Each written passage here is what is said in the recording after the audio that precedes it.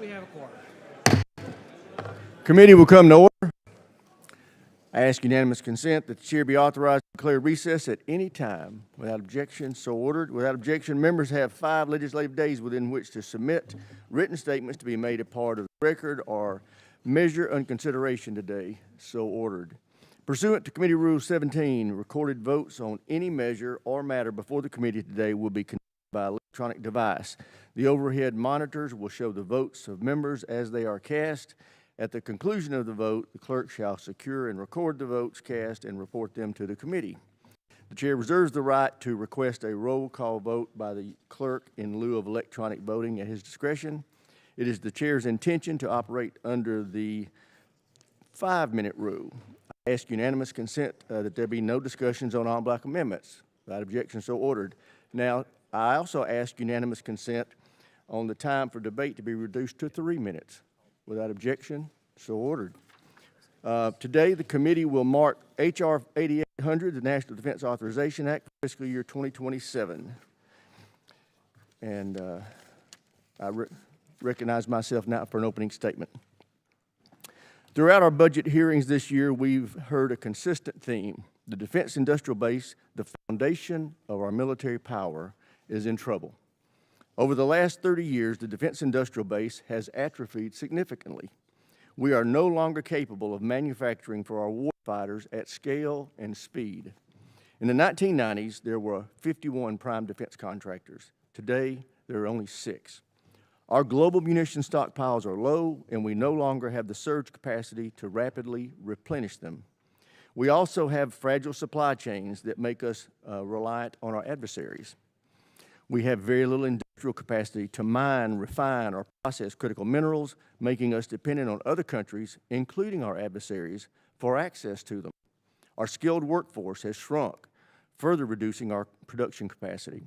And we're falling dangerously behind when it comes to shipbuilding and maritime readiness. So when it comes to revitalizing our industrial base, the choice is clear.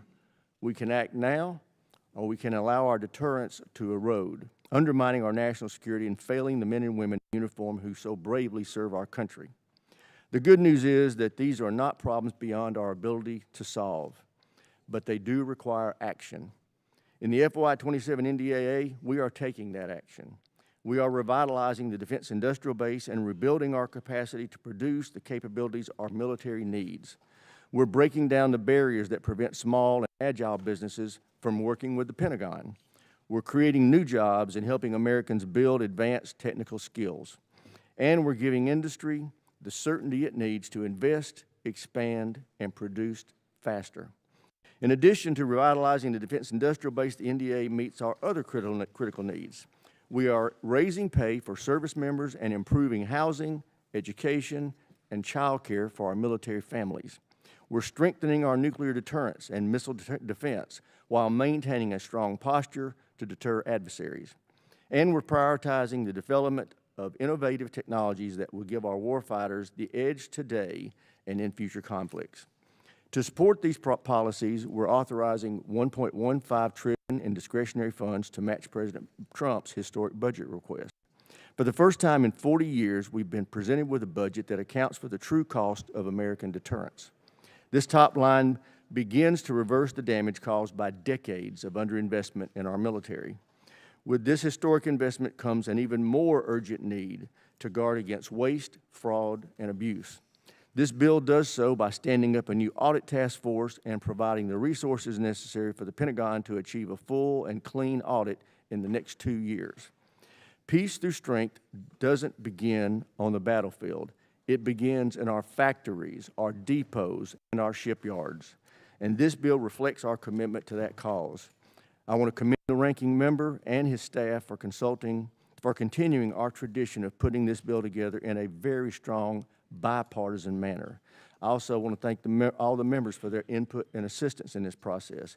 There are more than 900 amendments for us to work through today, so I urge my colleagues to work together to get through this process in a timely manner. There will be disagreements, but we all have the same goal, and that's to support our men and women in uniform. If we can keep that goal in mind, I'm optimistic that this bill we report today will enjoy strong bipartisan support. Chair now recognizes the ranking member for any opening statement he may have.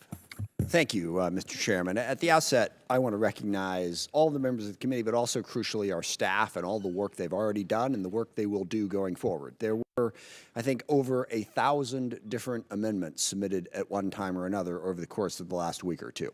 The staff had to sift through all of that, try to make sense of it, and move us forward. We just have the most unbelievable staff on this committee, and their ability to do that and meet all of the members' needs is something we should always recognize. I thank them for that.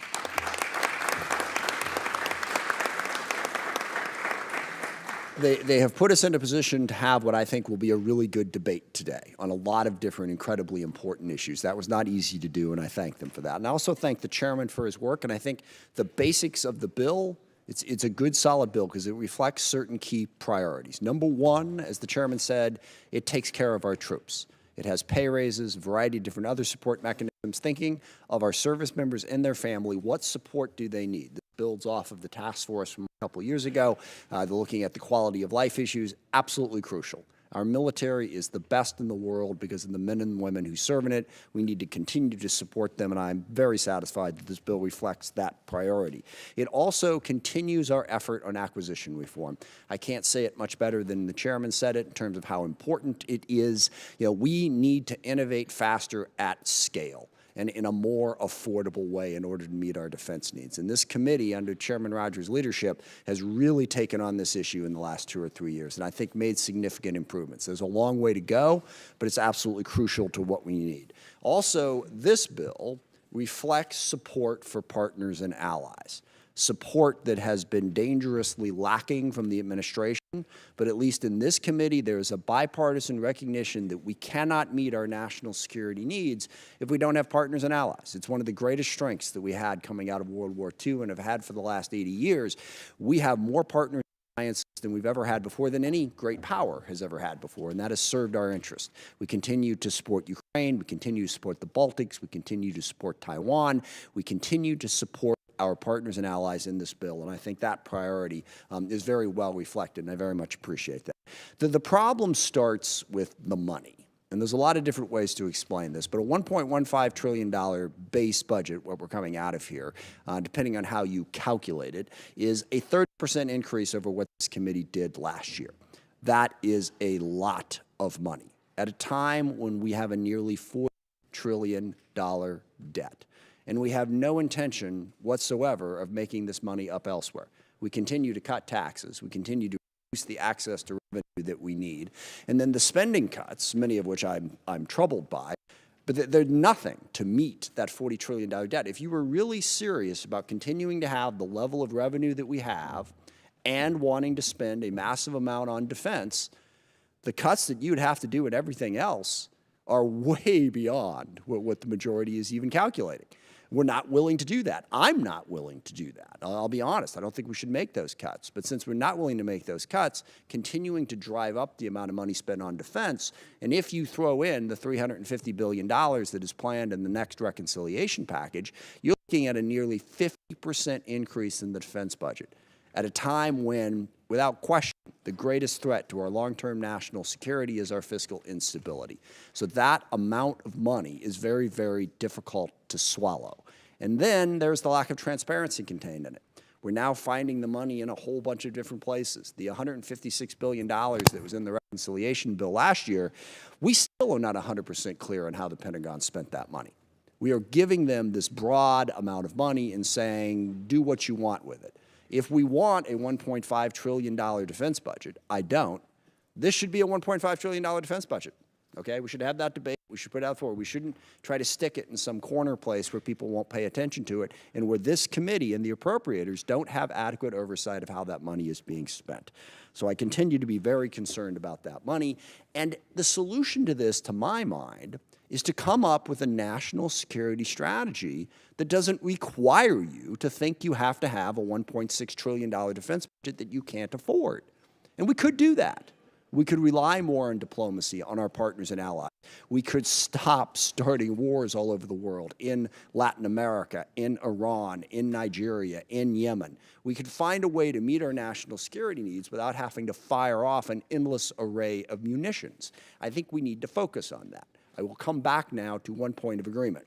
The one thing we need to do is to figure out how to meet our needs in a more cost-effective way. That's what acquisition reform can do. Acquisition reform could get the chairman and I closer to the same page. If we can meet our national security needs for an affordable amount of money, I just met with a company yesterday that's building a hypersonic missile, $400,000 a copy. They figured out how to do that. That is like 10% of what we would normally spend on that. That is what acquisition reform can do for us. And if we can find a solution that meets our needs for 10% of the cost, we can get a hell of a lot closer to having a realistic fiscal approach to our defense budget. That is the big overarching concern that we will talk about today. We also will have a bunch of amendments. We are concerned the lack of transparency, the lack of accountability in the Pentagon, military action that is not legally justified, like the boat strikes that continue to happen in Latin America. We need to go after the politicization of the military, pulling names from promotion lists by the Secretary of Defense based on ideological beliefs. We have a lot of concerns as we look at this, but we're going to have amendments. We're going to have an opportunity to have that debate, and we'll get to a product at the end of this. And again, I thank the chairman and everyone involved in getting us started today, and I thank him for the 3-minute thing, too. Okay. That's leadership. With that, I yield. I thank my friend. And I looked at, he's right. We have a stellar staff, and we are very blessed to have people of this caliber that are willing to serve this country in this capacity, and I'm very proud to have them with us. All right, before proceeding any further, I have a few announcements. If a member has an amendment that involves the jurisdiction of another committee, we request the member, before he or she offers the amendment, have a letter from the respective committee chair of jurisdiction indicating their waiver or of referral. I note that I imposed the same requirement before including language in the underlying mark. I remind members that this approach has been the practice of the committee for many years. It is done so that we can proceed directly to the floor without our bill being sequentially referred to another committee. Amendments that do result in a point of order against H.R. 8800's consideration on the House floor will not be in order, such as those that would violate the Statutory Pay-Go Act or the Congressional Budget Act. Before beginning with subcommittee prints and following consultation with Mr. Smith, I ask unanimous consent that the provisions contained in the subcommittee prints and the chairman's mark, which includes full committee provisions, will be considered for the purposes of this markup as original text of the H.R. 8800, and that these provisions be considered as having been read, and that the bill be open to amendment at any point. Without objection, so ordered. The order of consideration for today's mark of H.R. 8800 will follow our subcommittee structure.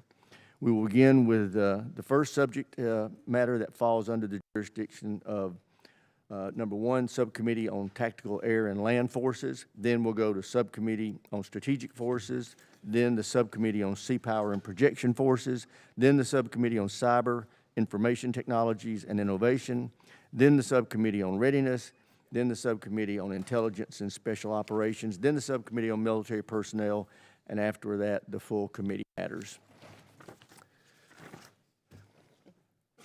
The committee will now receive the print of the Subcommittee on Tactical Air and Land Forces pursuant to Committee Rule 17, and in consultation with the ranking member, we will postpone all recorded votes on the amendments to this particular subcommittee print until consideration of all amendments to this subcommittee print have concluded.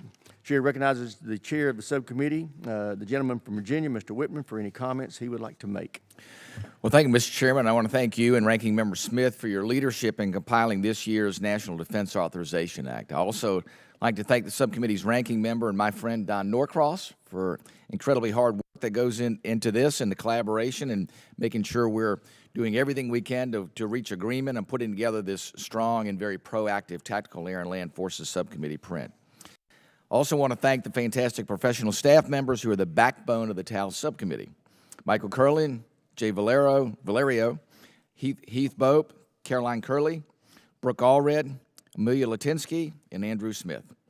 This year, the Subcommittee on Tactical Air and Land Forces delivers on sustainment, and specifically, it guarantees the continuation of American air superiority by authorizing the Secretary of War to enter into a 5-year, multi-year procurement contracts for both F-35 and F-15EX aircraft. It further ensures mission capability by mandating that each procured aircraft comes with a full complement of initial spares, alternate mission equipment, and conformal fuel tanks. An additional $600 million is authorized for spare parts for F-35, long overdue. This year's TAL portion of the bill contains robust funding for the rotor aircraft procurement to include 7 additional CH-47 Chinooks, 6 additional Blackhawks, 4 more MH-139A Grey Wolf helicopters, and full funding for the future long-range assault aircraft program to continue developing the MV-75 Cheyenne. Additionally, as small unmanned aircraft systems prove every day that they are the future of warfighting, this subcommittee print bolsters both our UAS capabilities and our ability to counter adversary systems. These provisions establish standards for a common operating system for SUAS, as well as standards for networked, autonomous, kinetic abilities for countering SUAS. We have also prioritized the testing of these drones by requiring the establishment of test and training corridors for UAS and associated capabilities, along with a strategy for sustaining our burgeoning drone fleet. On the artillery front, this print addresses 155mm shortages by directing the Secretary of the Army to expand and upgrade facilities to reach a target production capacity of 100,000 rounds per month. It also requires the Army to provide briefing to the committee on its long-term goals for 155mm artillery production. Seemingly by the day, the capabilities of artificial intelligence continue to grow, and as such, the subcommittee focused on delivering autonomy to our warfighters both on the ground and in the air. Accompanying a $20 million funding ad for collaborative combat aircraft propulsion technology integration, the Navy is therefore directed to provide a briefing outlining the acquisition strategy for combat collaborative aircraft, and the Army is also directed to provide a briefing on its acquisition strategy for commercially available ground autonomy systems.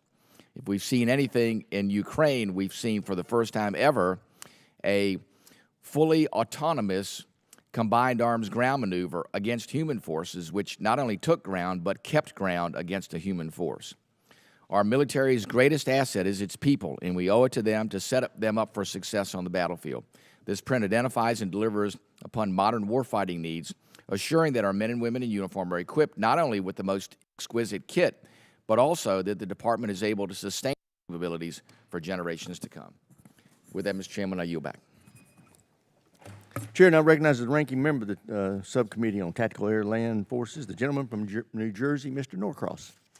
Thank you, Chairman, and to you and Ranking Member Smith for setting the structure and certainly the vision for directing this committee. And certainly to the longstanding bipartisan tradition of this subcommittee, of which we are very hard and which we take great pride in. That relationship starts with Chairman Whitman, who sets the vision for the committee, and we work together incredibly well to help protect our country. The subcommittee continues our close oversight of many of the department's most expensive and complex programs, including Air Force, Navy, Marine Corps, tactical strike fighters, and all the services rotary wing aircraft programs. The department's manned and unmanned surveillance reconnaissance aircraft, the ISR, and certainly one that gained so much variety in the past couple of years, starting from Ukraine, those small unmanned aerial systems and counter aerial systems. We also do the combat vehicles, ground combat vehicles, and tactical munitions. We also are closely following the Marine Corps' force design and the Army's transformational initiative. We receive extremely helpful and informative annual reports from the Marine Corps that clearly articulates the progress they are making in the force design. This year's NDAA includes language that requires similar report from the Army on its transformation initiative. Our subcommittee continues its oversight on our most expensive program in the history of the Department of Defense, the F-35 program. This year, we authorized a multi-year procurement with a caveat that the Secretary of Defense must certify that the department will proceed with full spare packages for every aircraft in the contract. Too long, the department has underfunded sustainment for this program. The multi-year authority in this bill will drive our costs and ensure sustainment. The bill also includes language that requires the Secretary of Defense to report on the progress made to address the historical GAO recommendations pertaining to the F-35 program. The subcommittee also continues our strong investment in our munitions industrial base, both for munitions procurement and facilities modernization that we started almost 8 years ago. Finally, Chairman, to the condition of what makes everything possible, I want to thank our staff for their hard work and certainly what they do each and every day, starting with Jay Valerio, Michael Hurlin, Heath Bope, Caroline Curley, Brooke Allred, Amalia Lisinski, and our research assistant, Andrew Smith. With that, Mr. Chairman, I yield back. I thank the chairman. Let's see. Before entertaining amendments, is there any discussion on the subcommittee print?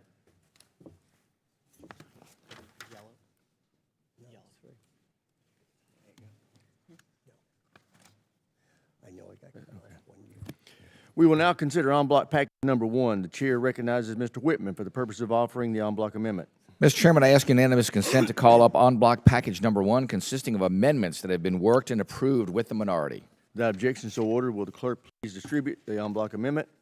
Without objection, the amendments are considered as read. The gentleman is recognized for 5 minutes for the purpose of explaining the en bloc amendment. Thank you, Mr. Chairman. En bloc package number 1 is comprised of the following: Log 5728 by Rep. Scott, Log 5752 R2 by Rep. Desjardins, Log 5753 R3 by Representative Desjardins, Log 5771 R2 by Rep. Hamadeh, Log 5782 by Rep. Carbajal, Log 5823 by Rep. Vasquez, Log 5825 R1 by Rep. Hamadeh, Log 5835 R2 by Rep. Vasquez, Log 5838 R1 by Rep. Hamadeh, Log 5839 R1 by Rep. Stefanik, Log 5847 R2 by Rep. Bergman, Log 5877 by Rep. Hamadeh, Log 5910 by Rep. Jackson, Log 5912 R1 by Rep. Jackson, Log 5918 R1 by Rep. Harrigan, Log 5921 R2 by Rep. Scott,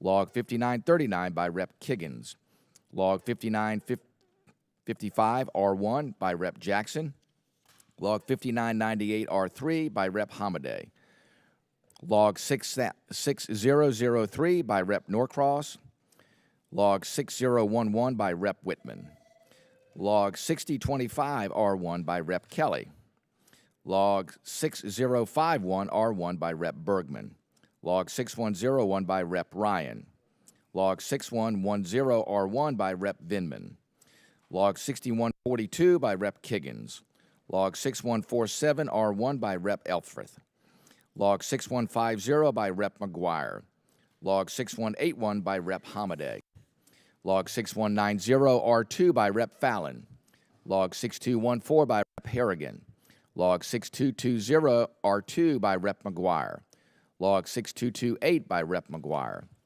Log 6240 by Rep. McGuire, Log 6254 by Rep. McGuire, Log 6257 R1 by Rep. Gooden, Log 6260 by Rep. Ryan, Log 6266 by Rep. Rogers, Log 6272 R2 by Rep. Hamadeh, Log 6358 R2 by Rep. Vinman, Log 6393 R2 by Rep. McGuire, Log 6442 R1 by Rep. Scott, Log 6502 by Rep. Elfrith, Log 6530 by Rep. Scott, Log 6543 by Rep. McCormick, Log 6547 by Rep. Ryan, Log 6584 R1 by Rep. Wilson, Log 6589 R1 by Rep. Whitman, Log 6630 by Rep. Crow, Log 6666 by Rep. Harrigan, Log 6682 by Rep. Desjardins, Log 6685 by Rep. Scott,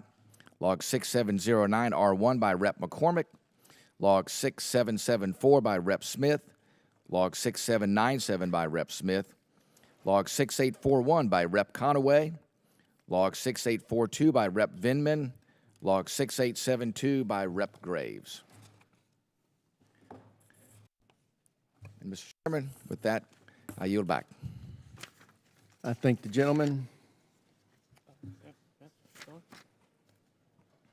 The question is on en bloc package offered by Mr. Whitman. So many as in favor will say aye. Aye. Those opposed, no. The ayes have it, and the amendment is agreed to. If there are no further amendments, the chair recognizes the gentleman from Virginia, Mr. Whitman, for the purposes of offering a motion.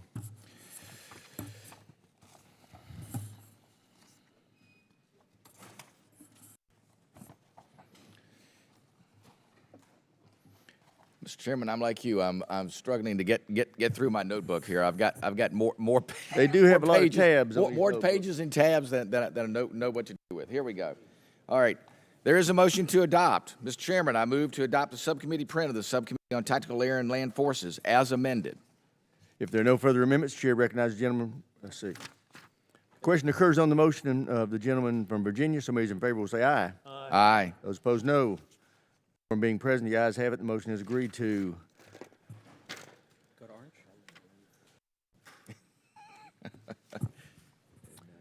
Committee will now receive the print on Subcommittee on Strategic Forces pursuant to Committee Rule 17, and in consultation with the ranking member, we will postpone all recorded votes on this, the amendments to this particular subcommittee print until the consideration of all amendments to the subcommittee print have concluded. The chair recognizes the chair of the subcommittee, the gentleman from from Tennessee, Dr. Desjardins, for any comments he would like to make.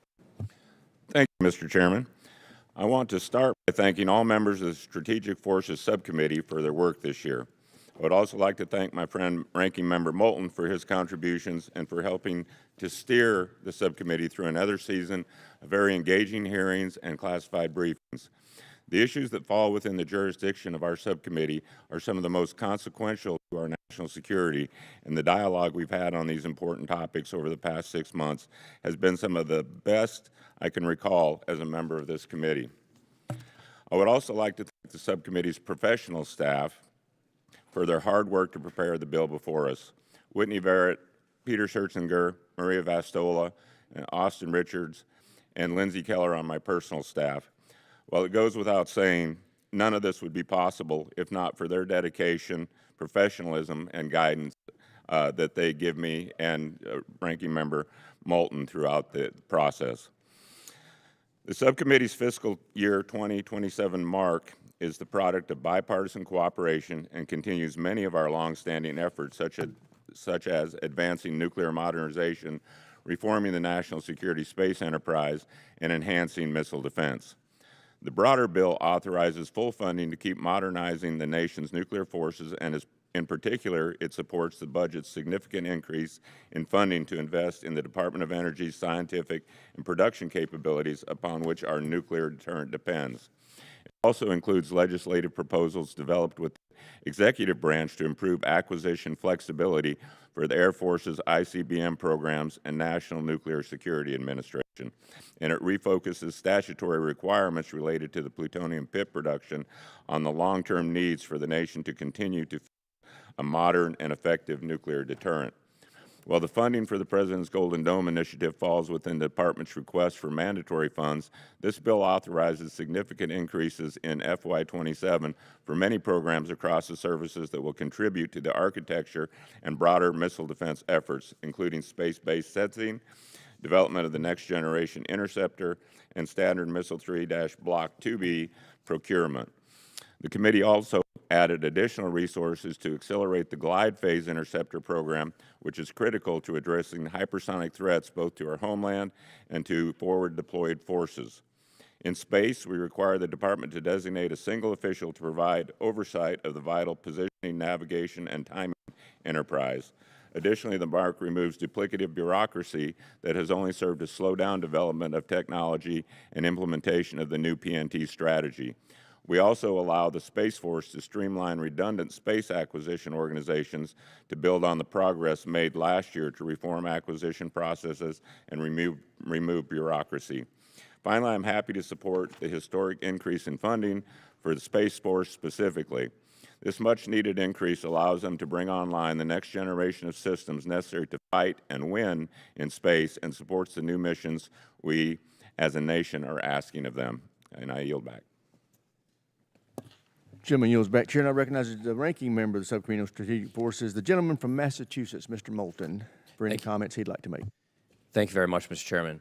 I would like to extend my gratitude to Chairman Desjardins and the members on both sides of the aisle for continuing the long tradition of keeping the subcommittee mark bipartisan and addressing areas that we have discussed in the past 5 months of hearings and briefings. I want to specifically thank the Chairman for continuing to foster the tough debate that these issues demand and that the American people deserve. The jurisdiction of this subcommittee continues to be one of the most consequential in all of Congress, whether it be on the continued criminal war being waged by war criminal Vladimir Putin in Ukraine, the incredible demonstration of regional missile defense capability in the Middle East, the increased long-range ballistic missile testing being conducted by North Korea, or the continued expansion of strategic capabilities by the Chinese Communist Party across the air, in air, at sea, on land, and in space. Regarding space, in the past several months, we have seen unprecedented demonstrations of both Russian and PRC capabilities that are specifically designed to degrade and destroy U.S. space assets. To ensure the Department is best posturing our forces to respond and, if necessary, prevail in a conflict in space, this mark addresses areas the Trump administration continues to not take seriously enough, namely the position, navigation, and timing enterprise, of which the global positioning system is at the heart and center, continues to be disjointed and under-prioritized. Further, despite what Pentagon officials have said regarding the importance of commercial space, the administration continues to cut the office's funding, and this mark reverses that decision by increasing needed funding to address areas such as commercial satellite communication and tactical surveillance, reconnaissance, and tracking services. As we have heard in open testimony and closed classified sessions this year, we cannot ignore the advancements our adversaries are making in various weapons systems as we make decisions regarding the strategic posture of the United States. While I firmly believe this world would be a better place without nuclear weapons, the reality is that they are a key component of strategic stability in today's environment. We are also now dealing with 2 near-peer nuclear-armed competitors. We have never before, and that is why I am supportive of the fact that this mark continues modernization efforts across our nuclear triad. However, I will continue to question if we have the right balance and if we are investing in capabilities that will contribute to the strategic stability or do the opposite, because we owe it to our children's future that we have these tough conversations and ensure that we aren't blindly pushing forward towards a nuclear arms race. Lastly, with regards to missile defense, this mark addresses key areas where there is broad bipartisan support. It provides multi-year authorization for critical munitions. On improving the missile warning and track architecture, it requires the Space Force to continue development of the next generation polar satellites, a critical capability that has historically been a priority for both Northcom and Stratcom. However, I continue to have serious concerns about the strategy behind the Golden Dome for America initiative, or frankly, whether there is a strategy at all, and what exactly the program is developing. If it is what the President has pushed, it is an impossible task, even if money was infinite and you could manipulate time. If they are really looking at a more limited capability to defend certain areas against certain types of threats, then we can have a discussion. But the fact that they're hiding behind classification for an effort that is going to potentially cost over $1 trillion U.S. taxpayer dollars means we can't even have that honest debate today. And more troubling, it makes it seem like they're hiding something from the American public. This mark is the result of a month-long bipartisan process to keep our longstanding tradition of producing an annual defense authorization bill, and it largely represents consistency and continuity. While there are areas where we disagree, I'm proud of the work this subcommittee has done and the ways we have come together. Finally, I want to take this opportunity to give a sincere thanks to our subcommittee staff, Whitney Verrett, Maria Vistola, Peter Scherzinger, and Austin Richards, and to my personal staff, Caroline Jones, Candace Esquivel, and our Navy fellow, Ray Lizotte. Thank you, Mr. Chairman. I yield back. Gentleman yields back. Before entertaining amendments, is there any discussion on the subcommittee print? Seeing none. We will now consider en bloc package. En bloc package number 1. The chair recognizes Dr. Desjardins for the purpose of offering an en bloc amendment. Mr. Chairman, I ask unanimous consent to call up en bloc package number 1 consisting of amendments that have been worked and approved with the minority. Without objection, so ordered. Will the clerk please distribute the en bloc amendment? Without objection, the amendments are considered as read. The gentleman is recognized for 3 minutes for the purpose of explaining his en bloc amendment.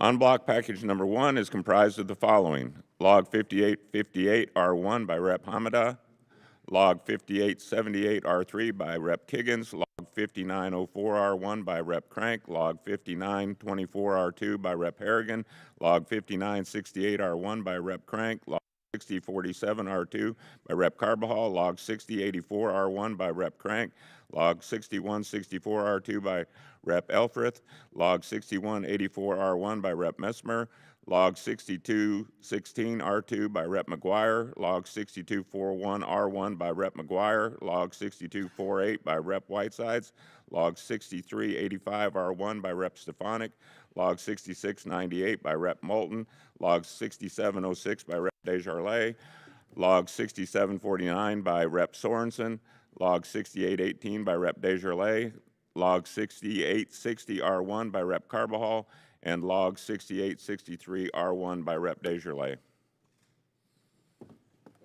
Is there further discussion on the en bloc package? Oh, no, gotta go back to. If there are no further amendments, Chair recognizes the gentleman from Tennessee for the purpose of offering a motion. Mr. Chairman, I move that to adopt a subcommittee print of the Subcommittee on Strategic Forces as amended. Question occurs on the motion of the gentleman from Tennessee. Some members in favor will say aye. Aye. Those opposed, no. Quorum being present, the ayes have it, and the motion is agreed to. Let's go to the next Orange. Subcommittee will now receive the print on subcommittee of, the committee will now receive the print on subcommittee on Sea Power Projection Forces pursuant to Committee Rule 17 and in consultation with the ranking member.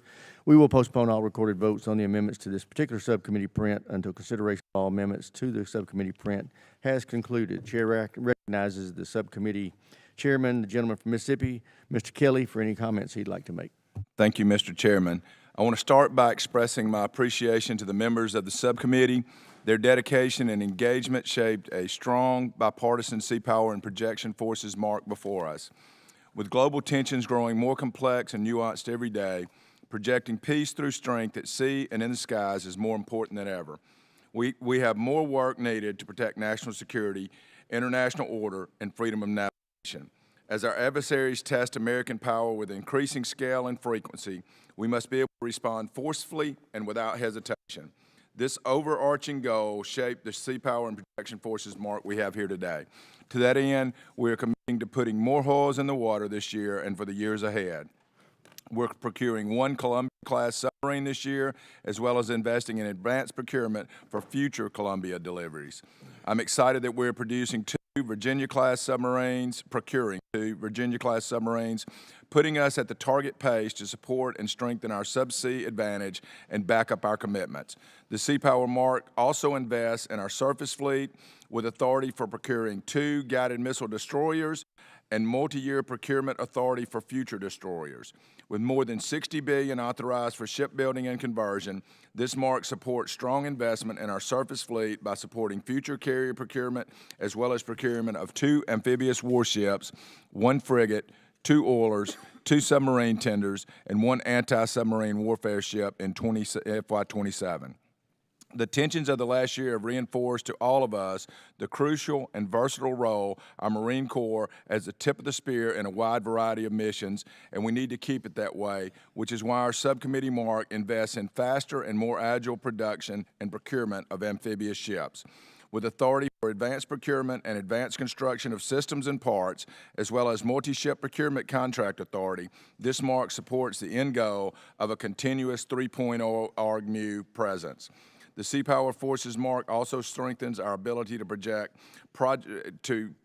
American power in the skies by keeping an elevated inventory of C-130 aircraft, supporting V-22 safety investment, procuring more P-8s, and allowing multi-year procurement of E-2D aircraft. We are forcing an analysis of alternatives for next-generation aircraft and renewing our commitment to our airborne force projection capabilities.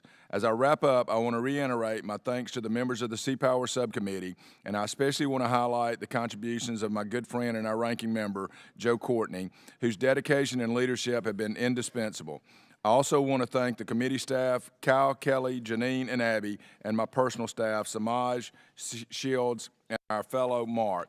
The Sea Power and Projection Forces mark before us represents essential investments in our ability to project peace through strength at sea and in the air, now and into the future. And I urge all members of this committee to support this mark. With that, Mr. Chairman, I yield back. Gentleman yields back. Chair now recognizes the ranking member of the Subcommittee on Sea Power and Projection Forces, the gentleman from Connecticut, Mr. Courtney. Thank you, Chairman Rogers, and I'm pleased to join my good friend Chairman Kelly to present our subcommittee mark for FY 2027. The subcommittee stayed true to its bipartisan tradition, incorporating input from members on both sides of the aisle to ensure that we positioned our sea services and Air Force to achieve success. Building off a strong shipbuilding budget request of $60 billion in the discretionary account, our mark authorizes 21 new vessels with authorities that will foster efficiency and cost effectiveness, specifically adopting multi-year procurement with fixed price contracts that will deliver savings for the government and the taxpayer and certainty to our industrial base and workforce. This year's mark provides multi-year procurement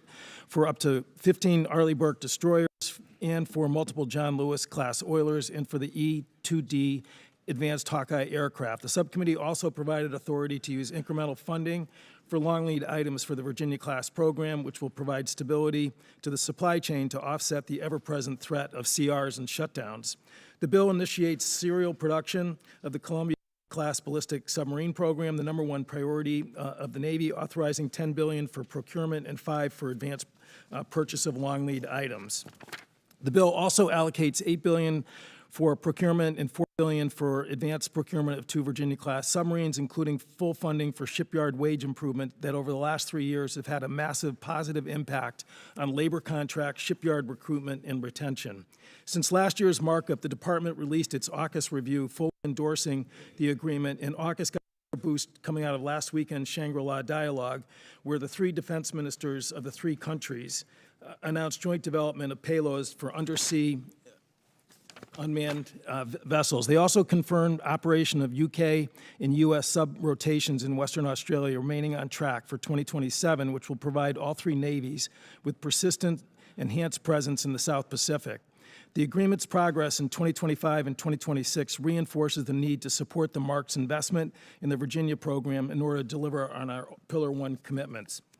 I would note there's not perfect unanimity in this mark, as we will hear later today, concerning the administration's unvetted premature request for funding of a new class of battleships, which is a vessel that our nation stopped building in 1944. As retired 4-star Admiral James Stavridis recently wrote, in today's battle space of long-range missiles and advanced drones in the air and at sea, investing tens of billions of dollars in vulnerable large surface combatants with thousands of sailors on board makes no sense. These funds would be far better spent on other agile Navy and Marine Corps platforms, both manned and unmanned, that disperse and distribute lethality, a much more effective fleet in today's contested maritime arena. I would also note the base text does not include the Marine Corps' request for 6 medium landing ships because of OMB's disruptive and ridiculous insistence on stranding this program to a reconciliation bill that may or may not ever materialize.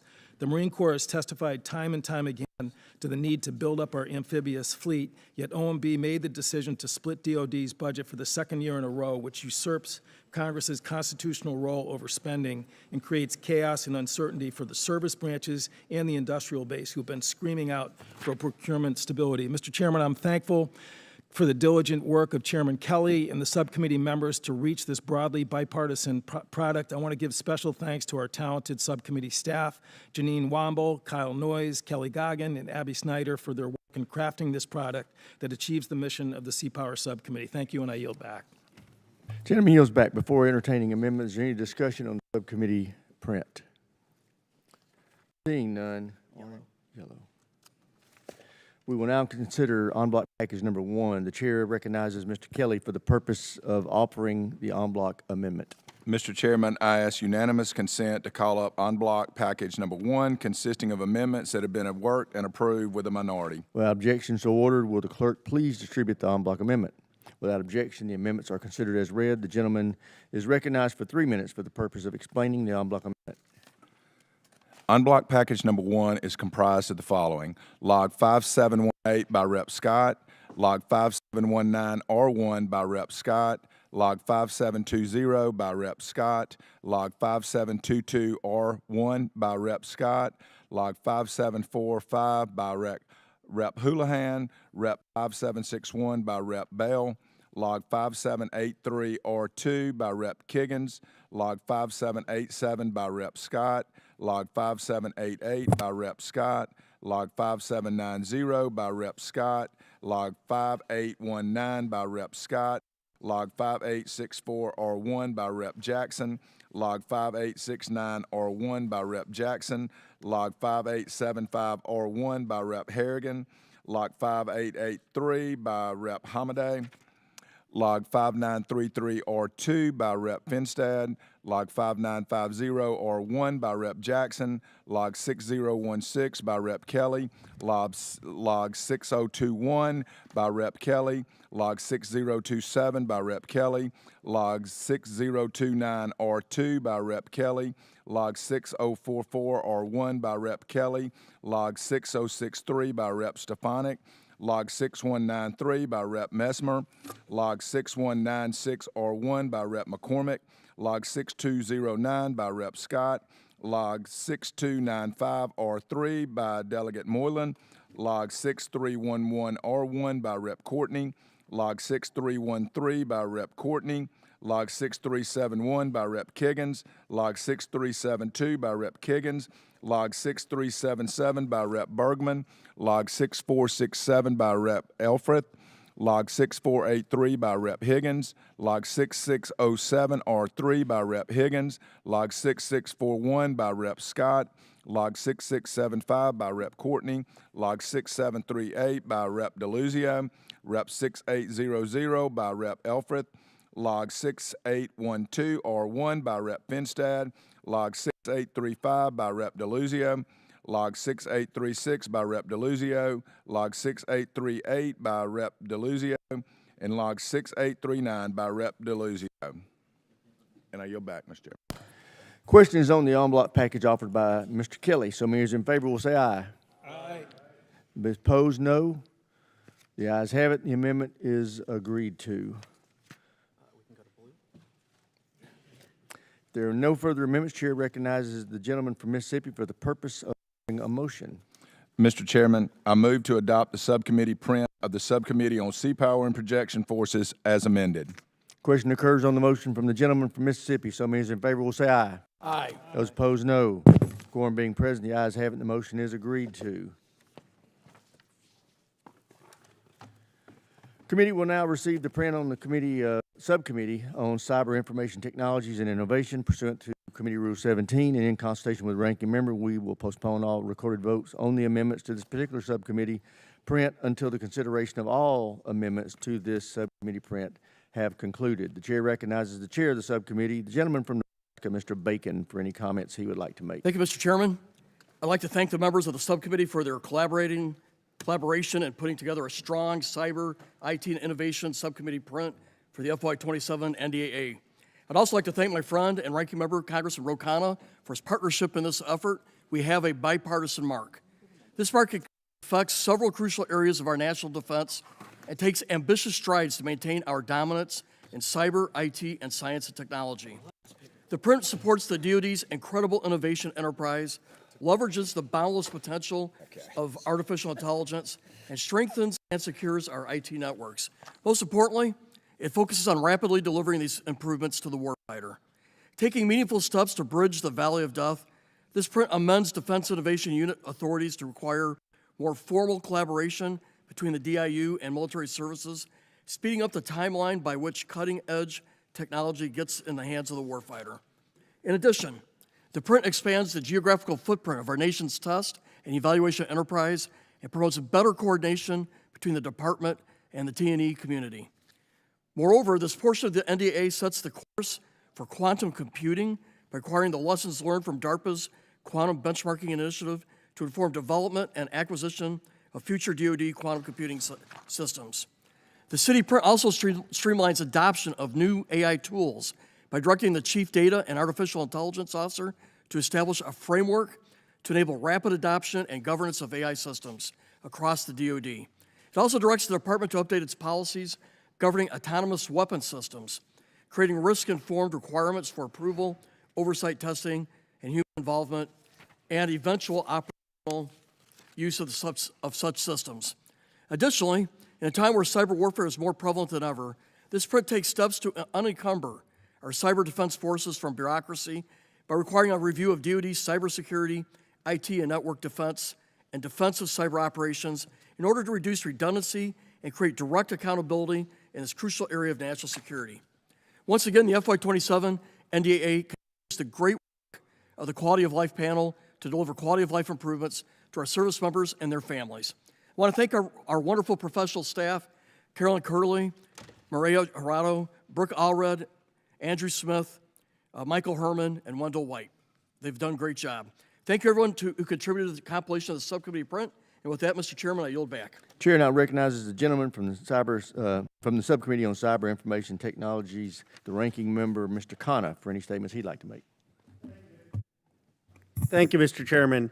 I'd first like to thank you and Chairman Bacon for the bipartisan way in which this mark has been put together. The chairman has led in a transparent, bipartisan, collaborative manner and deserves a lot of praise. I'd like to thank the majority staff, Carolyn Curley, Dr. Maria Gerardo, Brooke Allred, Andrew Smith. I'd like to thank minority staff, Michael Herman and Wendell White, and of course my personal office staff, Kevin, Same, and Dustin, and the rest of the committee staff for their hard work and support. On a personal note, Chairman Bacon, I especially want to thank you. This is your final NDAA markup, and while we still have many months to work together, the bipartisanship evident in this package is a testament to how you have conducted yourself as chairman of the subcommittee. It has been a pleasure to work with you and appreciate your service. This mark reflects the hard work of members of the subcommittee in challenging emerging technology ideas. Of particular relevance to the issues of the day, the bill requires a comprehensive re-examination and update of the policy framework that underpins the deployment of autonomy and artificial intelligence systems across the DoD. As part of this update, the department is required to establish risk-informed requirements for approval, oversight testing, human involvement, and rapid revalidation. The mark also creates a framework to enable rapid assessment, deployment, and governance of AI systems, and requires the department to establish a program to report, track, analyze, and remediate artificial intelligence incidents. I want to highlight as well that later today we will consider several amendments to strengthen the package further, including amendments by Ms. Jacobs, Mr. Cisneros, Mr. Whiteside, which the majority has worked with us in good faith to get to place on bipartisan agreement. The President's budget requests continue to slash some of the applied research investment. I find that short-sighted. I'm therefore proud that the mark responds to this underfunding of science and technology by providing budget certification and review authority to the Undersecretary of Defense and Research and Engineering, allowing him or her to put forward and enforce minimum levels of science and technology funding. I'm grateful to the members who have worked to restore that funding, both in the mark and in today's investments. In cyber, the mark streamlines the Defense Department's cybersecurity, information technology, network defense. Mr. Chairman, these are just a few highlights. I thank the members of the committee for their inputs and enthusiasm to get to this point. I know today's mark will give us a number of opportunities to highlight areas where we may not agree, but I also wanted to say that this subcommittee mark is an example of the positive bipartisan work in this committee. Thank you. I yield back. I thank the gentleman. Before entertaining amendments, is there any discussion on the subcommittee print? Seeing none, we will now consider en bloc package number 1. The chair recognizes Mr. Bacon for the purpose of offering an en bloc amendment. Mr. Chairman, I ask unanimous consent to call up en bloc package number 1, consisting of amendments that have been worked and approved with the minority. Without objection, so ordered. Will the clerk please distribute the en bloc amendment? Without objection, the en bloc amendments are considered as read. The gentleman is recognized for 3 minutes for the purpose of explaining the en bloc. En bloc package number 1 is comprised of the following: Log 5748R1 by Rep. Desjardins, Log 5755R1 by Rep. Crank, Log 5769R1 by Rep. Finstead, Log 5776R1 by Rep. Scott. Log 5786R1 by Rep. McCormick. Log 5804R1 by Rep. Gooden. Log 5817R2 by Rep. Carbajal. Log 5906R1 by Rep. Kiggins. Log 5911R1 by Rep. Turner. Log 5958R1 by Rep. Jackson. Log 5965 by Rep. Takuda. Log 5973R1 by Rep. Jackson. Log 5980R1 by Rep. Crank. Log 6022R1 by Rep. Kelly. Log 6028R1 by Rep. Kelly. Log 6031R1 by Rep. Whitman. Log 6062R2 by Rep. Gooden. Log 6070R1 by Rep. Houlihan. Log 6094R2 by Rep. Stefanik. Log 6099R2 by Rep. Gooden. Log 6104R1 by Rep. Davis. Log 6106R3 by Rep. Kiggins. Log 6118 by Rep. McCormick. Log 6135R2 by Rep. Vinman. Log 6158R1 by Rep. Kiggins. Log 6176R2 by Rep. Bacon. Log 6179 by Rep. Fallon. Log 6187 by Rep. Mesmer. Log 6223R1 by Rep. McGuire. Rep. 6238R1 by Rep. McGuire. Log 6243 by Rep. McGuire. Log 6264 by Rep. Jackson. Log 6267R1 by Rep. Vasquez. Log 6292R1 by Rep. Kana. Log 6322 by Rep. Swanson. Log 6374 by Rep. Whitesides. Log 6379 by Rep. Whitman. Log 6439R1 by Rep. Alfreth. Log 6443 by Rep. Jackson. Log 6449R2 by Rep. Vinman. Log 6442 by Rep. Bacon. Log 6470R1 by Rep. Jackson. Log 6473 by Rep. Whitman. Log 6496R1 by Rep. Fallon. Rep. 6498R2 by Rep. Vinman. Log 6503R1 by Rep. Bacon. Log 6520R1 by Rep. Fallon. Log 6541R5 by Rep. Vinman. Log 6555R2 by Rep. Bergman. Log 6561R1 by Rep. Wilson. Log 6595R1 by Rep. Jacobs. Log 6600R1 by Rep. Jacobs. Log 6602R1 by Rep. Whitman. Log 6657R1 by Rep. Jacobs. Log 6663R1 by Rep. Jacobs. Log 6665R2 by Rep. Kana. Log 6696R1 by Rep. Alfreth. Log 6703R1 by Rep. Kana. Log 6742 by Rep. Kana. Log 6755R1 by Rep. J. Jarley. Log 6773R1 by Rep. Conaway. Log 6782 by Rep. Bacon. Log 6721 by Rep. Whitesides. And log 6850 by Rep. Fallon. And finally, log 6851 by Rep. Kelly. All right, the question is on the en bloc package offered by Mr. Bacon. So many in favor will say aye. Those opposed, no. The ayes have it, and the amendment is agreed to. If there are no further amendments, Chair recognizes the gentleman from Nebraska, Mr. Bacon, for the purpose of offering a motion. Mr. Chairman, I move to adopt the subcommittee print of the Subcommittee on Cyber, Information Technologies, and Innovation as amended. The question occurs on the motion of the gentleman from Nebraska. So many in favor will say aye. Aye. Those opposed, no. Quorum being present, the ayes have it, and the motion is agreed to. Committee will now receive the print on the Subcommittee on Readiness pursuant to Committee Rule 17, and in consultation with the ranking member, we will postpone all recorded votes on the amendments to this particular subcommittee print until consideration of all amendments to the subcommittee print have concluded. The chair recognizes the chair of the subcommittee on the gentleman from Michigan, Mr. Bergman, for any opening comments he'd like to make. I thank the chairman for yielding. This mark is an unprecedented acceleration of the readiness of our armed forces. By expanding funding by almost 10% to support the sustainment of our ground forces, our naval forces, our aviation forces, and our space forces, this readiness mark fully endorses the idea that the quickest way to expand our force structure is by having our military units ready in terms of both training and maintenance. Specifically, this mark supports critical investments to increase mobile and lethal combat formations. It strengthens our military's commitment to service members, civilians, and their families by resourcing major quality of life initiatives, including significant funding for facilities. Again, in keeping with the chairman's focus on the industrial base, this mark resources the organic industrial base to deliver the maintenance and sustainment that our forces need to support our combatant commander requirements. This mark endorses an Army initiative that mandates annual sustainment reviews to identify and fix major weapon systems that do not meet material readiness objectives. Finally, these generational investments in the readiness of our forces are accompanied by a framework to measure success. For example, cost controls are placed on the largest ever military construction project to limit cost overruns, and an expansion of the accounting on construction overhead costs is mandated to ensure additional governmental transparency. In closing, I want to specifically thank my ranking member, John Garamendi, for his support in delivering this mark. Our nation is better off when we work together in a collaborative manner to deliver world-class products to our service members to ensure their safety, combined with a heavy dose of warrior lethality. And finally, to the staff of the Readiness Subcommittee, Dave Sinicki, Drew Kennedy, Ethan Pellissier, Abby Schneider, Super Sharma, Michaela Reardon, Wendell White, and my personal staff, Alex Zender, and David Seibert. And with that, Mr. Chairman, I yield back. Chair recognizes the Subcommittee on Readiness, the ranking member, the gentleman from California, Mr. Garamendi, for opening comments he'd like to have. Thank you, Mr. Chairman.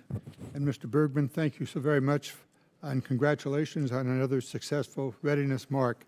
It's been a genuine pleasure working with you on some of the most important issues facing our service members, not just this mark, but throughout the entire year. It's been a pleasure, and I thank you for that. I also want to thank our staff for all the work they have done to help get us to this point. Sapna Sharma, Wendell White, Michaela Reardon, Dave Sinicki, Drew Kennedy, Ethan Pilster, Abby Snyder, and on my personal staff, Robert Hurd, Sophia, and Eli Diaz.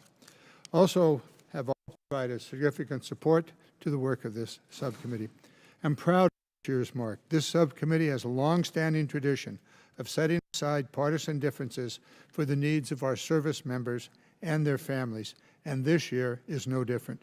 This year's Readiness Subcommittee mark is focused on sustaining our weapons systems and our infrastructure, and increasing the readiness rates for aircraft, ships, and ground vehicles.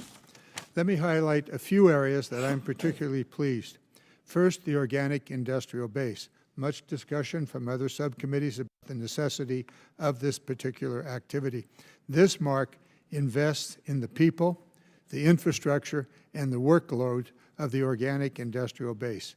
We have included multiple reforms at these critical facilities so our organic industrial base can maintain and repair the equipment our warfighters depend upon.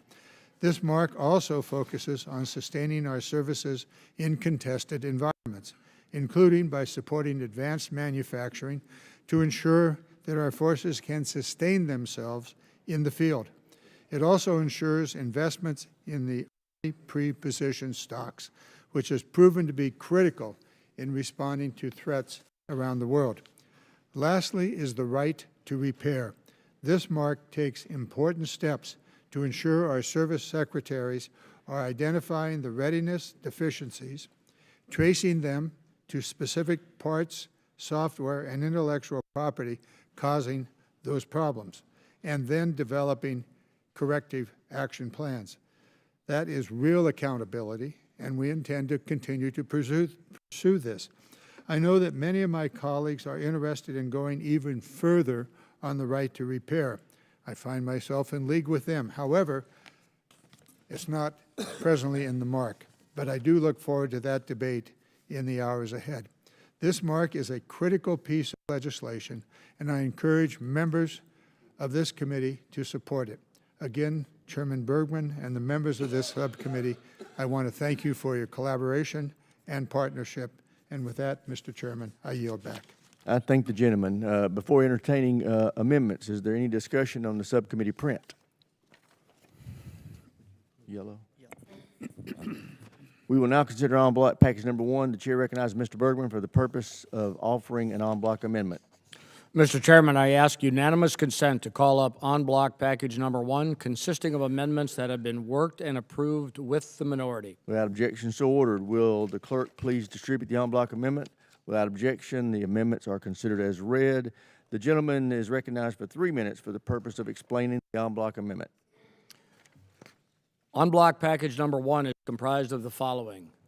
Log 5724 by Rep. Scott. Log 5762R2 by Rep. Finstead. Log 5770R1 by Rep. Luttrell. Log 5774 by Rep. Finstead. Log 5775 by Rep. Kelly. Log 5791 by Rep. Moulton. Log 5796R2 by Rep. Gooden. Log 5798 by Rep. Strickland. Log 5801R1 by Rep. Strickland. Log 5813R1 by Rep. Vasquez. Log 5818R1 by Rep. Strickland. Log 5820R2 by Rep. Jackson. Log 5822R1 by Rep. Jackson. Log 5831R3 by Rep. Vasquez. Log 5847 by Rep. Hamadeh. Log 5855R1 by Rep. Bergman. Log 5867 by Rep. Scott. Log 5871 by Rep. Scott. Log 5881 by Rep. Harrigan. Log 5890 by Rep. Bergman. Log 5893 by Rep. Bergman.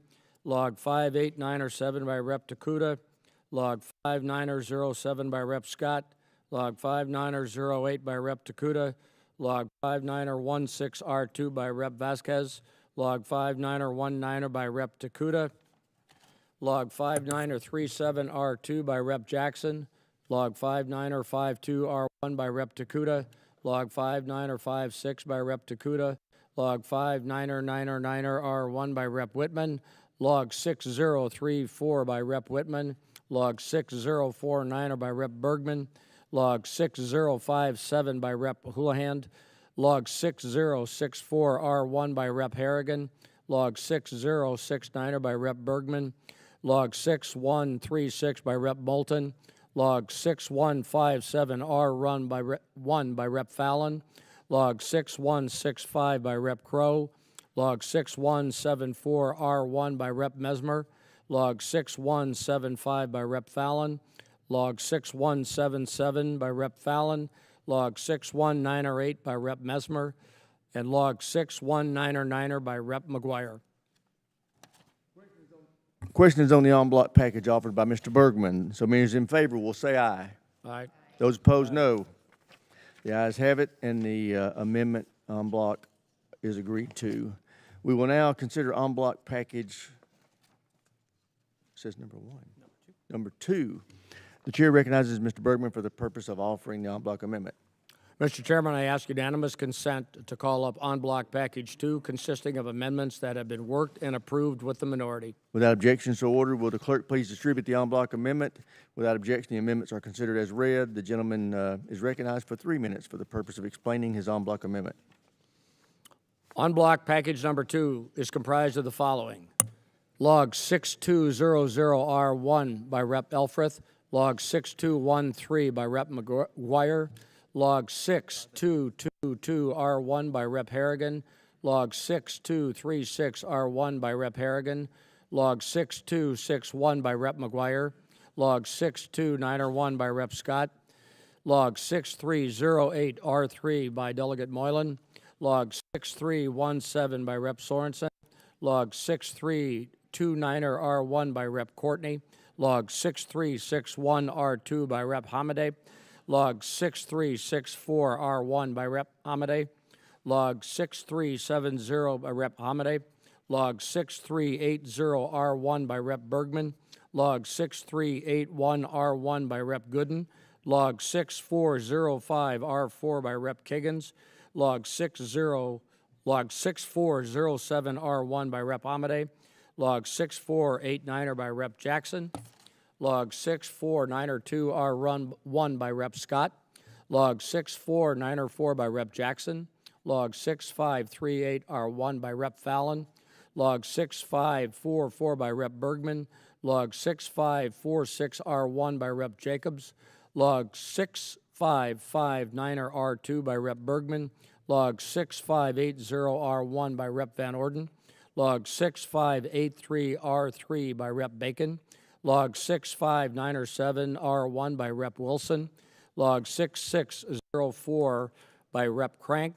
Log 6605 by Rep. Ryan. Log 6610 by Rep. Khanna. Log 6686 by Rep. Scott. Log 6690R1 by Rep. Bergman.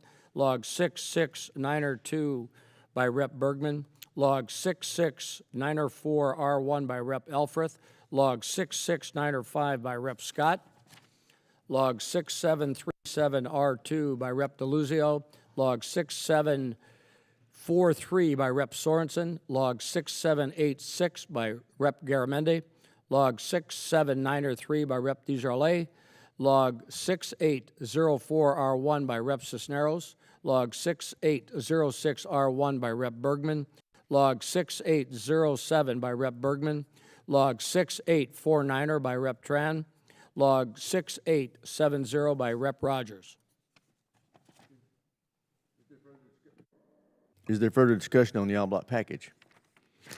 Question is now on the en bloc package offered by Mr. Bergman. So many as are in favor will say aye. Aye. Those opposed, no. The ayes have it, and the amendments en bloc are agreed to.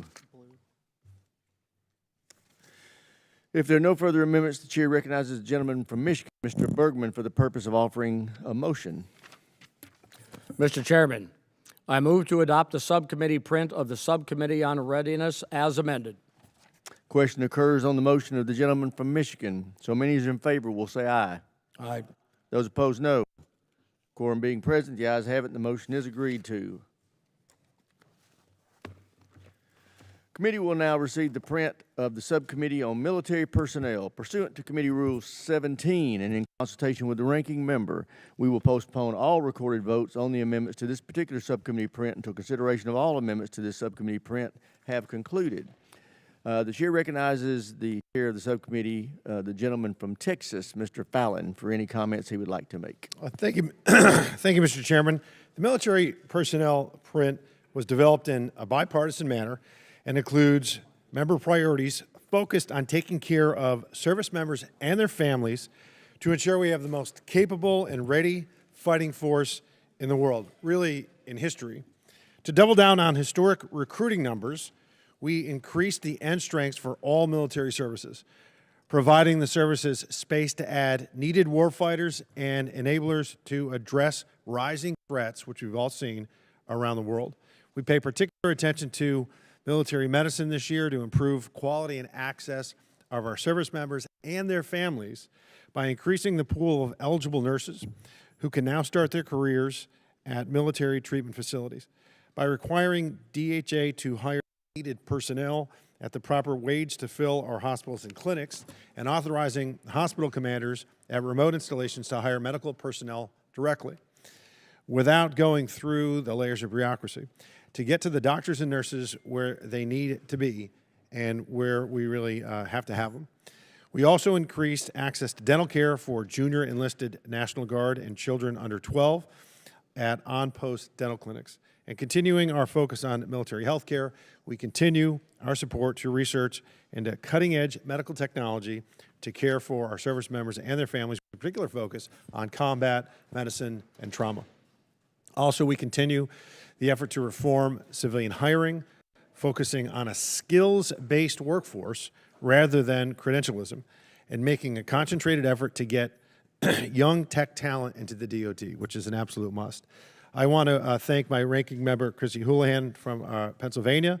We worked very well together in the last couple of years, and we really appreciate that. And and my personal office staff, Andrew Bond, James Knuckles, and Hannah Crossman.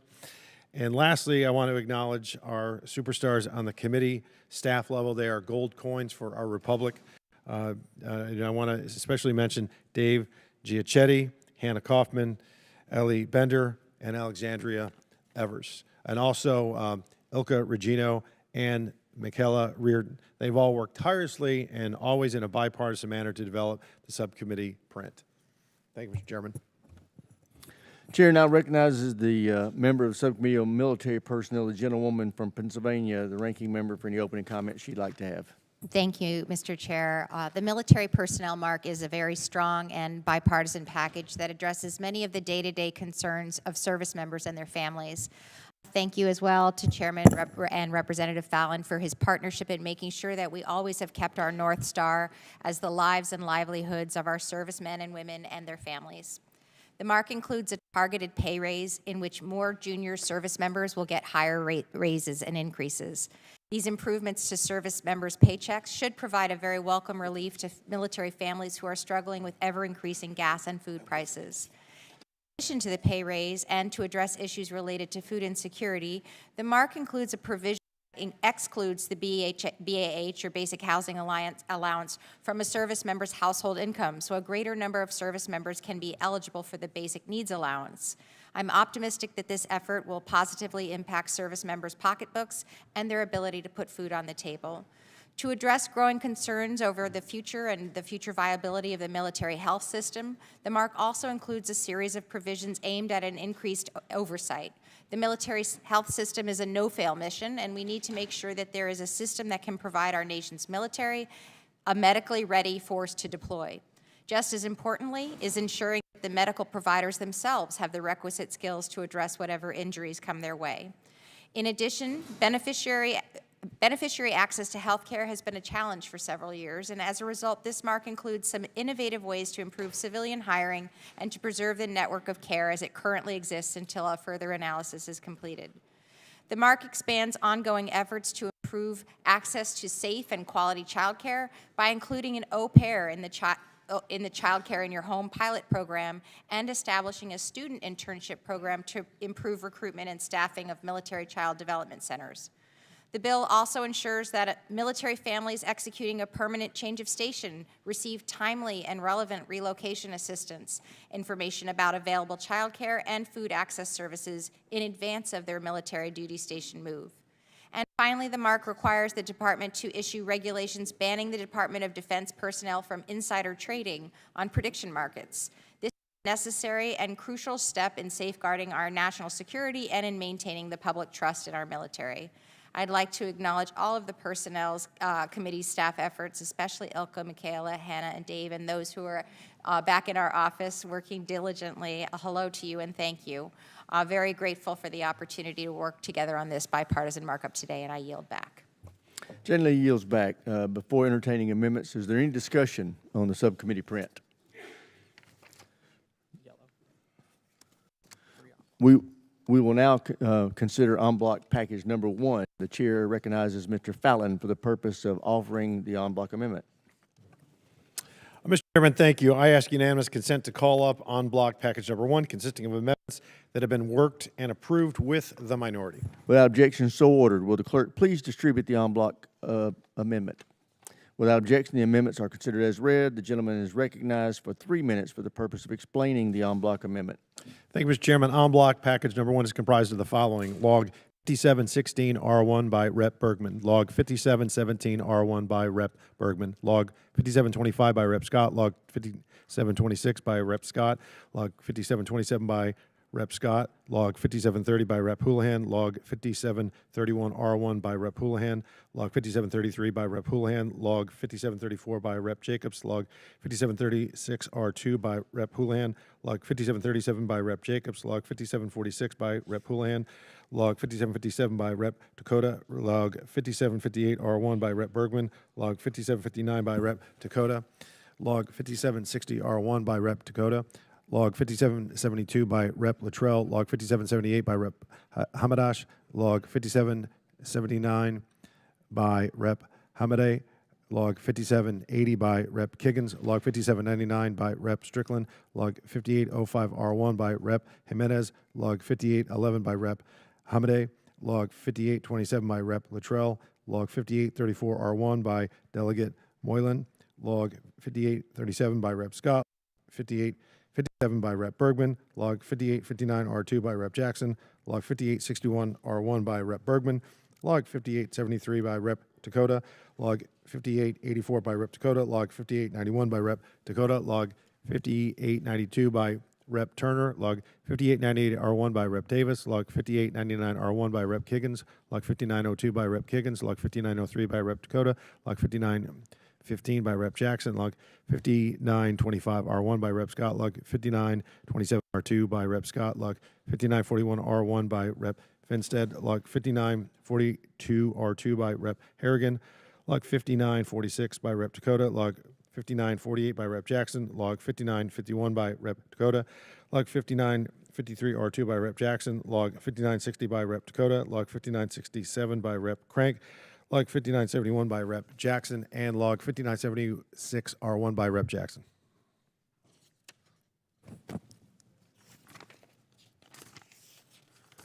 Is there further discussion on the en bloc package? Question is on the en bloc package offered by Mr. Fallon. Somebody who's in favor will say aye. Aye. Those opposed, no. Opinion of the chair, the ayes have it, and the amendments are agreed to. We will now consider en bloc package number 2. The chair recognizes Mr. Fallon for the purpose of offering the en bloc amendment. Mr. Chairman, I ask unanimous consent to call up en bloc package number 2, consisting of the amendments that have been worked with and approved with the minority. Without objection, so ordered. Will the clerk please distribute the en bloc amendment? Without objection, the amendments are considered as read. The gentleman is now recognized for 3 minutes for the purpose of explaining en bloc amendment number 2. Thank you, Mr. Chairman. En bloc package number 2 is comprised of the following: log 5983 by Rep. Cisneros, log 5986 R1 by Rep. Cisneros, log 5994 R2 by Rep. Cisneros, log 6013 R1 by Rep. Kelly, log 6014 R1 by Rep. Crow, log 6023 by Rep. Kelly, log 6035 by Rep. Whitman, log 6058 by Rep. Dakota, log 6072 by Rep. Keating, log 6089 by Rep. Houlihan, log 6090 by Rep. Ryan, log 6103 by Rep. Gooden, log 6109 R1 by Rep. Kiggins, log 6111 R1 by Rep. Messmer, log 6119 by Rep. Bacon, log 6125 by Rep. Vindman, log 6129 R2 by Rep. Bacon, log 6130 R1 by Rep. Fallon, log 6133 R2 by Rep. Bacon, log 6153 R1 by Rep. Messmer, log 6156 R1 by Rep. Messmer, log 6168 R1 by Rep. Fallon, log 6172 R1 by Rep. Bacon, log 6182 R1 by Rep. Fallon, log 6185 by Rep. Khanna, log 6188 R1 by Rep. Fallon, log 6218 R1 by Rep. Kiggins, log 6219 R3 by Rep. Kiggins, log 6221 by Rep. Scott, log 6234 R2 by Rep. Kiggins, log 6235 by Rep. Kiggins, log 6239 by Rep. Bell, log 6242 R2 by Rep. Bell, log 6252 by Rep. Kiggins, log 6256 by Rep. Crow, log 6263 by Rep. Ryan, log 6273 R1 by Rep. Scott, log 6275 R1 by Rep. Scott, log 6281 by Rep. Bacon, log 6293 by Rep. Khanna, log 6296 R2 by Rep. Khanna, log 6304 by Rep. Whitesides, log 6305 by Rep. Whitesides, log 6316 R1 by Rep. Sorensen, log 6318 by Rep. Courtney, log 6319 R1 by Rep. Sorensen, log 6350 R1 by Delegate Moylan, log 6351 R1 by Rep. Amade, log 6356 R1 by Rep. Vindman, log 6373 by Rep. Kiggins. Okay, that's it. Question is on the question. You're good, man. The question is on en bloc package offered by Mr. Fallon. Now, somebody's in favor will say aye. Aye. Those opposed, no. Opinion of the chair, the ayes have it, and the amendment is agreed to. We will now consider en bloc package number 3. The chair recognizes Mr. Fallon for the purpose of speed reading en bloc package number 3. I was telling Mr. Jackson I got a little lightheaded. I got the doctor right here, though, thankfully. Mr. Chairman, I ask unanimous consent to call up en bloc package number 3, consisting of amendments that have been worked and approved with the minority. Without objection, so ordered. Will the clerk please distribute the en bloc amendment? Without objection, the amendments are considered as read. The gentleman is recognized for 3 minutes for the purpose of explaining the en bloc amendment. En bloc package number 3 is combined of the following: log 6382 R2 by Rep. Houlihan, log 6389 R3 by Rep. Houlihan, log 6390 R1 by Rep. Houlihan, log 6395 by Rep. Harrigan, log 6396 R1 by Rep. Vindman, log 6401 R1 by Rep. Wilson, log 6406 by Rep. Elfraith, log 6411 by Rep. Elfraith, log 6420 by Rep. Wilson, log 6323 by Rep. Dakota, log 6425 R1 by Delegate Moylan, log 6433 by Rep. Dakota, log 6434 by Rep. Elfraith, log 6445 by Rep. Fallon, log 6472 R1 by Rep. Goodlander, log 6471 R1 by Rep. Jackson, log 6478 R2 by Rep. Goodlander, log 6481 R1 by Rep. Goodlander, log 6485 by Rep. Higgins, log 6504 R1 by Rep. Gooden, log 6513 R4 by Rep. Vindman, log 6519 by Rep. Goodlander, log 6523 by Rep. Fallon, log 6550 R2 by Rep. Amadei, Log 6568R1 by Rep. Vindman, Log 6570R1 by Rep. Hamadeh, Log 6576R1 by Rep. Bacon, Log 6587 by Rep. Crow, Log 6593R1 by Rep. Bacon, Log 6601 by Rep. Jacobs, Log 6603R2 by Rep. Jacobs, Log 6606R1 by Rep. Ryan, Log 6608 by Rep. Ryan, Log 6613R2 by Rep. Cabral, Log 6632 by Rep. Scott, Log 6643R1 by Rep. McCormick, Log 6667R1 by Rep. Sorensen, Log 6769 by Rep. Vindman, Log 6684R2 by Rep. Gooden, Log 6693R1 by Rep. Whitman, Log 6702 by Rep. Davis, Log 6711 by Rep. Strickland, Log 6731 by Rep. McCormick, Log 6758 by Rep. Jacobs, Log 6770R1 by Delegate Moylan, Log 6771 by Rep. Ryan, Log 6794 by Rep. Fallon, Log 6867 by Rep. Strickland. Question is on the en bloc package offered by Mr. Fallon. So many as in favor will say aye. Aye. Those opposed, no. Opinion of the chair, the ayes have it, and the en bloc package is agreed to. If there are no further amendments, the chair recognizes the gentleman from Texas, Mr. Fallon, for the purpose of offering a motion.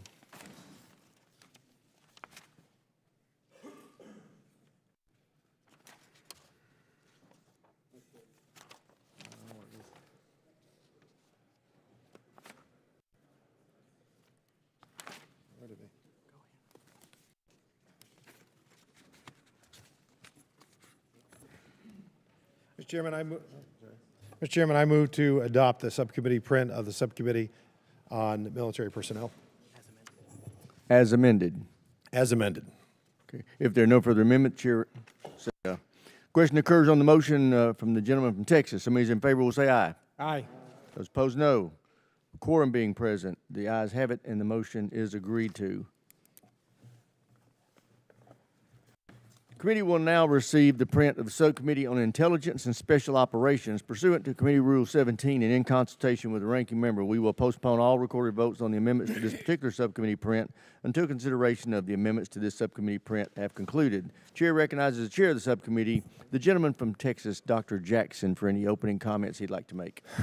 Thank you, Mr. Chairman. I would like to begin by thanking Ranking Member Crow for his support and contribution, as well as members of the subcommittee for their efforts as we developed this bipartisan subcommittee print. This ISO print continues to focus on providing our Special Operations Forces and our Defense Intelligence Enterprise and the Security Cooperation Enterprise with the tools and resources required to ensure their capabilities can support the Department's national defense strategy and counter an ever-changing threat environment. The subcommittee print drives the Department forward in several key areas to enable our warfighters, intelligence professionals, and security cooperation community to execute their mission at speed and scale. First, we require the Secretary of War to designate the head of an organization within the Department of War to be responsible for ubiquitous technical surveillance, known as UTS. UTS functions and to develop a strategy for research, development, and procurement of secure communications, obfuscation technologies.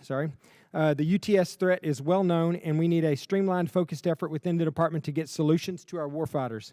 Next, the subcommittee print invests in a wide range of intelligence capabilities and disciplines to better enable leaders to make threat-informed decisions in an increasingly complex world.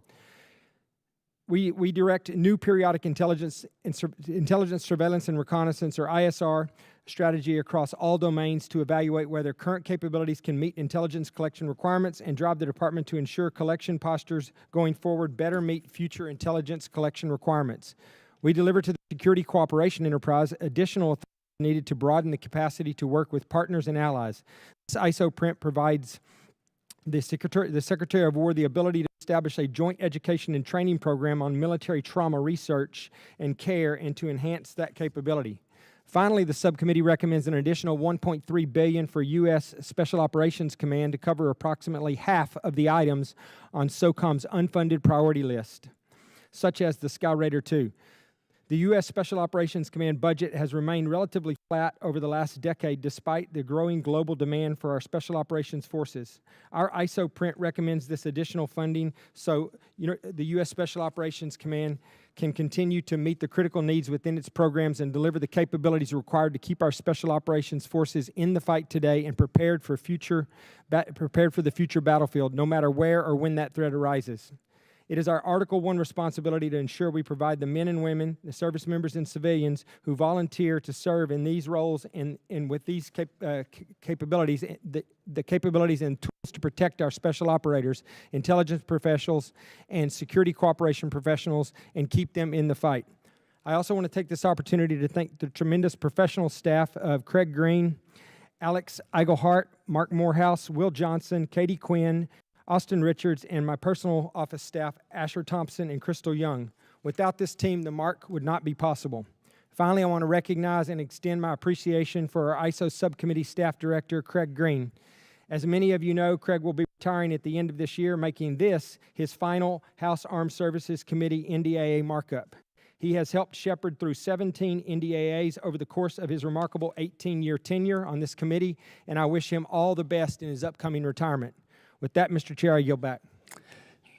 Chair now recognizes the ranking member of the Subcommittee on Intelligence and Special Operations, the gentleman from Colorado, Mr. Crow, for any opening statements. Thank you, Mr. Chairman. And I would also like to thank Chairman Jackson for his leadership and all of our subcommittee members for developing a high-quality mark in a bipartisan fashion. Security around the world is increasingly volatile, and the need for agile, capable, and synchronized special operators and intelligence professionals cannot be overstated. This mark ensures that our special operations forces and the defense intelligence enterprise have the authorities, force structure, and people they need to accomplish their mission. Our special operators are called upon to respond to the most challenging global crises.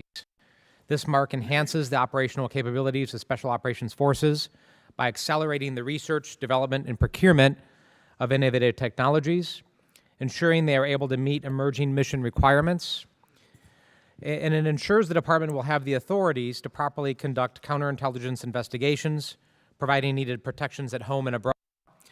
And it also makes progress in an effort that I have been leading on for many years, one that I believe is critical to our security, and that's understanding our partners' will to fight. This country and this committee invest substantial sums of money, billions of taxpayer dollars, on our partners and allies and foreign military sales and assistance programs, and we don't always have the best track record in assessing whether or not those folks will fight, when, and how they need to. So we must do a better job at that, and we continue to make progress.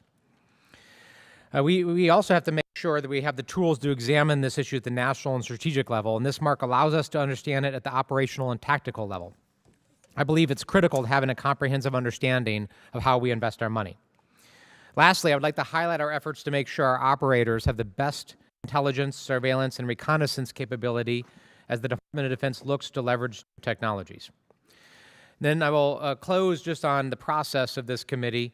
I'm going to thank especially Chairman Jackson, my friend Chairman Jackson, who has done a wonderful job of setting a tone for this committee to make sure we keep it bipartisan, to make sure we have rigorous debates, because we don't always agree, but we do so respectfully. And we have put out a quality product that I think is befitting the service and the sacrifice of our military. And for that, I'm extremely grateful for your service. Both Chairman Jackson and I have military backgrounds.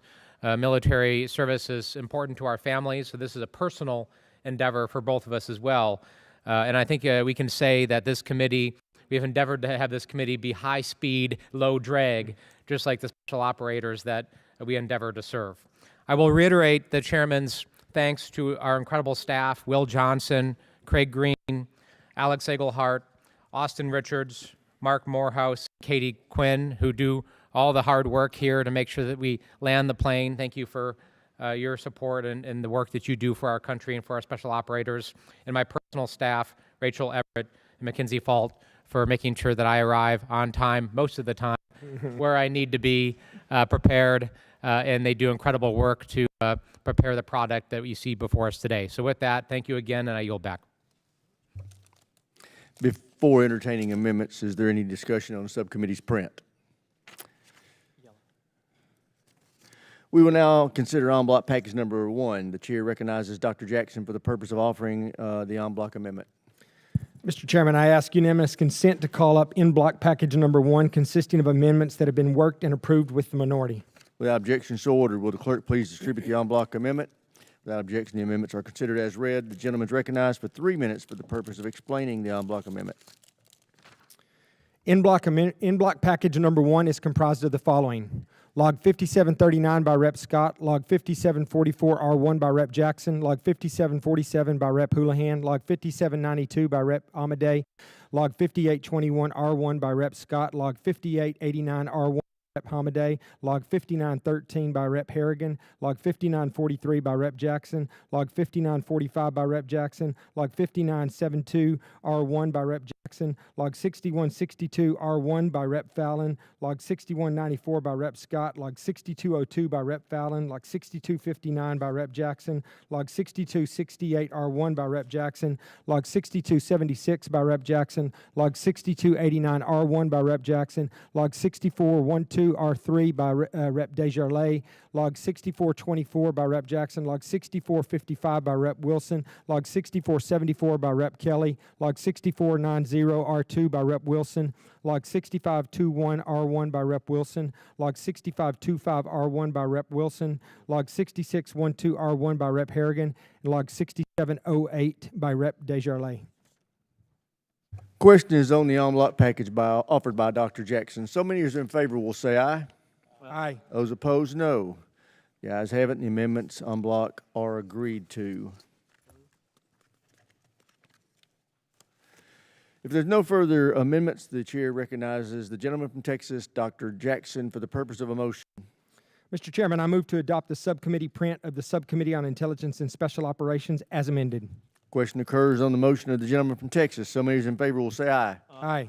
Those opposed, no. Quorum being present, the ayes have it, and the motion is agreed to.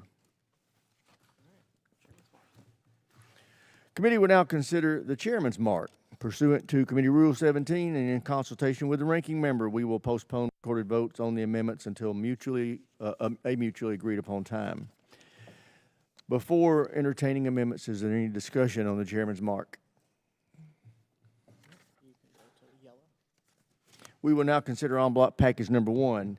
I ask unanimous consent to call up en bloc package number 1, consisting of amendments that have been worked and approved with the minority. Without objection, so ordered. Will the clerk please distribute the en bloc amendment? Without objection, the amendments are considered as read.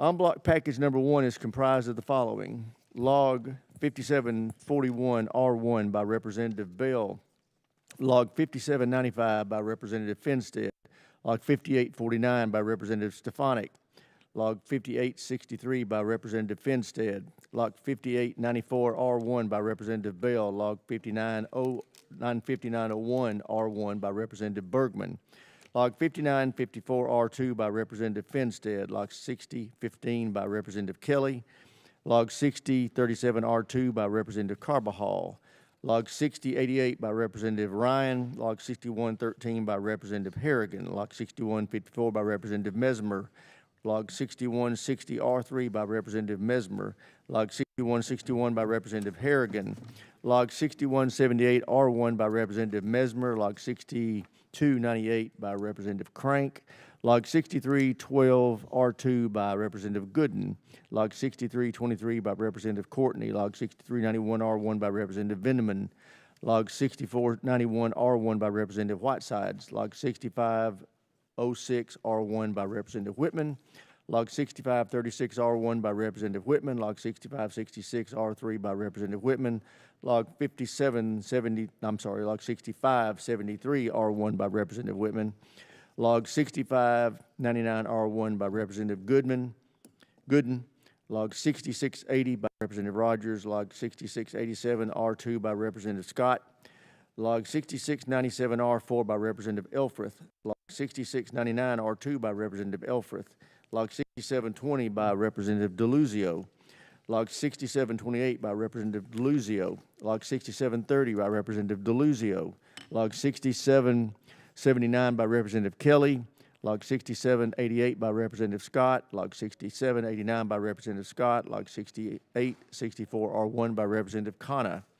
Log 6866 by Representative Mindy, Log 5806 R4 by Representative Jimenez, Log 5929 R2 by Representative Turner, Log 6097 R1 by Representative Davis. Log 6169 R2 by Representative Harrigan. Log 6186 by Representative Moulton.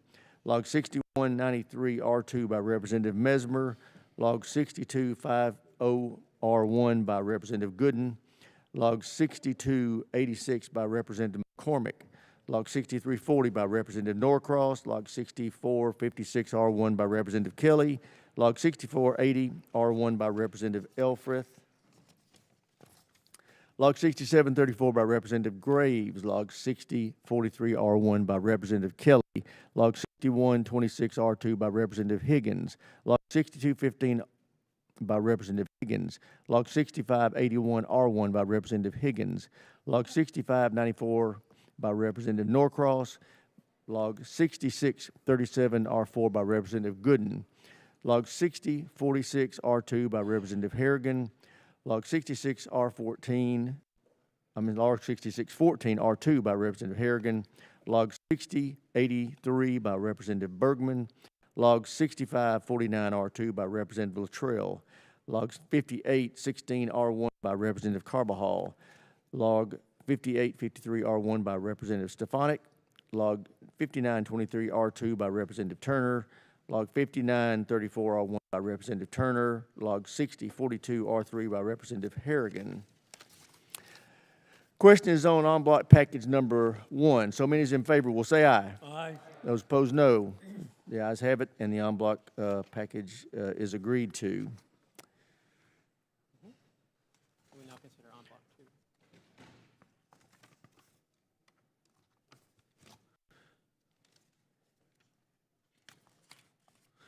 2. Okay, we will now consider en bloc package number 2.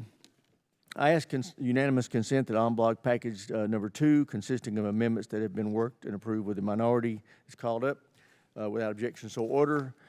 Will the clerk please distribute the en bloc amendment? Without objection, the amendments are considered as read. En bloc package number 2 is comprised of the following. Log 6053 R2 by Representative Bergman. Log 6056 R2 by Representative Harrigan. Log 6059 R3 by Representative Harrigan. Log 6061 R2 by Representative Harrigan. Log 6073 R1 by Representative Houlihan. Log 6115 R4 by Representative Gooden. Log 6146 R3 by Representative Mesmer. Log 6195 R2 by Representative Mesmer. Log 6205 R2 by Representative Takuda. Log 6624 R1 by Representative Gooden. Log 6232 R1 by Representative Higgins. Log 6325 R2 by Representative Hamadeh. Log 6512 R2 by Representative Hamadeh. Log 6735 R2 by Representative Graves. Log 6775 by Representative Whitesides. Log 5935 R4 by Representative Finstead. Log 6078 R1 by Representative Vindeman. Log 6290 by Representative Gooden. Log 6307 by Representative Courtney. Log 6392 R2 by Representative Kelly. Log 6561 R1 by Representative Crank. Log 6574 R1 by Representative Higgins. Log 6740 by Representative Rogers. Log 6750 R1 by Representative Rogers.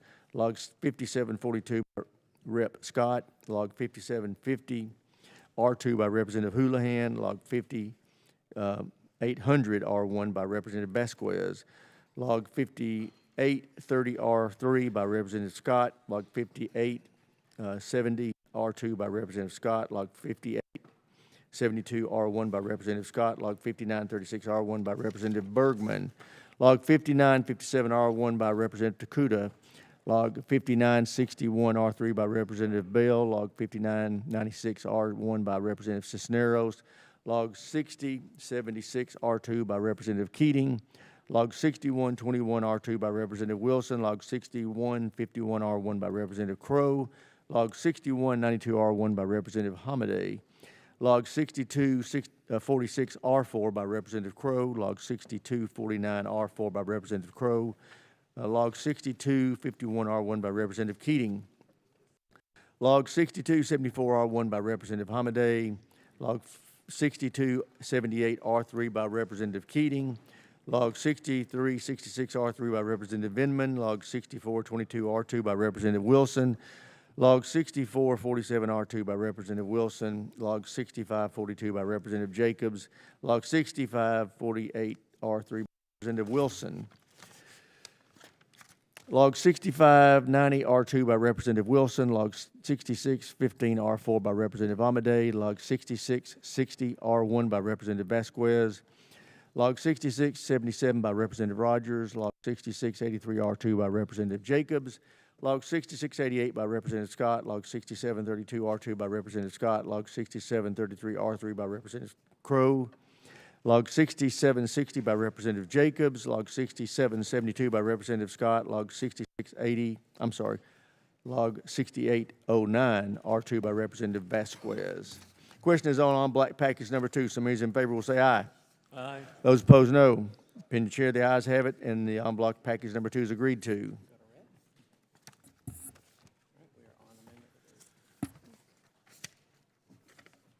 Okay.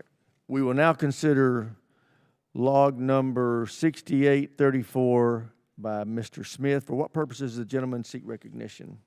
I have an amendment at the desk, Mr. Chairman. Without objection, the reading of the, will the clerk please distribute the amendment? Without objection, will the reading of the amendment be dispensed with? I reserve a point of order against the amendment. The chair thanks the gentleman. The chair recognizes the gentleman from Washington for his amendment.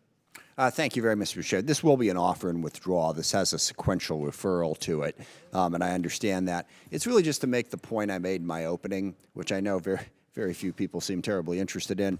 But this amendment would raise taxes by a lot over the course of 10 years.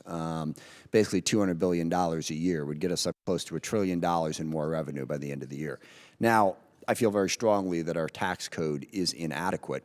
For those of you who haven't read it, Ezra Klein did a great piece about a month ago about how it is that billionaires don't pay any taxes in America, which I didn't fully understand. So, first of all, they don't accept salaries, so they don't get taxed on income, so they get stock options. But you would think, well, you cash out a stock option, you at least pay capital gains on it.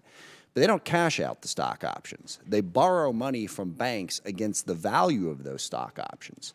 So that basically they have no income. And because the banks want to do business with these people, they give them unbelievable rates. So it is literally true that Jeff Bezos pays less taxes than anybody sitting at this table. Okay? And that is absurd. Okay? And I'm not, I don't want to soak the rich and, tax billionaires and do all this and everything. But we have allowed our tax code to create a situation where people simply are not paying their fair share just to begin with. So that needs to be fixed. But second, the amount we want to spend versus the amount that we're willing to raise, I would say basically in America, we want $2 in goods and services for every dollar in taxes that we're willing to pay. Because I go beyond the billionaire stuff. The billionaire stuff is relatively, well, I said it's relatively easy, except we haven't done anything about it to date. But we should be able to address that issue, but everyone has to pay taxes, even the no taxes on overtime, no taxes on tips. You get rid of it. Nobody wants to pay taxes, but if you're going to want a $1.5 trillion defense budget, somebody's going to have to pay for it. And decided just not to do that. And I think this is insane, and I think we need to fundamentally change this debate. If you want to make a passionate case, as the chairman often does, for why we need to spend more money on defense, I still have this weird notion that if you really feel that way, you ought to be willing to pay for it. And we've just decided, nope, we're going to take it, put it all on a credit card, and hope for the best. So I do have to withdraw this amendment, but look at it. This is what we would realistically need to do if we want to spend this money. And if you don't want to raise these taxes, fine, okay? Then get the hell out of here with the $1.66 trillion defense budget. Don't keep putting it on a credit card and imagining that somehow we can get something for nothing. So I withdraw this amendment. I have one other one here, but I have to withdraw the amendment because of sequential referral. I yield back. Chair thanks the gentleman for withdrawing their amendment, and I withdraw my point of order. Before we go to the next item, I did want to let people know that lunch is available in the anteroom, courtesy of Whip Emmer. Anybody wants to eat. We will now consider log number 6843 by Mr. Smith. For what purposes does the gentleman seek recognition? I have an amendment at the desk, Mr. Will the Chairman. clerk please distribute the amendment? Without objection, the amendments, reading of the amendments dispensed with. I reserve point of order against the amendment. Chair recognizes the ranking member. This is the same thing, only smaller. This is what would it take to raise, I think, $250 billion over 10 instead of every year. And the thing to think about this, I think a lot of people would consider painful as well. It's got increases in marginal rates and a bunch of different other issues. But this is nothing. I mean, this is $250 billion over 10 years. We're increasing the defense budget, or trying to increase the defense budget, by $500 billion this year alone. This is how the numbers are just completely out of whack in terms of how we're trying to make all of this work. So again, I just want folks to think in terms of, if you want this stuff, we ought to be willing to pay for it. And I also do want to remind people that, and the chairman makes the point quite well, that as a percentage of GDP, we spend less money on defense now than we have at any point since the end of World War II. And that's absolutely true. But the two things about that: one, at the end of World War II, there was no Medicare and there was no Medicaid. Okay? We have significantly increased our social welfare state, and I don't see hardly anyone standing up and saying we want to get rid of that stuff. I certainly don't. All right, so that circumstance has fundamentally changed. But the other circumstance that I want to remind people of, the top tax rate at that time period was over 90%, 9-0. So we want to go back to spending as much money on defense as we did at the end of World War II, but we want a top tax rate that's roughly a third. I mean, again, the math just doesn't add up. It's insane. The capital gains rate was 2/3. 66%. I get in this argument all the time with conservative friends of mine who say, you know, John F. Kennedy knew what he was doing. He cut the capital gains rate. You know what he cut it to? He cut it to 50%. 5-0. Cut it from 66 to 50. All right? And now, I forget, I think it's like 18% now. So I realize this is a losing argument. Nobody wants to hear it. But we have to start hearing it. We know enough to basically say that we're concerned about fiscal responsibility and debt, but I love the fact that right after we passed a $4-point-something trillion increase in the debt and the deficit and the purposes of the reconciliation bill last year, the same Congress that voted for that voted for a balanced budget amendment, which is, I mean, that's hysterical when you stop and think about it. But that's the way we've decided to do it. Is it's like, oh no, facts, reality, they don't matter. You say I'm not fiscally conservative. I voted for a balanced budget amendment. Okay, the hell does that mean? When you vote to increase the debt by $4 trillion, you know, believe me, reality is a pain in the ass. I am very much aware of that in a whole series of levels. I don't like to have the truth shoved in my face, but here it is. We're driving ourselves into the ground, and I just wanted to make the point that we should stop. And with that, I withdraw this amendment. Chair thanks the gentleman for withdrawing the amendment. I withdraw my point of order. We will now consider log number 6123R1 by Mr. Moulton. For what purpose does the gentleman seek recognition? Mr. Chairman, I have an amendment at the desk. Will the clerk please distribute the amendment? Without objection, the reading of the amendments dispensed with. The chair recognizes the gentleman for the purpose of explaining his amendment. Mr. Chairman, my amendment would cut the $1.15 trillion top line by $150 billion to strengthen our country and our national defense. The world is passing us and our troops by when Secretary Hegseth says that we should invest without divesting. We didn't keep all our cavalry when we bought tanks. We didn't keep our balloons when we invented airplanes. The Pentagon should be following the lead of the Marine Corps in cutting old technology, not only because it wastes American taxpayers' money, but also because it wastes our troops' training time, and when they find themselves caught in an obsolete platform that's a huge target, it wastes their lives. This amendment preserves pay, readiness, and the modernization of our deterrence that matters. The battlefields of Ukraine have proven that a $500 drone can incinerate a $5 million tank. The Iranians have effectively shuttered global shipping lanes with inexpensive missiles, drones, and mines. Today, a nimble force equipped with the right technology can deny territory to massive armies and block steel lanes at a fraction of the cost of the legacy systems we continue to stockpile.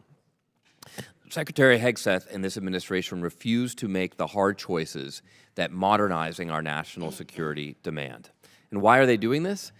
Because wars cost money, plain and simple. The president has unilaterally decided, for all of us, that the United States should be fighting in more places more often. American forces invaded Venezuela in January.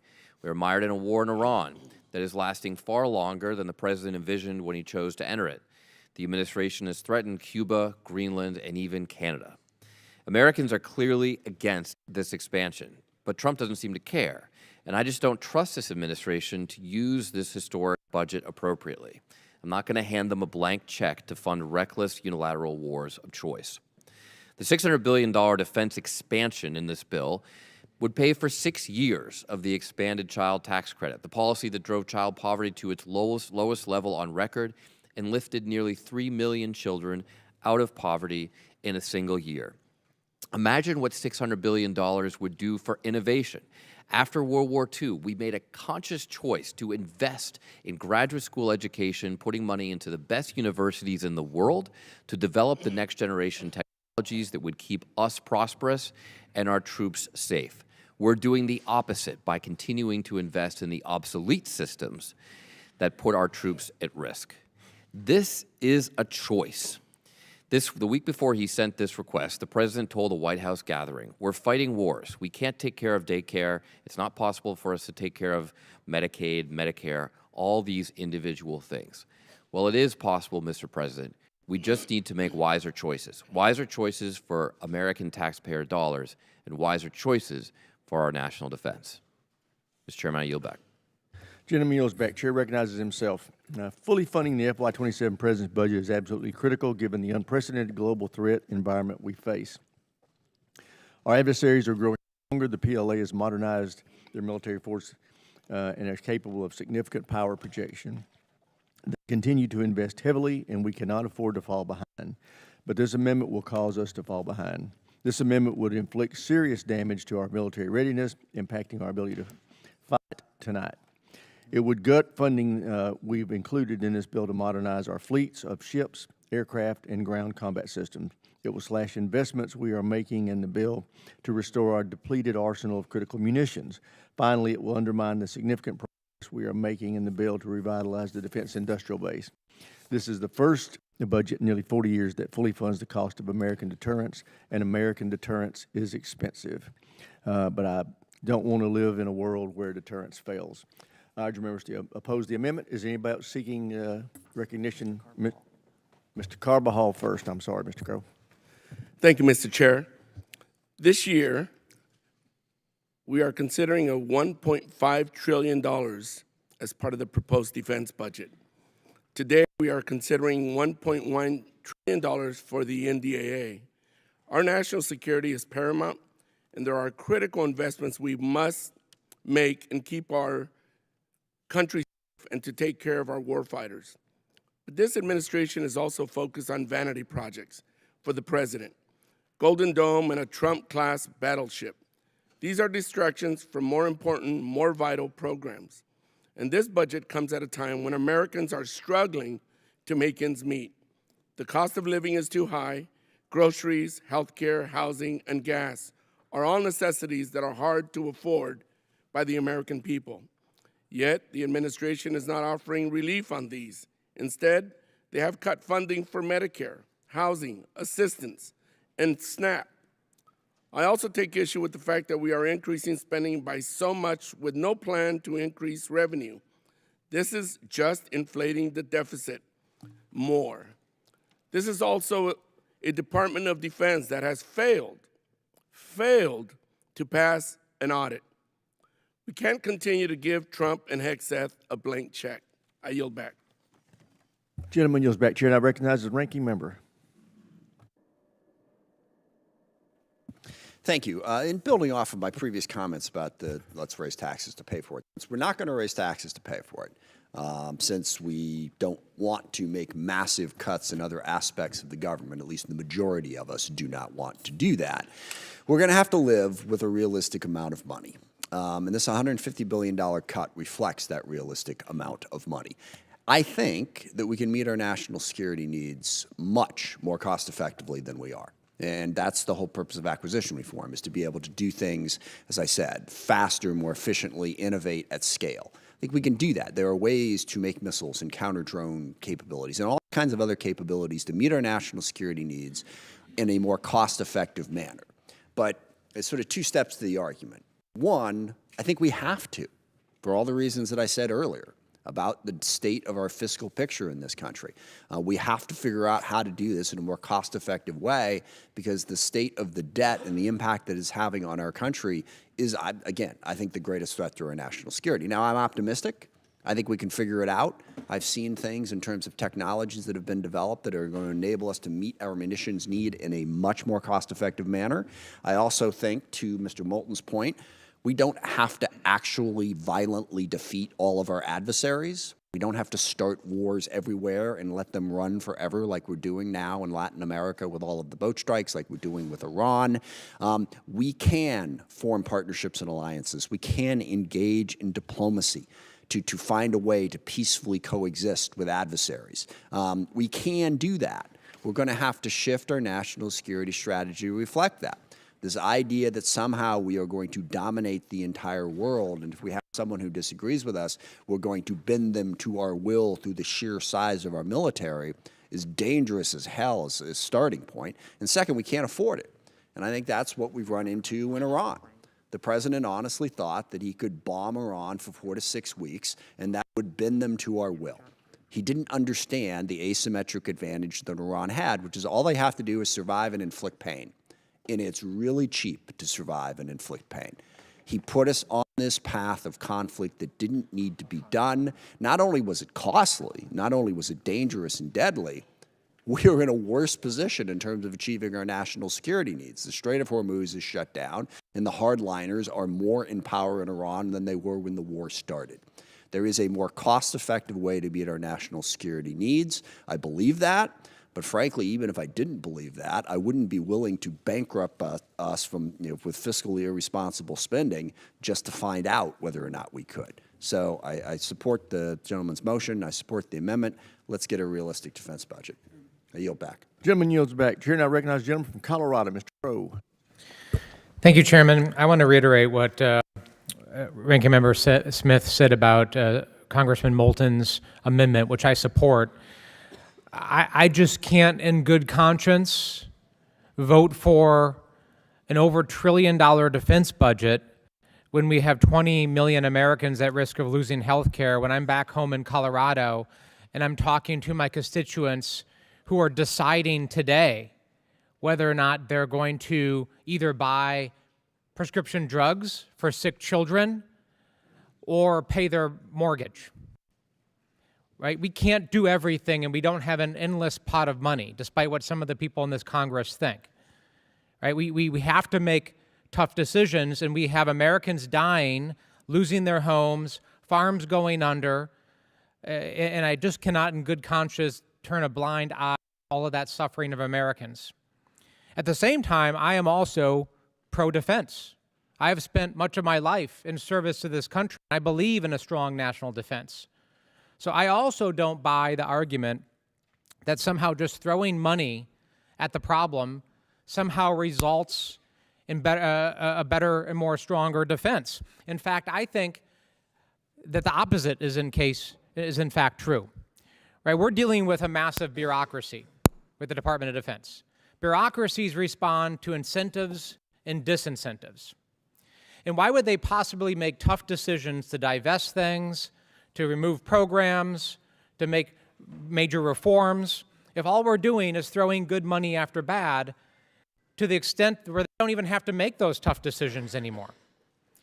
I know for a fact that we can be more efficient, that we can spend less money and have better results for the American taxpayer and the warfighters than we are currently delivering them. And I know that's true because Ukraine is doing it right now. They are, for pennies on the dollar, reinventing modern warfare, going toe-to-toe with a military multiple times their size, and winning. And am I to believe that America can't do that? Am I to believe that we're past the point of innovation, of creativity, of tapping into the best and the brightest in this country, that we are unable to do what Ukraine is doing right now? I don't believe it. I won't believe it. And I support Congressman Moulton's amendment that will do the right thing by Americans, the right thing by my constituents, and will actually create an incentive for reform and change to make America stronger, to make America more agile, and to do right by our men and women in uniform. I yield back. Gentleman yields back. Chair, and I recognize Dr. Conaway. Thank you, Mr. Chairman.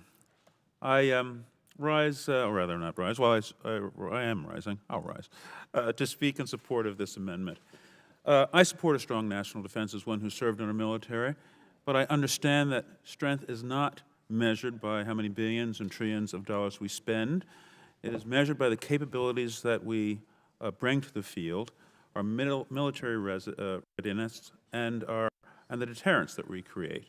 And as the ranking member has mentioned time and time again, you know, our strength is in our economic security, and the deficits we are running mitigate, or rather, that strength and hurts our national defense. An increase in funding at the amount suggested by the President's budget raises questions, serious questions, that Congress must carefully scrutinize. First, while this administration is asking for a 30% increase in defense spending to the tune of hundreds of billions of dollars, their actions have driven up costs across the board. They are disregarding the plight of hardworking Americans who cannot afford an extra $50 to fill up their tank at the gas station as a result of the President's war with Iran. Farmers are suffering. They can't afford the fuel to run their machinery. They can't afford the fertilizer to plant crops in the fields. We're seeing bankruptcies across the farming community, increased suicides as well because of the economic dislocations that have caused to that we're bringing to that sector. Instead, the administration is asking members of this very committee and hardworking Americans to write a blank check to the department and hope that they'll spend it wisely. We need transparency from the department, but we have not gotten that. Myself and my colleagues have repeatedly asked for the cost of the war in Iran, and we have not received a sufficient answer or cost breakdown. Not only is this president starting wars all over the place, he's asking for billions more without knowing how much the war will cost. Secondly, if we are to increase funding at these levels, there should be a sound strategy. We should know where the money is going, and so I urge my colleagues to support this amendment. Gentleman yields back. Chair, and I recognize the gentleman from New York, Mr. Ryan. Thank you, Mr. Chair. I want to join my colleagues in supporting this amendment and thanking Mr. Moulton for introducing this important amendment. 37% year over year in the base budget, almost 50% from last year overall, $1.5 trillion. 1.5 trillion taxpayer dollars. At the same time that this year, this administration, certainly not me, gave $1 trillion tax cut to the top 1%, most of which went to the top 0.1% of the American people. This just does not pass the common sense test. And I think it also doesn't pass the test that the whole point of our defense and our national security is to keep the American people free.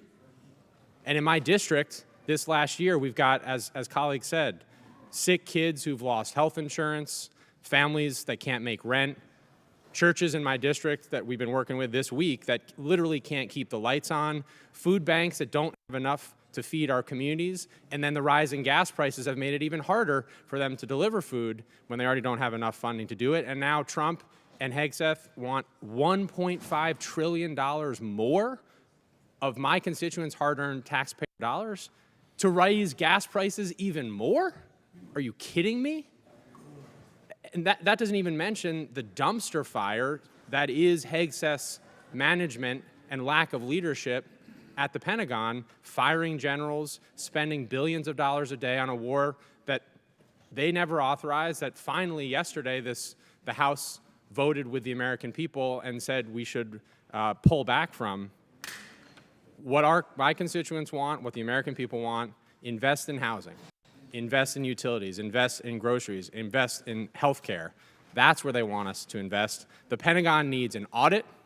It needs a serious adult leader. It does not need a $1.5 trillion blank check. I yield back, Mr. Chair. Gentleman yields back. Chair, and I recognizes the gentlelady from California, Ms. Jacobs. Thank you, Mr. Chairman.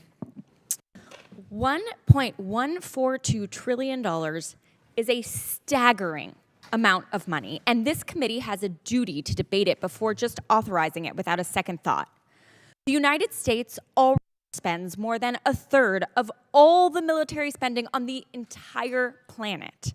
And this bill pushes it even higher to the largest defense budget in American history. That is crazy. And it doesn't actually make us safer. And no one ever asks how we're going to pay for it. Last year, congressional Republicans cut close to $1 trillion from Medicaid, more than $250 billion from SNAP through reconciliation. They were fine telling hungry kids that we couldn't afford it. They didn't care about telling a mother on Medicaid that the math just didn't work. And to be clear, this was a direct attack on our military families. About 850,000 people enrolled in Medicaid have TRICARE as their primary coverage. So military families rely on Medicaid too, not just TRICARE. And I think we all know that we have too many families who rely on SNAP to put food on the table. In fact, the San Diego Food Bank alone serves nearly 40,000 active duty military and veteran family members every single month. And to make it all even worse, the Pentagon is still sitting on most of the $150 billion it got in last year's reconciliation bill, the same bill that gutted Medicaid and SNAP and left families without the support they need. And yet the Pentagon is asking for even more money, even though we don't really know where all that money goes. They've failed their audit 8 years in a row. 8. They are the only major agency in the entire federal government that has never once passed an audit. And we are about to reward that with almost $1.2 trillion more. Truthfully, I think we should be cutting even more than the $150 billion, but this is an important first step. Republicans love to talk about how it's not how much money we spend that should be the metric we use to measure our commitment to a particular cause. It should be the results that matter. But they never seem to extend that logic to the defense budget. Can anyone actually defend the results of our recent defense investments? And yet, here we are attempting to build a whole new class of warships just because Trump watched one too many old World War II movies? The American people, that is what makes America the greatest country in the world. That's what makes us competitive, that's what keeps us safe, and that's what we should be investing in. Our conscience should tell every single one of us to vote yes on this amendment. I yield back. Gentlelady yields back, Chair, and I recognize the gentlelady from Hawaii, Ms. Takuda. Thank you, Mr. Chairman. I rise in strong support of this amendment to reduce the defense top line by $150 billion. Last year, Congress appropriated $839 billion for defense. Today, we are considering a bill with $1.15 trillion in discretionary defense spending alone, a 37% increase in a single year. And that's before you add the administration's request for another $350 billion in mandatory spending. Taken together, we're on a path to nearly double defense spending in just 2 years. Now, I wish we had been able to take a different approach and consider the ranking member's amendment. We need to make sure that the wealthiest Americans and the largest corporations pay their fair share. Because when we refuse to do that, every new dollar for defense comes from somewhere else. We've already seen this happen. It comes from the programs that makes life affordable for everyday Americans. It adds to our overall debt, which will be borne on the backs of our children. We've seen them take nearly $200 billion in cuts from SNAP, cuts to health care, cuts to child care, cuts to the very investments that help families put food on the table and keep a roof over their head. National security is not just about the strength of our military. It's about the strength of our country. A nation that prioritizes bullets and bombs over food and health care is not making itself stronger. A weak home front weakens our national security posture.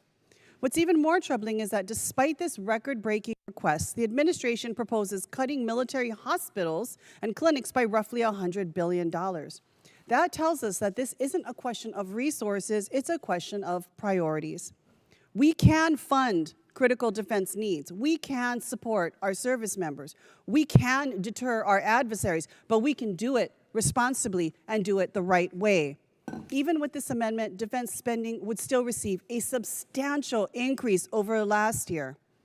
This is more than a reasonable compromise, and I would rather cut it more. But as mentioned previously, this is a good start. This amendment recognizes that real security requires both a strong military and a strong America. I urge my colleagues to support it, and I yield back. Gentlelady yields back. Chair now recognizes the gentleman from California, Mr. Khanna. Mr. Chairman, I support Congressman Moulton's amendment so we do not have a nearly $1.2 trillion defense budget. You know, that's 65% of the entire discretionary federal budget. 2/3 of the money of taxpayers is going to what they call the Department of War, instead of going for jobs here in America, instead of going for child care here in America, instead of going for health care in America.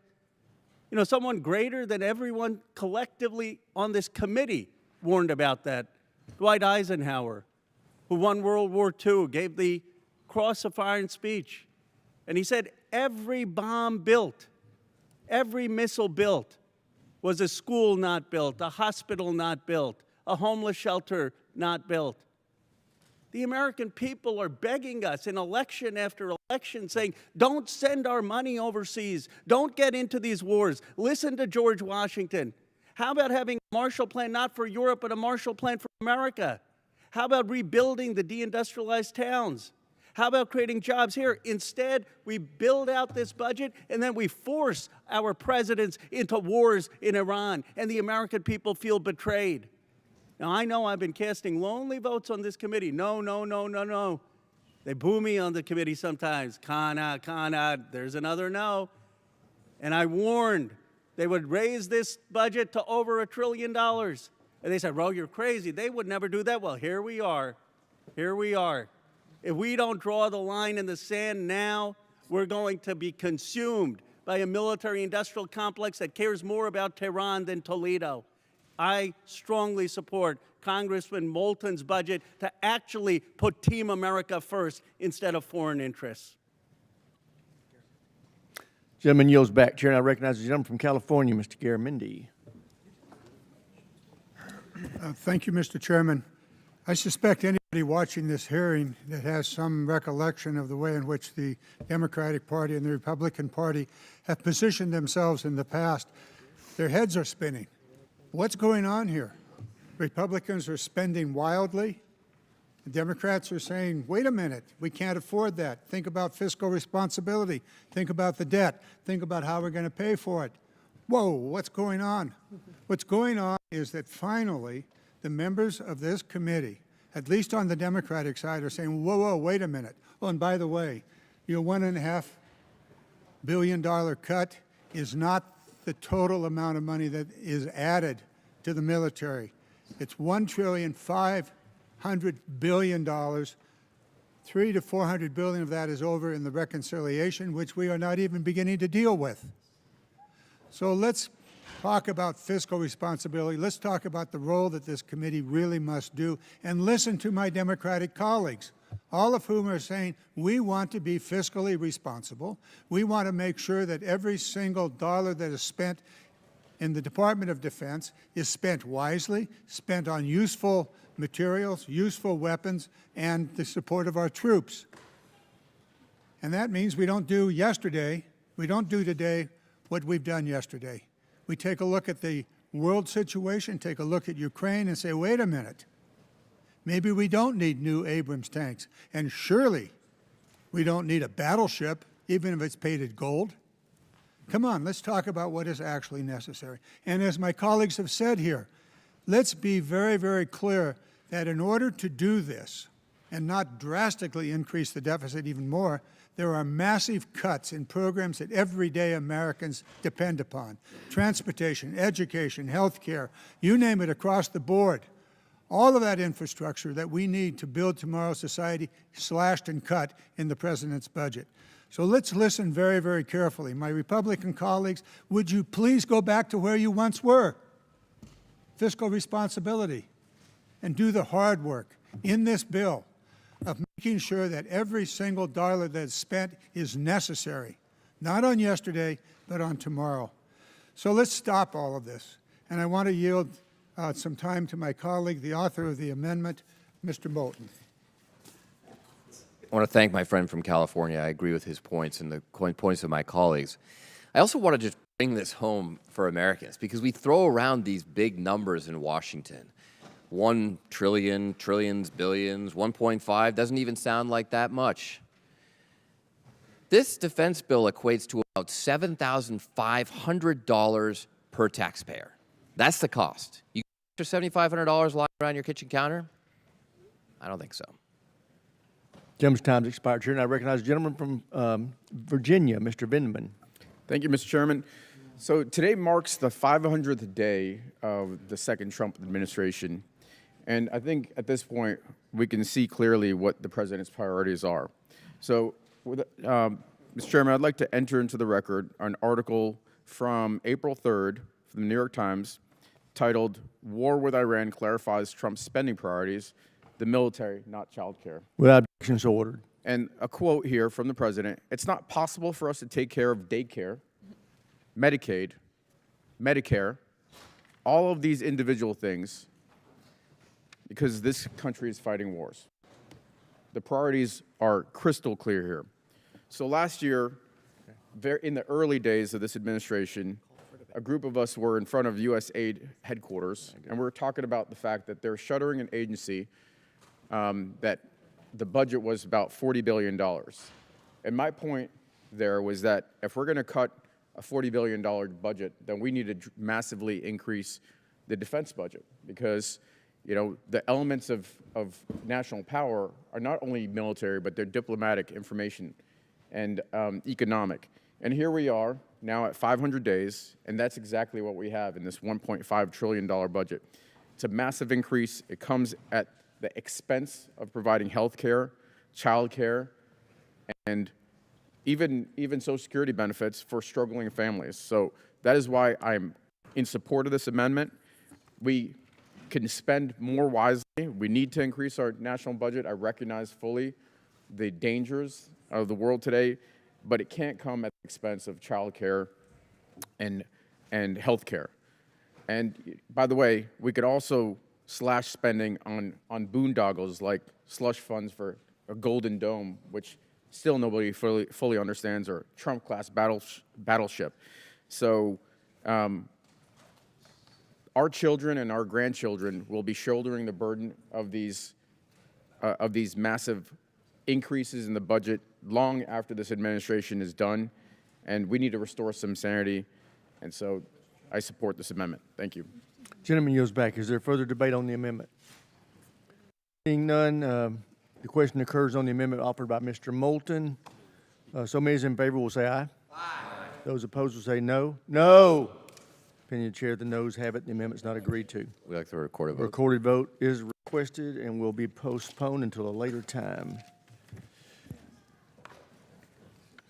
We will now consider log number 6087 by Mr. Smith of Washington. For what purpose does the gentleman seek recognition? I have an amendment at the desk. Will the clerk please distribute the amendment? Without objection, the reading of the amendment is dispensed with. The chair recognizes the gentleman for the purpose of explaining his amendment. Thank you. And just so you know, this may appear to be a dangerous trend that I have 3 of the first 4 amendments. I believe this is my last amendments for the day. I will not be taking up everybody's time for the whole rest of the evening. But this is about the battleship. Mr. Courtney alluded to that in his opening remarks in the Sea Power Subcommittee. You know, going back to the whole speech about how we need to meet our national security needs in a more affordable way. This is the exact opposite of that. This, I believe, is currently estimated to cost north of $20 billion. Whatever the number is, I'm going to give you right now one of the surest fire Kalshi bets you will ever have. Take the over. Whatever they come up with the number, it's going to wind up higher.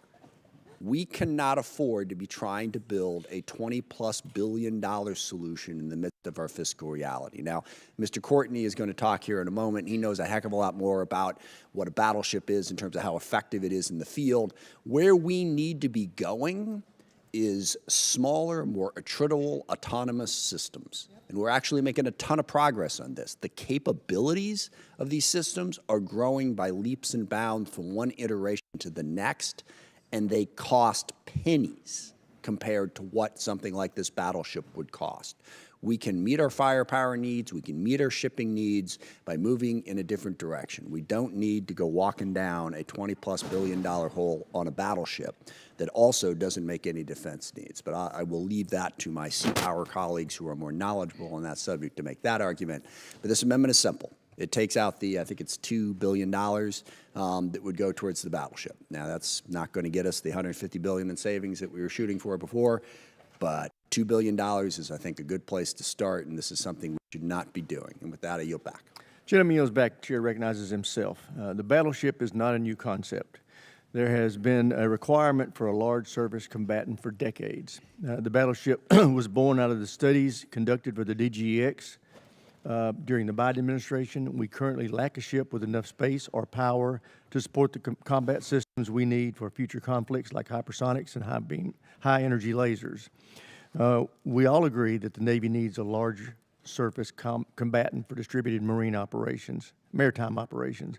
This amendment would compromise the delivery of future large surface combatant by preventing procurement of long lead time materials and stalling critical advancements in the Navy's ship design process. I oppose the amendment. I urge my colleagues to do the same. Chair now recognizes Mr. Courtney of Connecticut.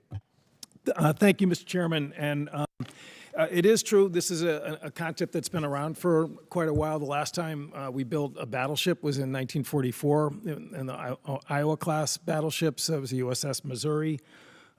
The concept of the battleship was announced last December down in Mar-a-Lago, where, again, we didn't have any designs. We didn't have any studies in terms of analysis that normally go into starting a new class of any ship. What we did have was an AI-generated picture on a poster board that showed lots of kind of bombs going off and lots of pretty images that really almost look like a cartoon. So we have now in this mark before us $1 billion, which again, if you read the language, it's $390 million to go to detailed design. Again, I want to emphasize the point: there is no design that exists, and that's what some of this money was allocated for, and $610 million that actually goes for long lead items. So they're ordering actually fabricated parts and steel for a ship that does not even exist in terms of a design concept. It is the exact opposite of what every lesson that we've learned in terms of failures of shipbuilding and ship construction, whether it's the Zumwalt class, which again was construction started before design was complete, littoral combat ship, same thing, and the cruiser CGX program, which also collapsed. So again, from a just purely shipbuilding, sequential, intelligent approach, this proposal before us, again, is way premature and unvetted. And if you look at the future year defense plan, the fit-up in year 2, which would be in 2028, they're requesting $16.8 billion. So it's going from $1 billion to $16 billion, really in about 18 months period of time for a platform that has no design. I want to quickly just end by saying in April of 2022, the Russian flagship, the Moskva, was sunk by 2 missiles fired by the Ukraine's Neptune system. It has a 200-mile range. And again, that was the flagship of the Russian Navy in the Black Sea. That demonstrates really what kind of contested maritime environment we have. The Neptunes are like pea shooters compared to what China has in terms of DF-21 missiles that can cover thousands of miles. The advances that are taking place in drones, anything on the surface of the sea right now, again, is in a much different world than certainly it was in 1944 and even in 2014. The world is changing fast. We need that distributed lethality that Mr. Smith. We don't need a lumbering, vulnerable battleship. Mr. Chair, I'd ask to enter into the record Trump's big battleship is a sitting duck from Admiral James Stavridis, a 4-star Navy officer who was the head of European Command. Without objection, so ordered. I yield back. Gentleman yields back. Chair now recognizes the gentleman from California, Mr. Garamendi. Thank you, Mr. Chairman. Following on the discussion that took place earlier with Mr. Moulton's amendment to cut 150, it does get down to the hard work. It gets down to arms, a ship, or an airplane, and decisions have to be made. This is the follow-up on the discussion that we just had with Moulton's amendment about cutting $150 billion out. How do you do it? You do it piece by piece. You do it, wait a minute, what are we doing with a 1940 battleship or maybe a 2014 battleship? Doesn't make any sense today. And what we must do as members of this committee is precisely what Ranking Member Smith has put on and followed up with Mr. Courtney, and that is platform by platform, military installation by military installation. Look to the present and then to the future and say, does this make any sense?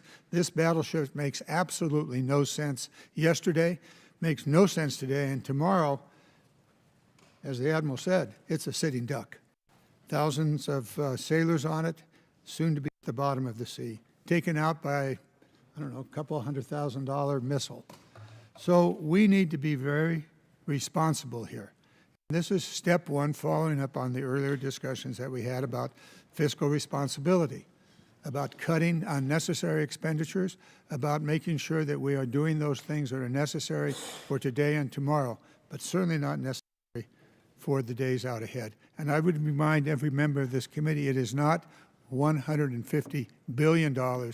It's actually $500 billion of new spending for the military, of which $300 to $400 billion of that will not be reviewed by this committee because it is in the reconciliation program that will soon be before us.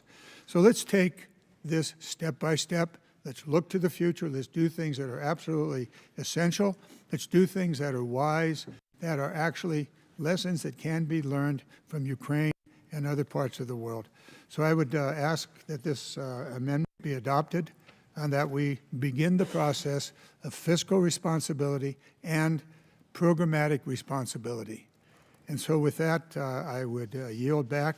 And for those who have their heads still spinning, think about what is being cut out in the President's budget. Healthcare, food, education, hospitals, all of those things, transportation, all of those are being cut to build a battleship. Give me a break.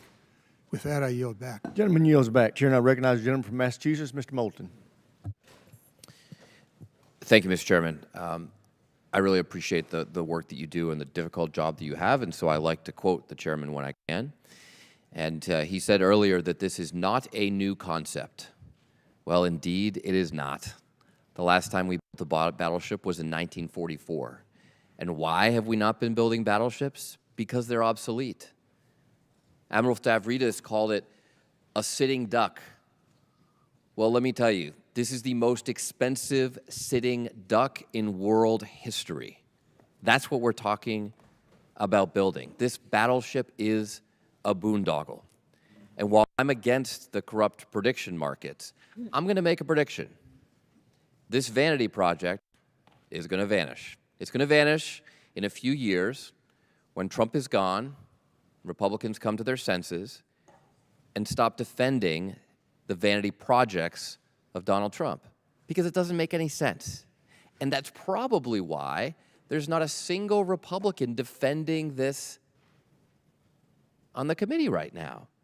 In fact, I've noticed several Republicans just depart over the last few minutes of this debate, not wanting to be caught here while this amendment is debated. It's also notable that when I proposed cutting $150 billion from the top line of the defense budget, not a single Republican colleague debated that either. It tells you something. It tells you something about this administration's priorities. This Republican did. That's right, Mr. Chairman, which is why I quoted you. With that, Mr. Chairman, I thank you for your charity. Gentleman yields back. The chair recognizes the gentleman from California, Mr. Cisneros. Thank you, Mr. Chairman. You know, the Navy has not had a good track record of building ships recently, and if they attempt to build this Trump battleship, it's not going to fix that at all. Program after program has been shot down, turned down, stopped. Billions spent on the LCS program, which is ships were starting to be decommissioned just as soon as the program was started. When I was at the Pentagon in charge of readiness, never did the Navy ever come to me and talk to me about how we need a battleship.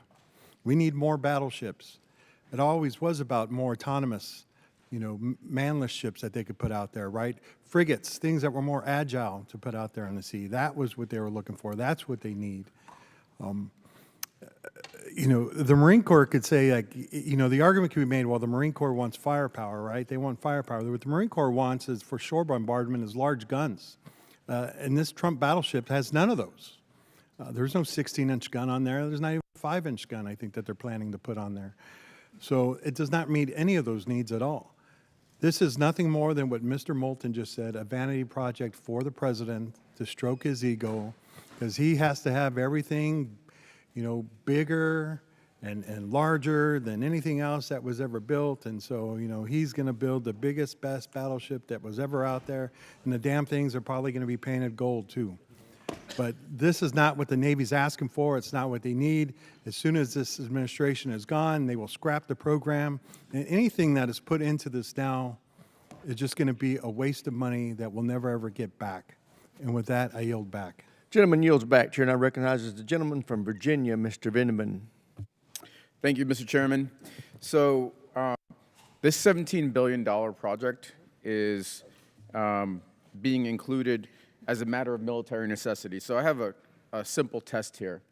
Let's rename the class of battleship to the Obama class. Or better yet, maybe the Washington class, given that we are now approaching the 250th anniversary of this great nation. And let's see if this project proceeds on that point. And so I suspect it won't. The necessity of this Trump-class battleship is purely, the necessity comes from the name and name alone. It is questionable at best when the real need on the modern battlefield is cheaper, smaller, distributed, and in some cases, unmanned systems. China can field dozens of DF-26 ballistic missiles for under $1 billion. These missiles are at most $20 million each, and a single Trump-class battleship estimated at $17 billion on the low end. You can sink a vessel at that expense 1,000 times based on the missiles that are available to the Chinese. That does not represent a sound investment, and it is a waste of finite shipbuilding dollars. When survivability rests on lasers, railguns, and interceptors that don't exist yet, this makes this project even more questionable. So as a big proponent of small drones, this $17 billion would enable us to buy $3.5 million of $5,000 drones. That seems like a much better investment of the funds, frankly. So I don't see what the specific capability gap is for a project like this when smaller, distributed, unmanned platforms that are cheaper, faster, and already exist can be produced at a much lower rate. So again, if we do strongly believe that this is a necessary platform, let's just rename it the Washington class and see where it goes then. With that, I yield back. Gentleman yields back. Is there further discussion on the amendment? If there's no further debate, the question occurs on the amendment offered by Mr. Smith. So many as in favor will say aye. Aye. Those opposed will say no. No. Opinion chair, the noes have it. Recorded votes requested. A recorded vote will be postponed to a later time. We now consider log number 6681 by Ms. Jacobs of California. For what purpose does the gentlelady seek recognition? Mr. Chairman, I have an amendment at the desk. Will the clerk please distribute the amendment without objection? The reading of the amendments dispensed with. The chair recognizes the gentlelady for the purpose of explaining her amendment. Thank you, Mr. Chairman. I first would like to thank my colleague, Congressman Luttrell, for his partnership on this amendment. We're going to miss him next year. My amendment would ban the transfer of cluster munitions. In 2021, the Landmine and Cluster Munitions Monitor found that over 97% of casualties from cluster bomb remnants were civilians, and 2/3 of those were children. Not combatants, not military targets, children. And that's because these deadly weapons don't look like weapons, but they do look interesting to kids. So when kids find these weapons in trees, in the water, or simply on the ground, they try and pick them up and can end up losing a limb or their life. And here's the hard truth. We know our cluster munition dud rates are consistently higher than expected when they are actually used in war zones instead of testing sites. These weapons don't all explode on impact. They scatter, they wait, They outlast the war by decades. We are still paying to clean up cluster munitions that we've placed. Since 1993, the United States has spent nearly $5 billion on cleaning up these weapons. As of last year, we were still paying to clean up the cluster munitions the United States dropped in Laos because they were still killing civilians. That's billions of dollars that we are not spending on priorities here at home. These weapons are banned by more than 100 other countries, including most of our NATO allies. Transferring these weapons risks damaging our alliances, which have been critical in projecting our power and maximizing what we could ever do on our own. So this isn't only a moral stain. It's a financial burden, a tactical misstep, and a strategic liability. Now, I've heard the deterrence argument that we need cluster munitions to deter the use of cluster munitions by our adversaries. But imagine applying the same argument to chemical weapons. We rejected that argument decades ago because we understood that some weapons are so indiscriminate that no military objective can justify their use. No amount of assurances, guardrails, or promises for cluster munitions is enough. We need to ban the transfer of these weapons entirely, and now is our opportunity to do that. To do the right thing, to protect civilians, especially kids, to restore our reputation, and to live up to our values. So I urge my colleagues to support this amendment. Mr. Chairman, I yield back. Gentleman yields back. Chair, and I recognize the gentleman from Virginia, Mr. Whitman. Thank you, Mr. Chairman. I stand in opposition to the amendment. I know there are a lot of arguments to be made about the morality of these munitions. That being said, where we are today is at a very challenging point in our weapons inventories. And when you look at the 2008 Convention for Cluster Munitions and you see that our near-peer adversaries like China and Russia are not signatories to that, and when we look at the challenges that we face around the world, our adversaries, are producing weapons that have a much higher dud rate than our weapons do. Our weapons are much more reliable, and therefore, the assertions that Ms. Jacobs makes about the harm potentially for civilians through unintended exposure there is something that is less likely to happen with our weapons than it is for our opponents' weapons. So I think the U.S. should be able to have this in its inventory. The U.S. should get other nations like China and Russia to agree to ban cluster munitions, but until our adversaries agree to give up these weapons too, we cannot afford to take them off the table, especially at times where we are very challenged with our weapons inventories and the ability to defend our interests in the face of growing threats from our near-peer adversaries. So, Mr. Chairman, therefore, with that, I must oppose this amendment. Gentleman yields back. Chair, and I recognize the gentleman from South Carolina, Mr. Wilson. Thank you, Chairman Mike Rogers, for your really positive leadership. I strongly oppose this amendment. We're in a conflict we did not choose of dictators with rule of gun invading democracies with rule of law. Our military must be able to defend themselves for peace through strength. Prohibiting the transfer of cluster munitions would have a disastrous effect in the event America needs to transfer them to our allies, such as Ukraine and Taiwan. As stated before with Congressman Whitman in previous debates, the munitions the U.S. possesses has only a 2.35% failure rate, while those developed after 2018 have a dud rate of 1%. Currently, we're seeing the aggression from adversaries around the world. War criminal Putin has invaded Ukraine to resurrect the failed Soviet Union. The Chinese Communist Party continues hostile actions worldwide, along with Iranian attacks on our partners in the Gulf. We must not forget the mass murder of October 7, 2023 by Iranian puppets into Israel. We should be promoting peace through strength, standing with Israel, Ukraine, and Taiwan. If this amendment were to pass, we would not be able to send these weapons to countries like Taiwan or Ukraine, who are defending their sovereignty.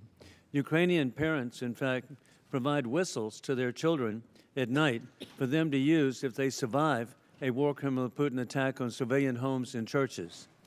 I urge my colleagues to oppose this amendment.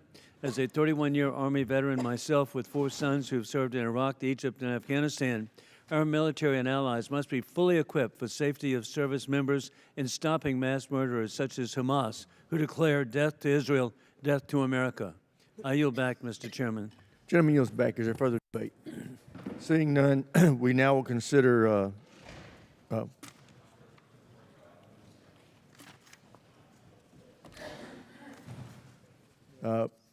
amendment, the offered offer. So I'm saying we need, if there's no further debate, we're going to vote on the amendment offered by Ms. Jacobs. All in favor will say aye. Aye. Those opposed, no. No. Independent chair, those have it. I request a recorded vote. Gentlelady requests a recorded vote. Recorded vote is ordered. It will be postponed to a later date. We will now consider log number 6537R1 by Ms. Jacobs of California. For what purposes does the gentlelady seek recognition? Mr. Chairman, I have an amendment at the desk. Will the clerk please distribute the amendment without objection? The reading of the amendment is dispensed with. The chair recognizes the gentlelady for the purposes of explaining her amendment. Thank you, Mr. Chairman. My amendment would establish human rights offices modeled after the one at Southcom at every combatant command. Before I came to Congress, I spent years working in fragile states and conflict zones and years studying violent extremism. And what I learned over and over again is that how a military conducts itself matters. You can win every battle and still lose the war if the population stops trusting you, if civilians stop believing you're any better than the people you came to fight. And the data reflect this too. One of the strongest indicators for recruitment and radicalization of violent extremism is state-sponsored violence against you or someone you know. So this isn't a values feel-good argument. This is a national security argument. And if the U.S. or our partners are committing human rights violations, the consequences can cause ripple effects that can last generations. They can harm U.S. national security for generations. 30 years ago, Southcom became the first combatant command to establish a dedicated human rights office. Over the years, Southcom's human rights offices have worked with regional militaries to help them develop guidance that encompasses human rights principles, strengthens their internal control systems, and increases cooperation with civilian authorities. Respecting human rights in all of our military operations is crucial to their legitimacy, effectiveness, and long-term objectives. In 2024, Southcom Commander General Laura Richardson called this office a huge enabler for Southcom that has helped them build deeper relations with partner countries over the years. That's why we should have these offices in all of our combatant commands. These offices would have dedicated teams that focus on human rights, engage with civil society and partner nations, implement bipartisan laws and policies that Congress has already passed, like the Combating Trafficking in Persons policy. This should be a basic capacity that all of our combatants commands have. I urge my colleagues to vote yes. I yield back. Gentlelady yields back. Chair recognizes himself. I agree that human rights are important. However, the combatant commands are already staffed by military lawyers whose jobs are to advise our combatant commanders on the law and procedure governing human rights and civilian harm. Creating an office in each combatant command is entirely unnecessary. Furthermore, this amendment creates an unfunded mandate by not providing any additional resources to stand up and staff these offices. Therefore, I cannot support the amendment. Does anybody else seek recognition on the gentlelady's amendment? Gentlelady, Ms. Strickland is recognized. Thank you very much. I'd like to yield the balance of my time to Congresswoman Jacobs. Thank you. So this amendment actually used to have a provision that allowed it to use existing funds that actually made it not an unfunded mandate, but you all, Republicans, opposed that last year, even though you asked for that language in the first place. So we can have the debate on how this should be funded, but I think it's an important competency that our COCOM commanders have said would be useful for them, and I think it's something that this committee should support. Thank you. Is there further debate on the amendment? Seeing none, so many is in favor. So many in favor of the bill will say aye. Aye. Those opposed, no. No. Opinion of the chair, the noes have it. Chairman, recorded vote. Gentlelady requests a recorded vote. Recorded vote is ordered to be postponed to a later time. We will now consider amendment number 6453R1 by Dr. Jackson. Let's see.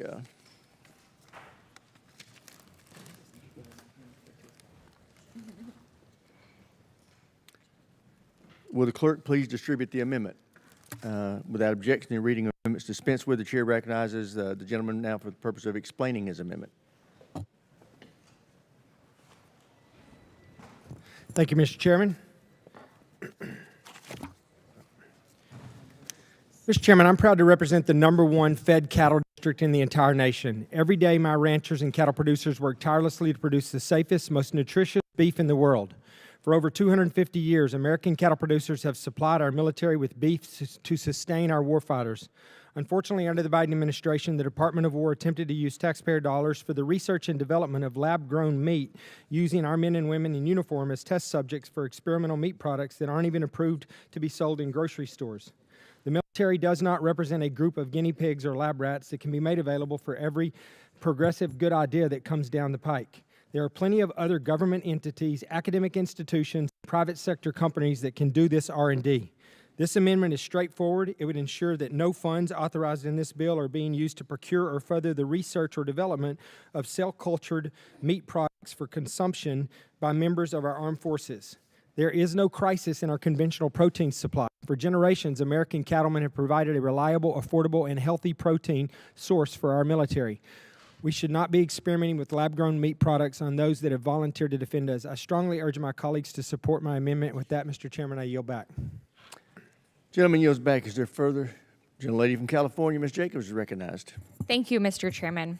So I know we're all trying to protein max these days, and I really don't think it's the job of the United States Congress to tell the military what kind of protein it's allowed to research, or to tell service members what kind of protein they are allowed to eat.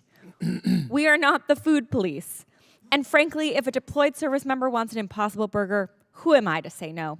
Who are you to say no? I think we have bigger things to worry about than that. This amendment came out of a claim by the National Cattlemen's Beef Association that funding for Biomade equated to funding for development of lab-grown meat products for military rations. But Biomade isn't a meat program. It's a $500 million bioindustrial manufacturing institute. A blanket ban on research takes a hatchet to a whole strategic portfolio over one $2 million grant call. Lab-grown meats are currently not cost competitive, and the idea of alternative proteins replacing the livestock industry is laughable.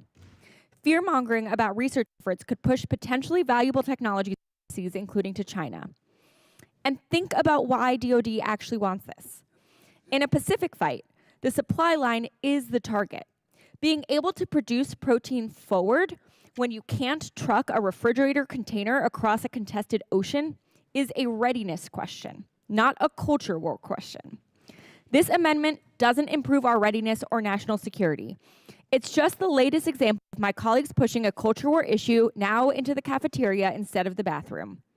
And it's a strange amendment from the party that claims they want government out of the market. You can't vote to deregulate everything else and then ban a line of research because one lobby asked you to. Pick a lane. I think we owe it to the American people to focus on substance and serious consequential decisions instead of beyond burgers or research cell-cultivated meat alternatives. I urge my colleagues to vote no. Gentlelady yields back. Anybody else seek recognition on this amendment? If there's no further debate, the question occurs on the amendment offered by Dr. Jackson. So many in favor will say aye. Aye. Those opposed, no. No. No. Opinion chair, the ayes have it, and the amendment is agreed to. Recorded vote, please. Gentlelady seeks a recorded vote. Recorded vote's ordered to be postponed to a later time. We will now consider log number 6081R1 by Ms. Mace of South Carolina. For what purpose? What purposes gentlewoman seek recognition? Mr. Chairman, I have an amendment at the desk. Will the clerk please distribute the amendment without objection? The reading of the amendment is dispensed with. The chair recognizes the gentlelady for the purpose of explaining her amendment. Thank you, Mr. Chairman. Under the Biden administration, the Department of Defense went down a poisonous path, judging service members not by their ability, but by the color of their skin and other demographic checkboxes. It was discrimination in disguise.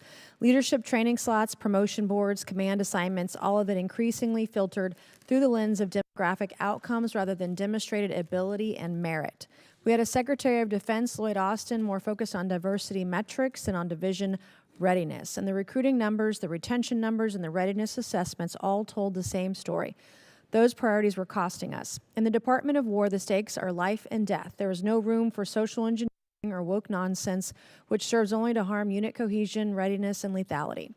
President Trump and Secretary Hegseth have begun the hard work of rooting out poisonous DEI initiatives and steering the Department of War back toward excellence and meritocracy, and that is in the right direction. But executive priorities change with administrations. What one president builds, another one can dismantle. If we want to guarantee that merit, not politics, not identity, not ideology, is the permanent foundation of our military personnel system, we need to enshrine it into law. This is exactly what we're seeking to do with this amendment. This amendment would ensure any personnel actions, promotions, and assignments are based exclusively on individual merit, fitness, capability, and performance.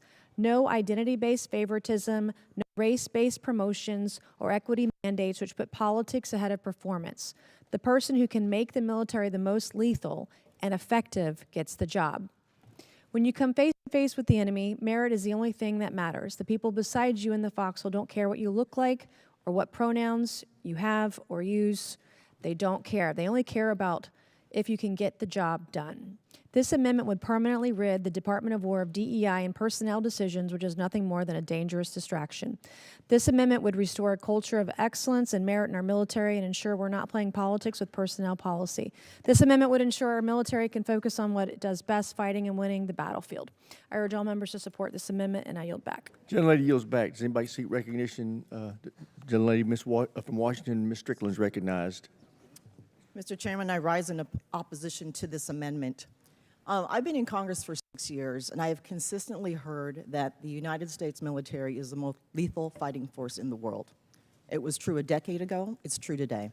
I oppose this amendment because it creates statutory restrictions on military personnel management without identifying a readiness problem that requires congressional intervention. Our military already selects, promotes, and assigns service members based on merit, qualifications, performance, and leadership potential. Nothing in current law allows an unqualified individual to be promoted or selected over a qualified one.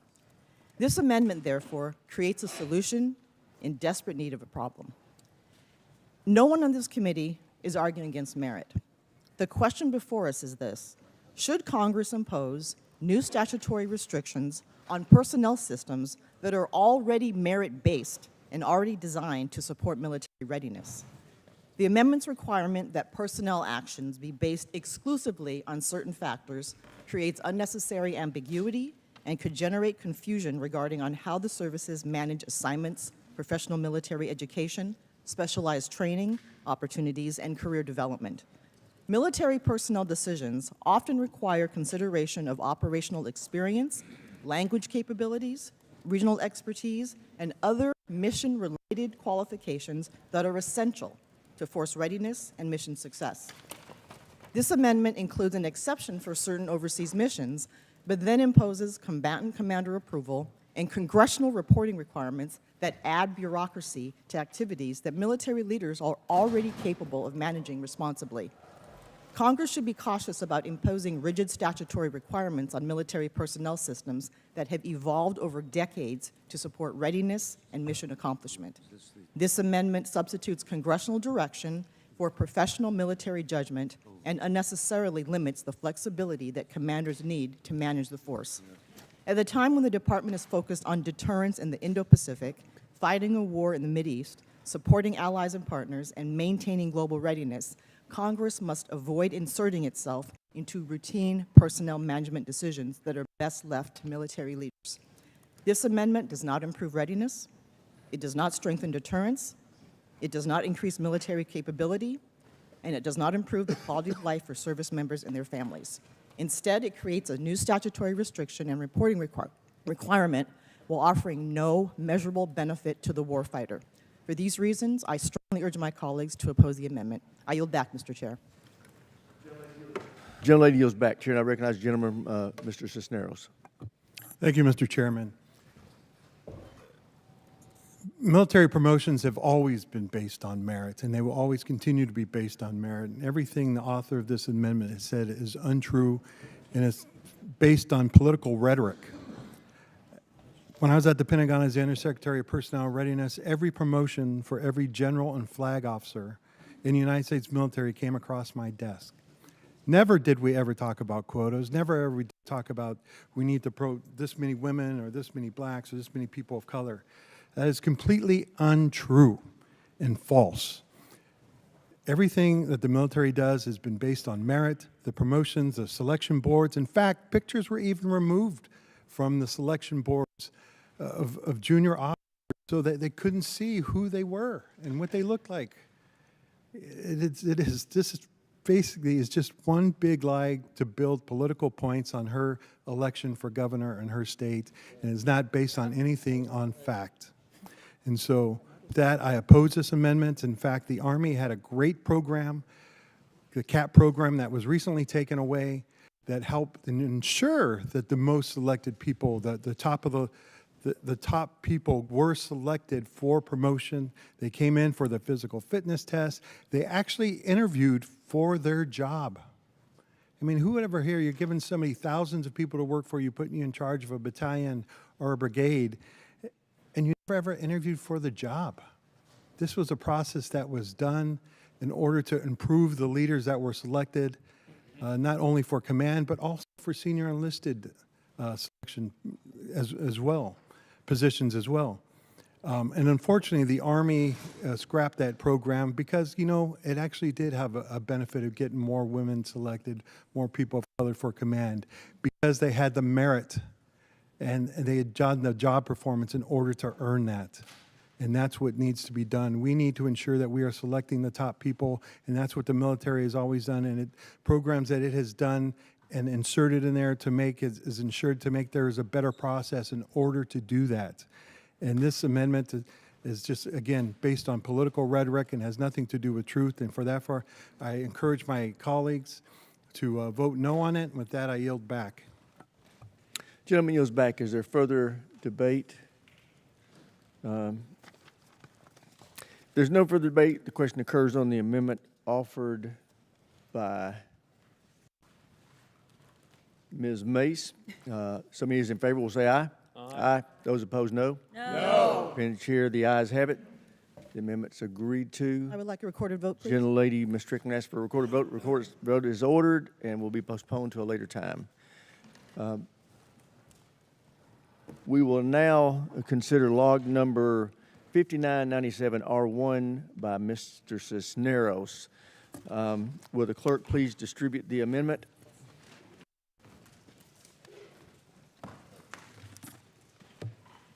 Goodness gracious. Without objection, reading the amendments dispensed with, the chair recognizes the gentleman for the purpose of explaining his amendment. Thank you, Mr. Chairman. Military Service Academies, identity-based clubs provide support as cadets and midshipmen build communities on campus. These are places where cadets and midshipmen can come together, learn from one another, and support each other as they navigate their military journey. Removing these clubs limits professional development opportunities for individuals' further service.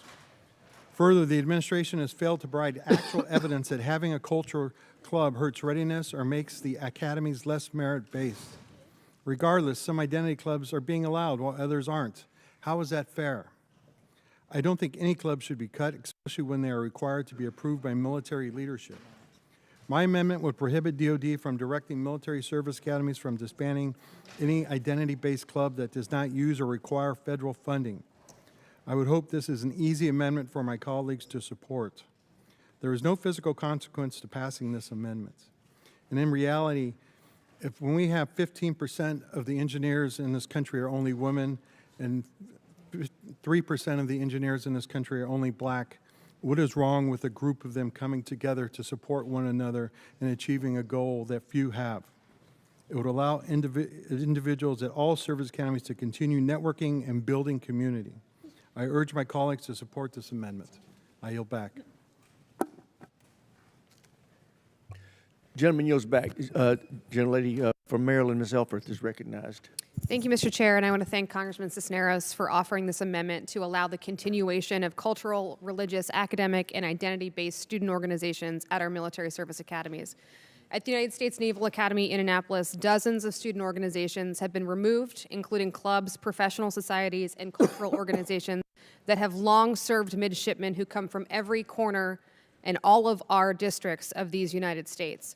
I've represented the Academy and Annapolis for 8 years now, and I've seen firsthand how these organizations have developed well-rounded leaders prepared to serve around the world and lead sailors and Marines from every background. Supporters of these removals argue that military academies should focus on warfighting and readiness. But there is no conflict between military readiness and midshipmen studying together, learning about other cultures, and participating in professional organizations. In fact, these experiences help prepare future officers for the complex missions they will serve in and the diverse teams they will lead around the globe. We should be expanding opportunities for leadership and learning at these academies, not eliminating them. I urge my colleagues to support this common sense amendment, support our midshipmen, and support the mission of our service academies. Thank you, and I yield back. Gentleman yields back. Chair recognizes himself. I oppose the amendment. Let's set the record straight. The service academies already permit establishment of these clubs and organizations if they are done at no cost to the government. As is the case at other universities, these clubs are appropriately organized by cadets and led by cadets for cadets. Forcing the military and, by extension, the taxpayer to fund and support DEI clubs at our service academies is wrong. I urge members to oppose the amendment. Does anybody seek recognition?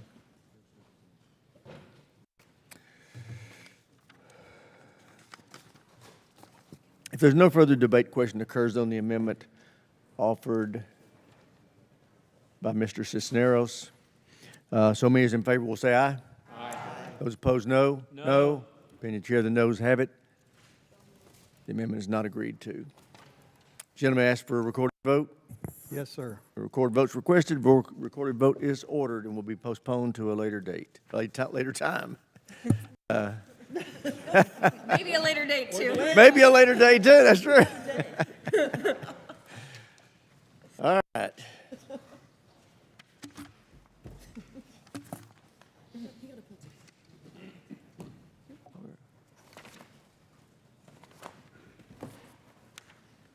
We will now consider log number 6668R1 by Mr. Bell. For what purposes, gentlemen, seek recognition? Thank you, Mr. Chairman. The Department of Defense. For what purposes you seek recognition? Do you have an amendment at the desk? I have an amendment at the desk, Mr. Will Chair. the clerk please distribute the amendment without objection to the reading of the amendment dispensed with? The chair now recognizes the gentleman for the purpose of explaining his amendment. Thank you, Mr. Chairman. The Department of Defense currently relies on a patchwork of service-specific policies governing tattoos, symbols, and workplace displays. As a result, standards vary across the military, creating inconsistencies in how hate symbols are identified, addressed, and enforced. That lack of uniformity creates unnecessary gaps and uncertainty where there should be clarity. My amendment directs the Department of Defense to establish a single department-wide hate symbol policy applicable to all service members and civilian employees, ensuring consistent definitions, enforcement, and accountability across components. Within the past year, we have seen efforts across the armed services to revise its harassment and workplace conduct policies, which included removing language that explicitly identified swastikas, nooses, and similar imagery as hate symbols. The updated language described them as, quote, potentially divisive, end quote, symbols. Let's be clear here. The swastika is not politically divisive. It is one of the most universally recognized symbols of hatred in human history. It represents racial supremacy, it represents anti-Semitism, violent extremism, and the systematic persecution and murder of millions. The noose is not politically divisive. It is a symbol of racial terror. It carries the legacy of lynching, intimidation, and violence used for generations to threaten Black Americans and deny them their fundamental rights and humanity. These are not symbols of political disagreement. They are symbols of hatred and intimidation. When symbols associated with violent extremism, racial supremacy, or targeted intimidation appear in military workplaces, they undermine unit cohesion, erode morale, and threaten the good order and discipline upon which military readiness depends. This amendment provides a practical path forward. It requires the department to establish clear, context-based standards, update guidance for commanders and investigators, provide training to the force, and brief Congress on implementation. We ask service members to defend the Constitution and represent the very best of our country. They deserve a workplace free from symbols of intimidation, extremist affiliation, and racial or ethnic hostility. This amendment helps ensure that context-based uniform standard is clear and consistently enforced across the Department of Defenses. This is not controversial, and I urge my colleagues to vote for this amendment. Gentleman yields back. Chair recognizes himself. I fully support Mr. Bell's amendment. This amendment would require Secretary Hickseth to define what constitutes a hate symbol and issue regulations to prohibit their use. I, too, have full faith and confidence that the Trump administration can write a fair and just policy on this important topic. I urge all members to support Mr. Bell's amendment. Gentlelady, Ms. Elfrith is recognized. Thank you, Mr. Chair, and thank you for your support of this amendment. There's going to be a lot of nuanced and complex policy questions before this committee today, but this amendment is not one of them. I was shocked. I would hope everybody on this committee was shocked when we all read the news last year that one of the services had downgraded swastikas, nooses, and other very clear hate symbols from hate symbols to potentially divisive imagery. And it underscored the need for us to clarify laws on the books regarding symbols of hate. So as members of this committee, I agree, Mr. Chair, and I want to thank the sponsor of the amendment. This is a moment for all of us to come together. It's an opportunity to do the right thing, to unequivocally denounce these symbols of hate, and I urge a favorable vote, and I yield back. Thank you. Gentlelady yields back. Chair, and I recognize Dr. Conaway from New Jersey. Thank you, Mr. Chairman, and thank you for your support of Mr. Bell's amendment. In New Jersey, the Anti-Defamation League recorded 719 anti-Semitic incidents in New Jersey, the second highest annual total ever documented in my state. Nearly 1/4 of these incidents involve swastikas. Nationally, anti-Semitic incidents have reached record heights. The swastika is not graffiti. It represents extreme anti-Semitism and is a symbol that that hundreds of thousands of American service members have died to defeat. However, this administration has weakened the policy on swastikas and other anti-Semitic imagery. A few mere months after this policy change, I was absolutely horrified that in my home state of New Jersey, a swastika was drawn on the bathroom wall at the Coast Guard Training Center in Cape May. While I was happy to see the Coast Guard reverse this policy change, we need to see such change across the services. We must reject anti-Semitism. We must reject all forms of hate. It is absolutely critical that brave individuals who raise their hands and put on the uniform of our country are bound by a shared purpose. These Americans stand shoulder to shoulder, regardless of faith, race, or background. I strongly, once again, urge support for this amendment, and I yield back. Gentleman yields back. Chair now recognizes the gentlelady from California, Ms. Jacobs. Thank you, Mr. Chairman. We all know what happened last year. The Coast Guard quietly updated its harassment policy, reclassifying swastikas and nooses from hate symbols to potentially divisive symbols. So let me be clear. I'm Jewish. Unless I'm mistaken, I'm the only Jewish member of this committee. A swastika is not a potentially divisive symbol to me. It is a clear and direct reference to the Nazi regime and the Holocaust. It's a threat to millions of Jews, not potentially, not maybe, but 100%. I'm glad the reply to this was loud and immediate and the policy was reversed, but the fact that this happened at all means we need to make sure it never happens again. And this hasn't happened in a vacuum. 2025 ranked as the 5th highest year for hate crimes in the 34-year history of FBI-collected police data.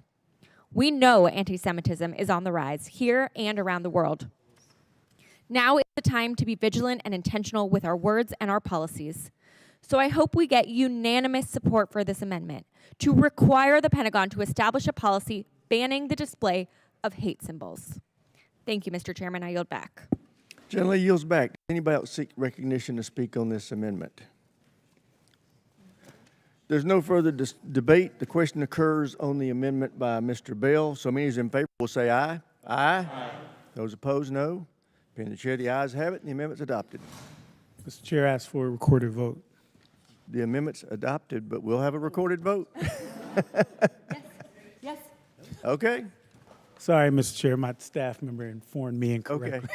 Yeah. Okay, so we are not going to have a recorded vote. You want to stay in the bill? Yes. Okay. Yes. There was only one thing bad that could happen if we had a recorded vote, and it might not pass. All right, so the amendment's agreed to and no recorded vote. Now I've lost my train of thought. And I didn't expect that. All right, we will now consider log number 6757 by Ms. Mace of South Carolina. For what purposes does the gentlelady seek recognition? Mr. Chairman, I have an amendment at the desk. Will the clerk please distribute the amendment? Without objection, the reading of the amendment is dispensed with. The chair now recognizes the gentlelady for the purpose of explaining her amendment. Thank you, Mr. Chairman. Secretary Lloyd Austin baked DEI criteria into nearly every aspect of our military. Mandatory equity and bias trainings, racial quotas, race-based appointments, and promotions to achieve, quote, equitable outcomes.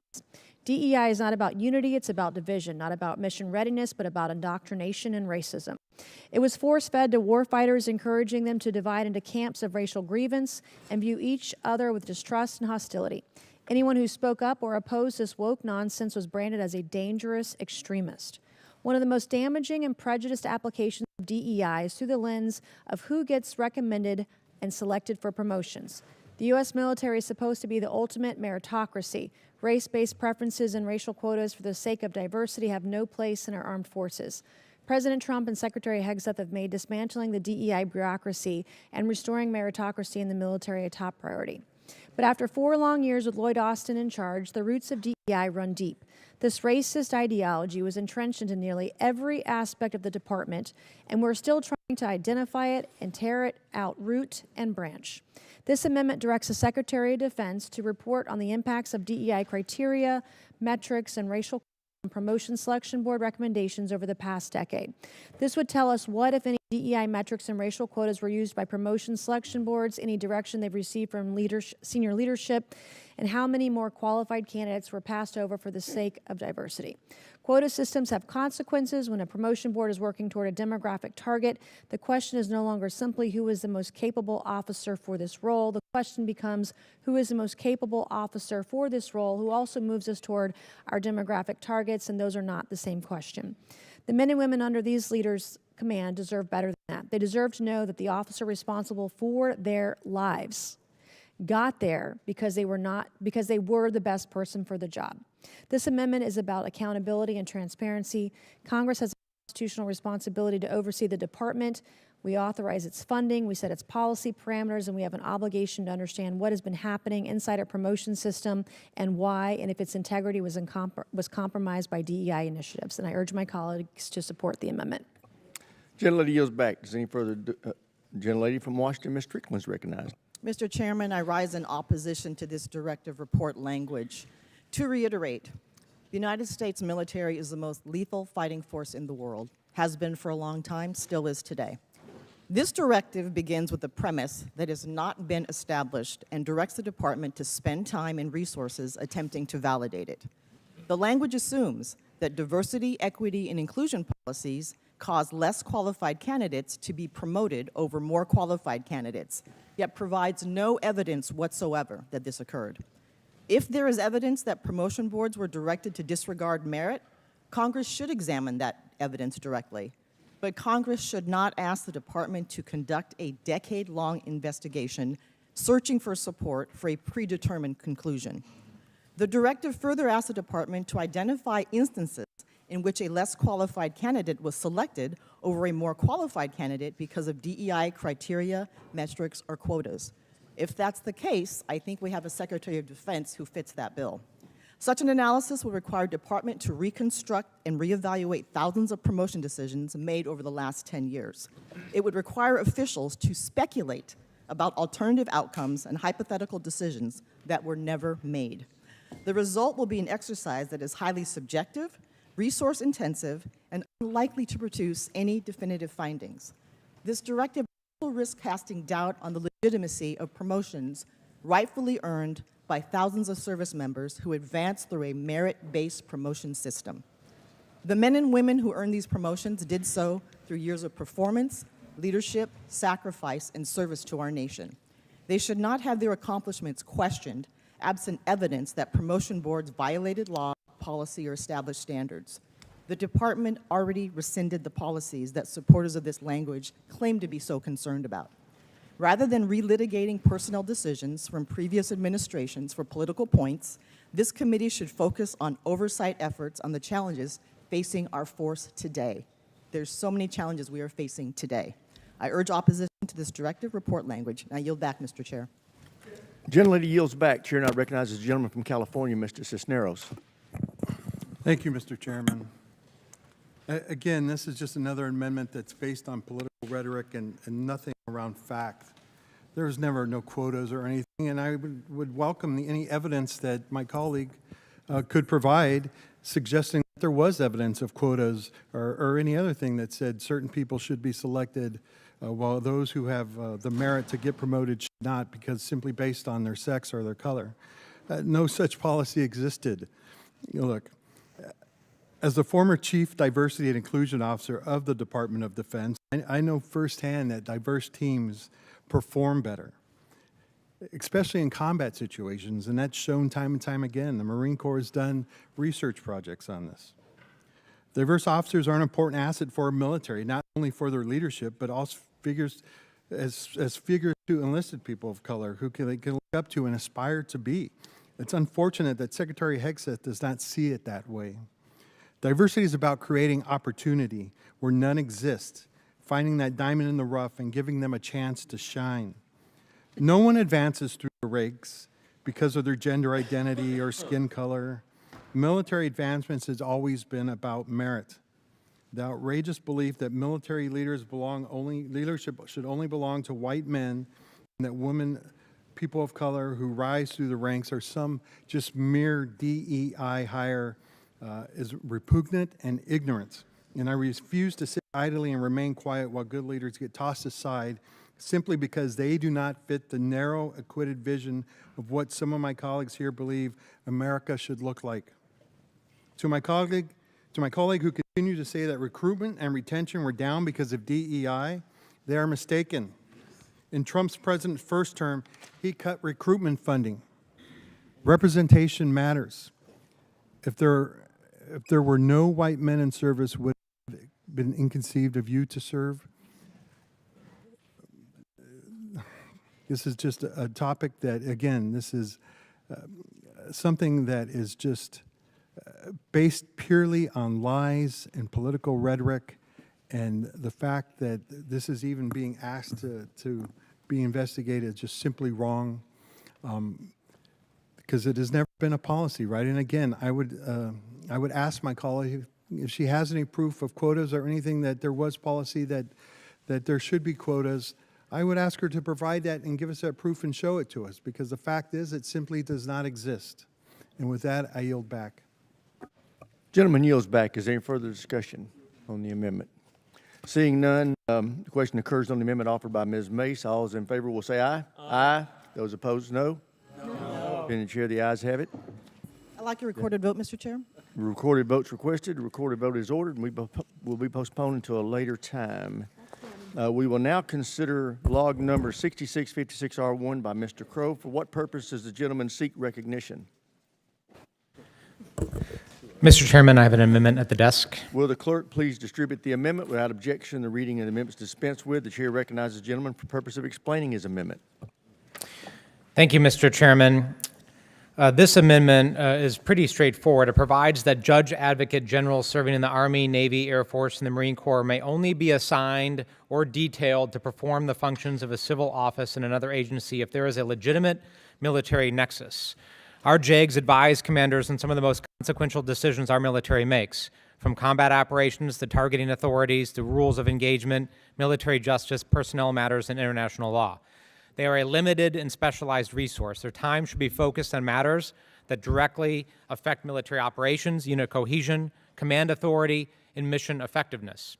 Assigning them elsewhere takes them away from this critical military work, especially in a time as much conflict as we are seeing right now. Congress has a responsibility to ensure military legal resources are aligned with their core purpose, which is maintaining an effective fighting force and protecting national security. This amendment is consistent with that responsibility. Now, the Department recently authorized up to 600 JAGs to be detailed to the Department of Justice to serve as temporary immigration judges. Immigration judges make final, binding, and life-changing decisions on an immigrant's status including adjudication of asylum applications and final orders of removal. The effect of these orders involves detention and limitations of personal liberty, sometimes immediately after an order is issued. Actions taken by military lawyers acting as interim immigration judges would cross the line into civilian law enforcement, which cannot be performed by members of the armed forces. So this amendment would do a couple of things. First, it would make sure that our military resources and our men and women who step up to serve our armed forces and American citizens for our national security remain focused on that. Second, it would protect the sanctity of our military-civilian divide and prevent the use and prevent the abuse of our men and women, of sending them into positions of conducting civilian law enforcement operations and politically contentious immigration enforcement proceedings. And the third is it would make sure that immigration judges actually remain the highly skilled, specialized folks that they are, who have the background, who have the training, who have the history on immigration enforcement, not temporarily assigned JAG officers. So with all of that, I would encourage my colleagues to support this amendment and join me in doing so. Thank you, Mr. Chairman. I yield back. Gentleman yields back. Chair now recognizes himself. This is a direct attack on the administration, which has used judge advocates in multiple ways to protect national security priorities for the president. Judge advocates have served as special assistants to U.S. attorneys for years. That role has been expanded in the current administration to assist other agencies in defense of the homeland national security priority, and great experience and training for our uniformed officers.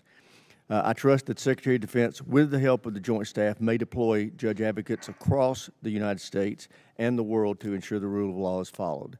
Therefore, I oppose the amendment that would limit the Secretary's authority to aid agencies in need for national security purposes and prevent our judge advocates from getting invaluable training as judges and assistant U.S. attorneys. Anybody else seek recognition? Gentleman from South Carolina is recognized. Thank you very much, Mr. Chairman. Indeed, I'm very grateful that I've had 30 years' experience as a staff judge advocate. It was one of the highlights of my life in the National Guard. Our services were so important for hurricane recovery and relief, and now the National Guard gets to serve all around the world. And by having JAGs capable of handling different issues, whether it be at MK Air Base in Romania, or Novo Selo Base in Bulgaria, or in Pristina, Kosovo, that I visited with our Guard personnel. And also we have Guard personnel, thank goodness, 400 have just been assigned here to provide for security in Washington, D.C. So over and over again, I know the capabilities of JAG. Additionally, I'm a JAG dad. My oldest son, Alan, has been the staff judge advocate for the state of South Carolina, currently the Attorney General of South Carolina. And so I deal with him almost every day on different issues that, indeed, our JAG officers are independent, they follow the law, they're dedicated to the Constitution, and we do not need this amendment at all. It's interference with the capabilities of the very talented people who are Judge Advocate General. With that, I yield back. Gentleman yields back. Chair now recognizes the gentleman from Texas, Mr. Fallon. Mr. Chairman, I do respectfully and very respectfully oppose this amendment as well, because we're talking about limiting and preventing, and I trust our fine judge advocates, and preventing military judge advocates from being assigned to other positions in the government that don't have a military nexus is very limiting. We want ability to serve, to have them serve the Republic, and they're going to gain invaluable experience. Not everybody that enters the military is going to go to career. So that's great when they do, but if they choose to go in and serve for, say, a 6-year tour and then have even a breadth of experience, it's going to help them when they go into the civilian sector, into the private sector, and it's also going to help on recruiting as well, because they're going to know that, listen, get a lot of invaluable experience and training and hone my skill set. And the national security strategy places a great deal of emphasis on homeland defense. And in order to meet these needs, an increase in attorneys has been needed to litigate in U.S. courts and aid in the administrative hearings across the Department of Justice and Homeland. So our uniformed attorneys are well trained. They're reliable attorneys that we can trust, who uphold the greatest professionalism. I think we all agree on that. The Secretary has determined that Homeland mission is essential to the Department of War, and that our uniformed attorneys have the ability to surge into positions when the country needs them. And I understand the concern that we don't want to overextend our attorneys and place them in jobs outside the department if we can't fill our legal billets in the military service. But nonetheless, we can, and the JAG's advocate generals are going to know that. Their assignments are closely watched and managed, and our attorneys are doing the important mission, and they're gaining, as I mentioned earlier, the invaluable experience, and closely managed by the uniformed judge advocate generals. Therefore, I have to oppose this amendment. Thank you, Mr. Chairman. I yield back. Gentleman yields back. Does anybody else seek recognition on this amendment? I'm sorry? Certainly.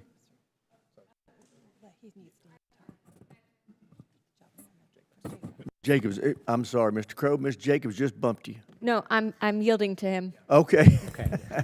I was, okay. Thank you to you both. Okay. I was trying to get to you.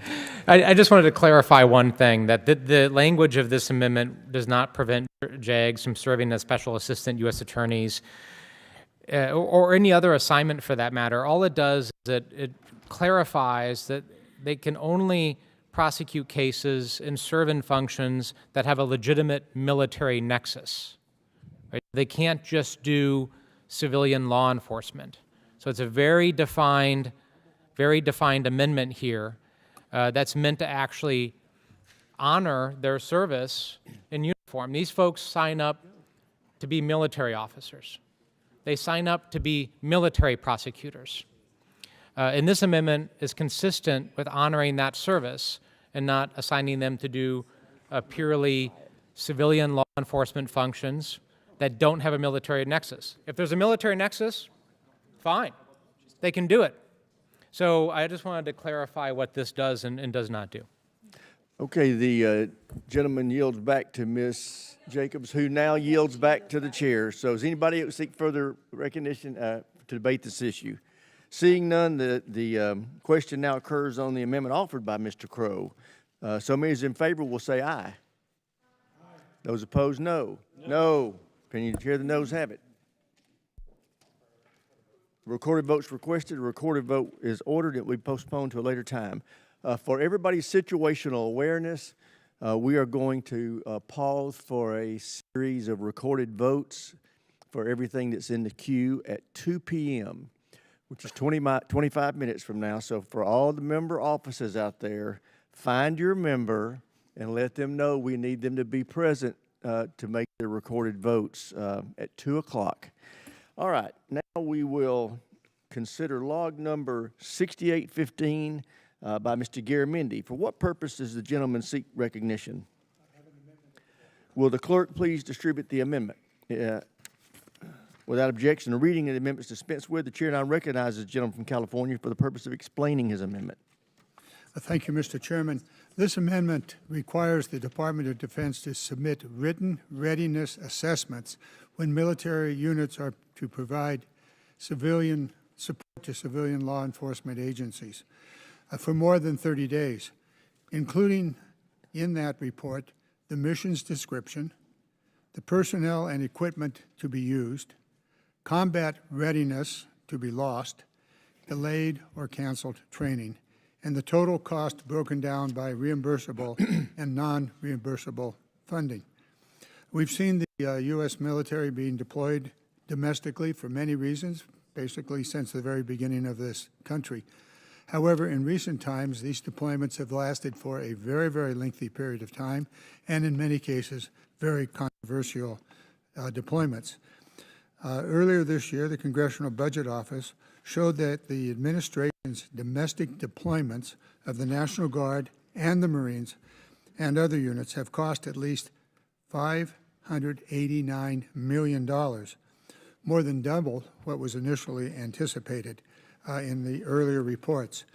There is considerable evidence that these deployments have delayed the military's readiness programs, training programs, and others, and also significantly disrupted their equipment. So what are we doing here? We simply want to be aware of what all of this has caused the military to lose its readiness in the various units that have been deployed. So the department would have to report to us, Congress, which units are involved, personnel and equipment being used, and whether combat training has been delayed and what the mission cost. Also, in some cases, it is the command structure that has been deployed and the rest of the operation is left back at the base, and the disruption would be obvious there. So let's find out what all of this is about. It's not to stop it. It does allow a 30-day deployment, and then if it goes beyond that, it would require that we would have the necessary information to understand the effects of the deployment on readiness. Pretty simple, but rather important for us, at least on the Readiness Committee, to understand what the deployment means for a particular unit and its ability to perform the normal military functions. With that, I yield back. Gentleman yields back. Chair recognizes himself.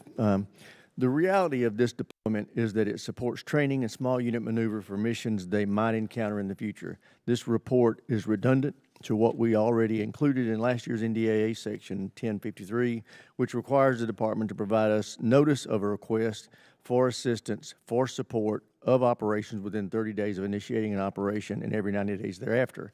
I support our National Guard and President Trump's attempt to reduce lawlessness. And does anybody else seek recognition? General Burke, recognized. Thank you, Mr. Chairman, and I appreciate so much being able to work with Mr. Garamendi on the Readiness Subcommittee, because we cover a wide variety of topics every year from a full spectrum viewpoint, and that's good news. It helps to be the two oldest guys on the committee because we've been around a long time and seen a lot in the world. But in this particular case, I have to oppose the amendment. As the chairman already stated, I'm not going to restate what he said because that wastes time, and we don't want to waste time. But, you know, contrary to the presumption, the National Guard deployments to urban cities enhance unit training, particularly small unit maneuver in complex urban environment. We have unique training opportunities in this environment to enable our National Guard units to be more ready from a command and control perspective when they deploy somewhere else as needed under cases, whether it's, you know, Title 38, Title 10, whatever it happens to be in there. Where's the Title 32? 32. You know, it's you know, numbers, but the point is they're either under the Commander-in-Chief's control or they're under the control of the governor of the state under which they're authorized. But we have a spectacular National Guard and Reserve component here in our country that does its mission every chance it gets, which is not meaning every day. And what we don't want to do is unnecessarily increase reporting paperwork that doesn't add value to their readiness and to our understanding here on the committee about how ready our National Guard troops are. So we don't need to add any more paperwork than this. The last NDAA, we took care of that, and with that, I yield back. I oppose. Gentleman yields back. Is there further debate on the amendment? Seeing none, the question occurs on the amendment offered by Mr. Garamendi. So many as are in favor will say aye. Aye. Those opposed will say no. No. Opinion of the chair, the noes have it. A recorded votes requested. Recorded vote is ordered to be postponed to a later time. We will now consider log number 6808R1 by Mr. Carbajal. For what purpose does the gentleman seek recognition? I have an amendment at the desk, Mr. Chair. Will the clerk please distribute the amendment without objection? The reading of the amendment is dispensed with. The chair now recognizes the gentleman for the purpose of explaining his amendment. Thank you, Mr. Chairman. This administration wants to expand offshore gas and oil drilling off the coast of both California and Florida. My amendment is simple. It requires that the Secretary of Defense certify new offshore oil drilling will not have adverse effects on military training, testing, or operations. And until the Secretary makes this determination, the Department cannot use funds in this act to enter an agreement or issue a decision in connection with oil and gas on the outer continental shelf. We should be positive that these offshore leases will not harm national security. This is all this amendment does. Both states are home to significant offshore military ranges and testing sites. Florida and California have the first and second most active spaceports in the world, respectively. California and Florida also have high altitude and supersonic air combat training, air-to-air and air-to-surface weapons testing, electronic warfare testing, unmanned systems operations, naval surface and subsurface activities, including undersea and anti-submarine warfare testing with acoustic systems and torpedo evaluation. Additionally, California has hypersonics and strategic weapons testing. These ranges are hundreds of square miles to ensure these systems can be tested safely. The proposed leasing areas significantly overlap with military test ranges. Mr. Chairman, I ask for unanimous consent to enter this Washington Post article titled, "Military Officials Are Worried About Trump's Oil Drilling Plan. Here's Why," from May 22nd, 2026. Without objection, so ordered. Thank you. In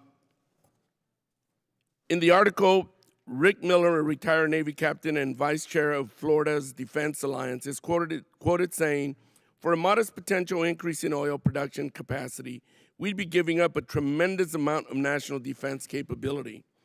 The article also highlights a December 2025 letter led by Senator Rick Scott and Ashley Moody of Florida that was signed by the entire Florida congressional delegation, including my colleagues on this committee. The letter to the president expresses their strong opposition to any attempts to expand offshore oil and gas drilling off of the Florida coasts. Mr. Chairman, I ask unanimous consent to also enter this letter into the record. Without objection, so ordered. Thank you. I urge my colleagues to vote yes on my amendment. Thank you. Chair now recognizes himself. Regrettably, I have to oppose my good friend's amendment. This amendment would do nothing to prevent offshore oil and gas drilling or improve military readiness. Instead, it would do the opposite. The amendment does not limit funding for the Department of the Interior. As the permitting authority, the Interior is the agency that enters into offshore oil and gas agreements. All this language does is to prohibit the Department of Defense from participating in the interagency process and determining whether these agreements negatively impact military readiness. This would cut the department out of discussions on projects off the coast of Florida or California. The department opposes it, so I will oppose it as well. Does anybody else seek recognition on Mr. Carvajal's amendment? Seeing none, question occurs on the amendment offered by Mr. Carvajal. So many as in favor will say aye. Aye. Those opposed, no. No. Appearing the chair, the noes have it. Mr. Chair, I ask for a recorded vote. Gentleman asked for a recorded vote. A recorded vote is ordered and will be postponed to a later time.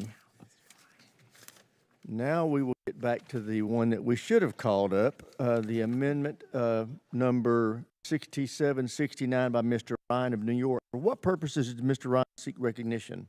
Mr. Chair, I have an amendment at the desk. Will the clerk please distribute Mr. Ryan's amendment? Without objection, the reading of the amendment is dispensed with. The chair recognizes Mr. Ryan for the purpose of explaining his amendment. Thank you, Mr. Chair. On March 28th of this year, 2 age 64 Apaches from the 101st Combat Aviation Brigade out of Fort Campbell made an unauthorized flight to the private home of Kid Rock, a person I never thought I'd be frankly talking about on the House Armed Services Committee, but yet here we are. Understandably, this raised a lot of questions about how something like this could happen. Even President Trump said the crew, quote, probably shouldn't have been doing it because, quote, you're not supposed to be playing games. I agree. Rightfully so, the Army leadership immediately announced the pilots were suspended and that there would be an investigation. So why, Mr. Chair, are we here discussing this? Because Secretary Hegseth, who continues to, on a near daily basis, exceed his SNL character's ridiculousness, made a deeply problematic and I think a pathetic decision to tweet out 2 days later, quote, "Thank you, Kid Rock. U.S. Army pilot suspension lifted," all caps. "No punishment, no investigation." So this amendment, Mr. Chair, is really just about doing the right thing, which is getting answers both on what happened on that incident, which I think we can all agree is problematic, but also understanding why the Secretary killed this investigation, what more, is there something deeper that he might be hiding or covering up? I think it goes without saying the Army should not be in the business of doing what the President, in the President's own words, playing games, essentially party tricks for any president's personal and political allies. It's not only inappropriate, it's a massive waste of money. It's dangerous, not to mention it's in the middle of a war. So this amendment simply requires a briefing on why the Army investigation into this incident was canceled. I would welcome debate or discussion with any of my colleagues who disagree with just an investigation to this committee to explain to us what happened. And I yield back, Mr. Chair. Gentleman yields back. Chair recognizes himself.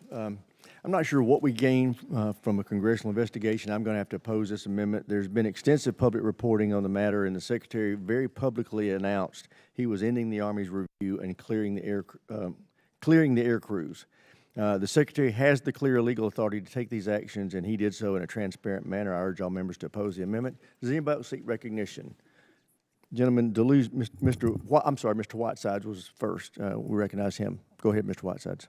Thank you, Mr. Chairman. I echo my colleague, Congressman Ryan. This is common sense. On March 28th, 2 Army Apache helicopters made an unauthorized flight to the home of Kid Rock in Tennessee. The Army's 101st Combat Aviation Brigade leadership did what commanders are supposed to do. They initiated a review to gather the facts and determine whether any standards had been violated. But before the review could be completed, Secretary Hegseth terminated the investigation via social media post. I asked Secretary Hegseth about his decision directly when he appeared before this committee a month ago, and he doubled down, saying that it was his call to cancel the investigation. We're not asking for much here, just a briefing on why Secretary Hegseth canceled the Army's investigation. To my knowledge, he has never actually explained it. This is a basic issue of accountability. If the decision to terminate the review was the correct one, then there should be no objection to explaining it before Congress. I urge my colleagues to join me in supporting this amendment, and I yield back. Gentleman yields back. Chair now recognizes Mr. DeLuzio. Thank you, Mr. Chairman. I'll yield my time to Mr. Ryan of New York.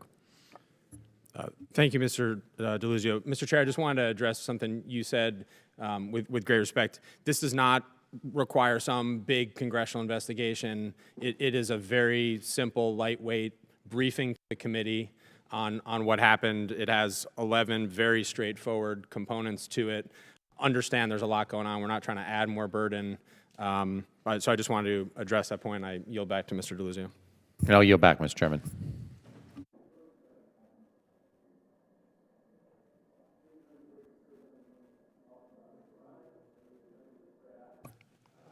Those opposed say no. No. No. Opinion of the chair, the noes have it. A recorded vote is requested. A recorded vote is ordered. Be postponed to a later time. Goodness gracious. We will now consider log number 6429 by Ms. Takuda. For what purpose does the gentlelady seek recognition? Mr. Chairman, I have an amendment at the desk. Will the clerk please distribute the amendment without objection? The reading of the amendment is dispensed with. The chair recognizes the gentlelady for the purpose of explaining her amendment.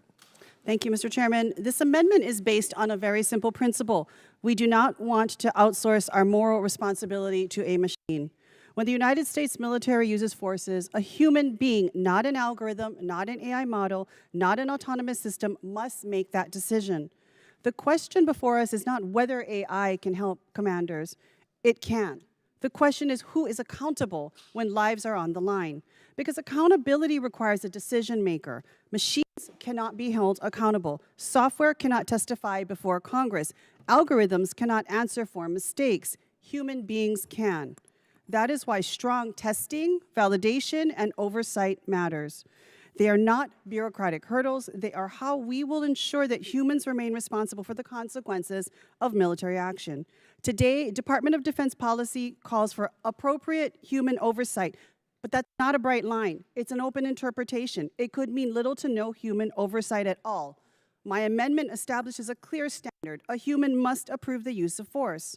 And if the department feels and believes that there is a compelling reason to depart from that standard, this amendment provides a waiver process requiring them to explain that rationale to Congress so that we can do our job of holding them accountable and conducting appropriate oversight. For example, right now in Ukraine, drones are getting into their no-man land zone and lose contact due to electronic warfare. No civilians are around, so they use AI for targeting and firing.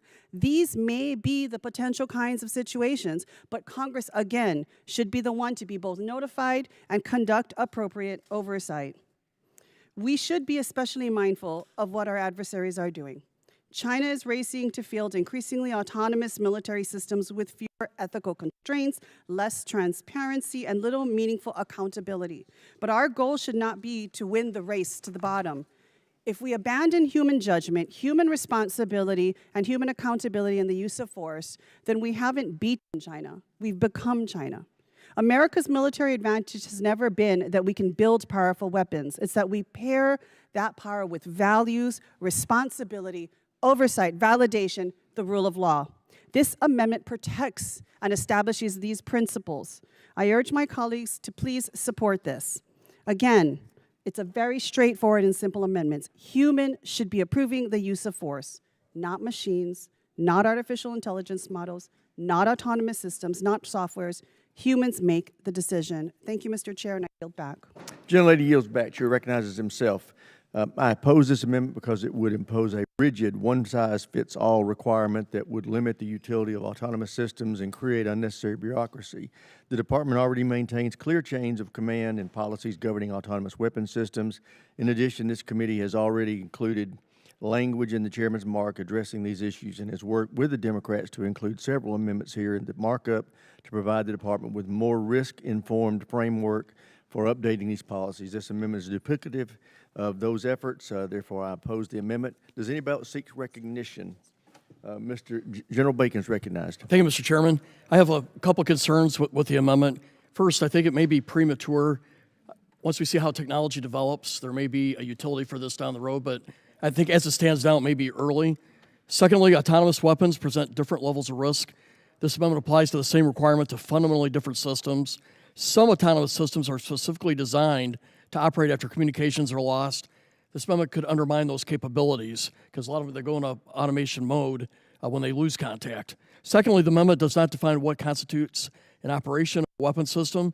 Approving a missile launch, deploying an unmanned vessel, selecting a target, and authorizing the use of force are all different types of decisions. This amendment treats them as if they're the same. The department already has policies that recognize that different systems require different levels of human judgment and oversight. The chairman's mark already includes provisions that support a risk-informed approach to updating those policies. Therefore, I recommend opposing the amendment. Gentleman yields back. Chair recognizes the gentleman from California, Mr. Garamendi. Thank you, Mr. Chairman. Mr. Kuda has put before this committee a very, very important piece of legislation. There is discussion all over this nation in communities as well as in legislatures and also here in Congress about how to deal with AI. It is true that in the base text there is a discussion of AI and it tends to encircle and provide some direction. However, a review of that language would indicate that it is very broad and certainly incomplete. Mr. Kuda has put forth a much stronger and more relevant piece of legislation to address the AI situation as it is now being worked out into the military. Other parts of the base text, and undoubtedly some of the amendments that are going to be coming forward, will further expand the role of AI in military operations, some of which are perfectly benign and very, very useful. However, in some cases, it can be extremely dangerous. Mr. Kuda's amendment is necessary to provide guardrails around the use of AI in those situations where a human should be making, actually multiple humans, I would hope, making a decision that is a life or death situation even a life or death situation about the continuation of life on this earth. So I would support the amendment and suggest that it is an important step forward in understanding the use of AI in the military. With that, I yield back. Gentleman yields back. Is there further debate? Seeing no further calls for debate, the question occurs on the amendment offered by Ms. Takuda. So many as in favor will say aye. Those opposed say no. No. Opinion chair, the noes have it. A recorded vote is requested. A recorded vote is ordered to be postponed for a few minutes. All right, we are going to take one more amendment with Mr. Moulton's, is it Mr. Moulton's amendment? After that, we'll stop and do a series of recorded votes. So any member that's not in the chamber, I'm telling your office staff, find them and get them in here. We're going to be voting soon. So find your member. We have a lot of empty seats that need to be filled by the time we conclude with Mr. Moulton's bill.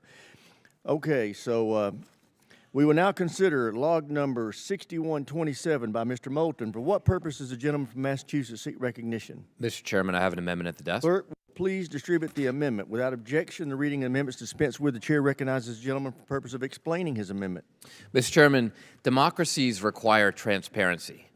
Since February 28th, 2026, the United States has been engaged in an unauthorized unilateral war of choice with Iran. We've seen our troops placed in the crosshairs of drone and missile attacks, and 14 of them have been killed. Because the administration has had no strategy, our Navy has failed to keep the Strait of Hormuz open.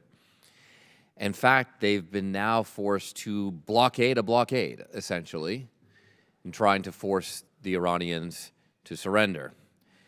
We've also seen a humanitarian catastrophe unfold, including the tragic bombing of a girls' school in Iran and an untold number of civilians killed throughout the Middle East. But beyond the immense human cost, there's also a hidden bill for this conflict that has been systematically obscured from the American taxpayer. The administration's initial request for $200 billion to cover this war was buried within a $1.5 trillion defense budget, making it nearly impossible for the average family to understand exactly what they're even paying for. So this amendment is very simple. It simply requires the Department of Defense to provide a total financial accounting for our military operations against Iran. We can't have an honest debate about winning when we don't even know the price of the fight. There have been numerous reports of extensive damage to U.S. infrastructure in the region that has not been adequately reported by the administration. How are we to even do our job on this committee if we don't understand what infrastructure to be replaced? We cannot properly exercise our constitutional responsibility to supervise this war if we don't even understand what it costs. And the American people deserve to know what this war costs in taxpayer dollars as they see the daily cost of the war rise at the pump. American people deserve to know if this war is worth the about $1,200 per taxpayer it is costing if it comes out to be what the administration's initial request was for $200 billion. I wouldn't be surprised if it's more. This amendment is simple. Whether you're for or against this war of choice, it's just about transparency so that we and the American taxpayer knows what it costs. Mr. Chairman, I yield back. Gentleman yields back. Chair recognizes himself. Let's be clear. Operation Epic Fury is not a unilateral war of choice. For 47 years, the Iranian regime and its proxies murdered Americans, attacked our allies, and terrorized the Middle East. President Trump was clear. Iran must never obtain a nuclear weapon.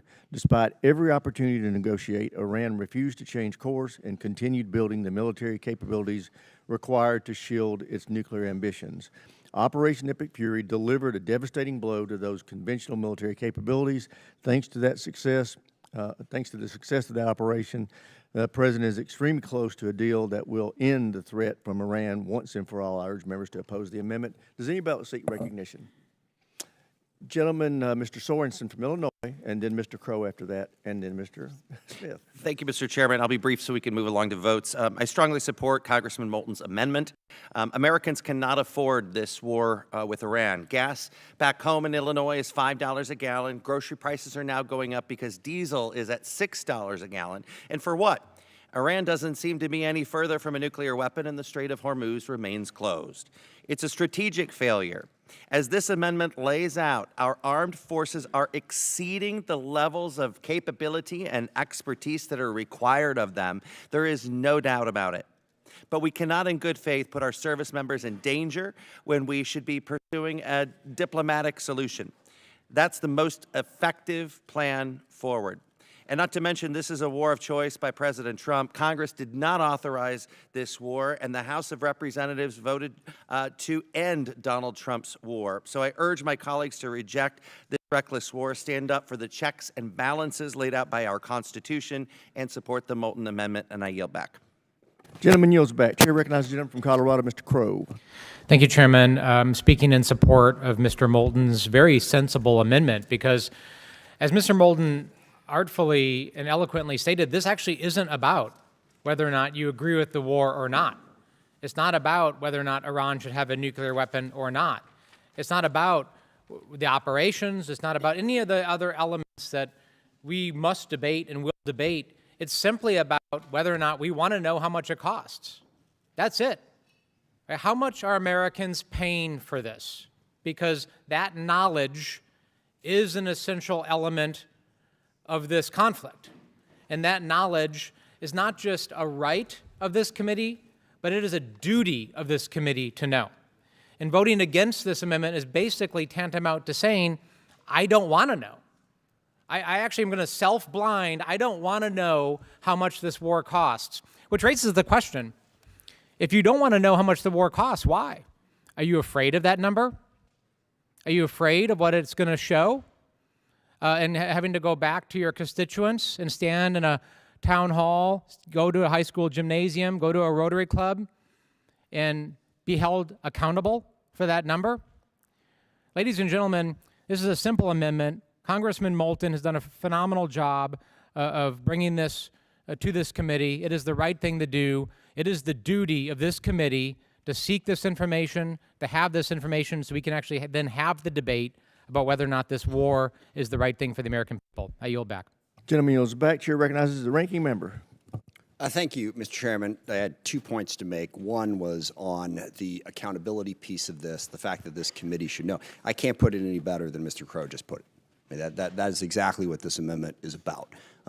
Should we at least know what we're getting into? I am reminded of an argument on this. And someone was pushing back on that notion and said, well, did Dwight Eisenhower ask what D-Day was going to cost?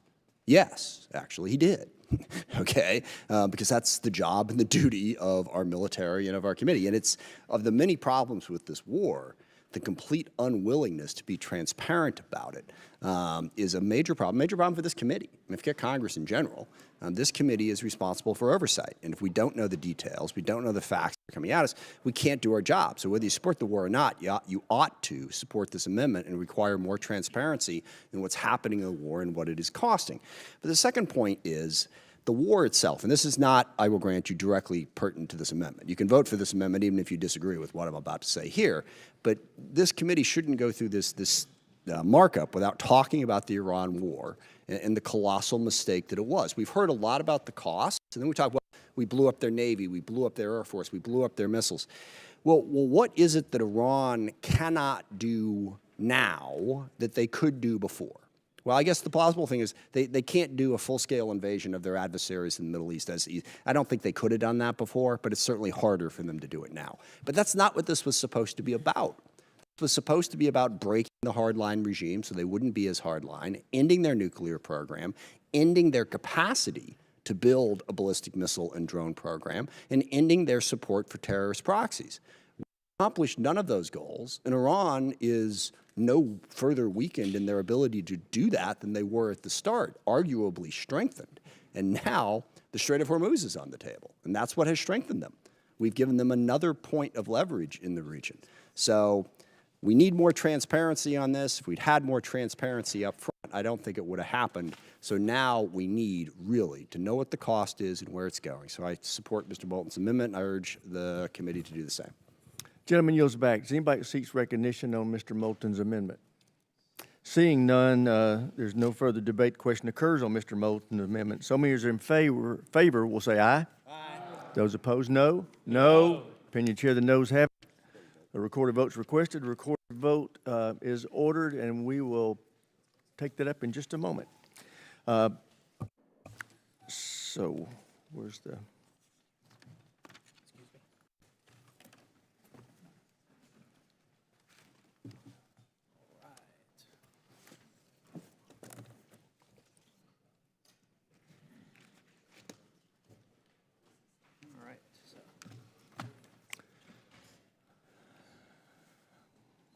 Okay, we are now going to proceed to vote on those amendments where a recorded vote was ordered.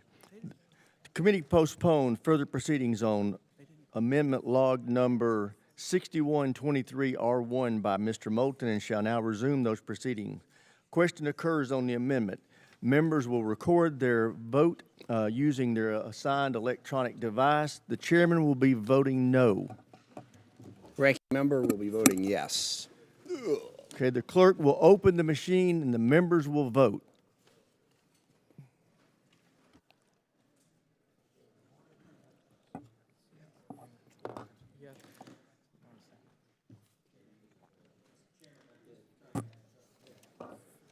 We'll leave it open for...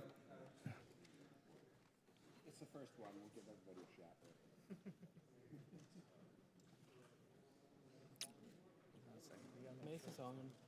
Mr. Jimenez is not here. Have all members voted? Does any member wish to change his or her vote? Seeing none, the clerk will lock the machine and record the vote.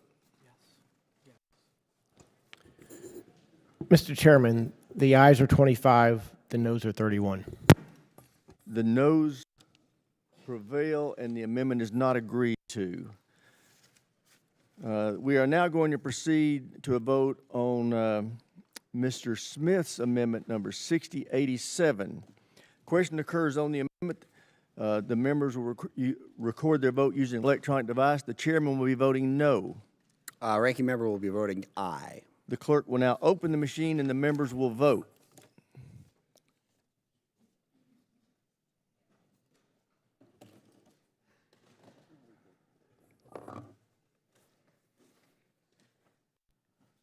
Have all members voted? Does any member wish to change his or her vote? Not, the clerk will lock the machine and record the votes. Mr. Chairman, the ayes are 26, the nays are 30. The nays prevail. The amendment's not agreed to. We will now proceed to amendment log number 6681 by Ms. Jacobs. Question occurs on the amendment. Members will record their vote by electronic device. The chairman will be voting no. Ranking member will be voting no as well. Clerk will open the machine and the members will vote.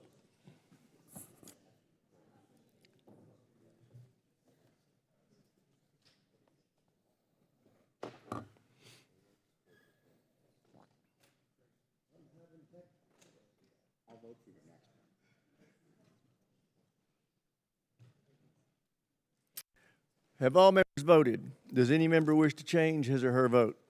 Seeing none, the clerk will lock the machine and record the vote. Mr. Chairman, the ayes are 14, the nays are 42. The amendment is not agreed to. We will now move to amendment log number 6537R1 by Ms. Jacobs of California. The question occurs on the amendment. Members will record their vote by electronic device. The chairman will be voting no. Ranking member will be voting aye. The clerk will open machine and the members will vote.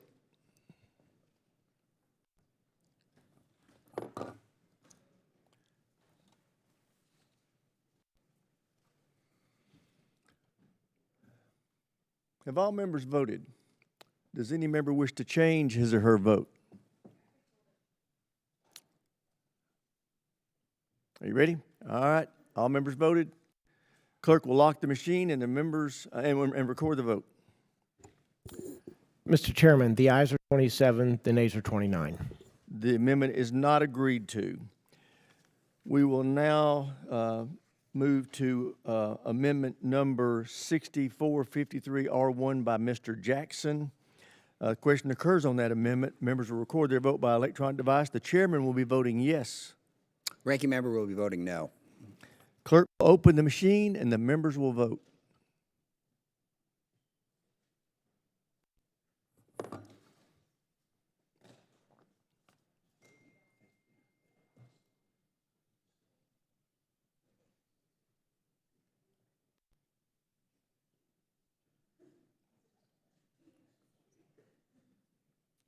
Mr. Fallon, does Mr. Fallon wish to vote? Okay. Have all members voted? Any member wish to change his or her vote?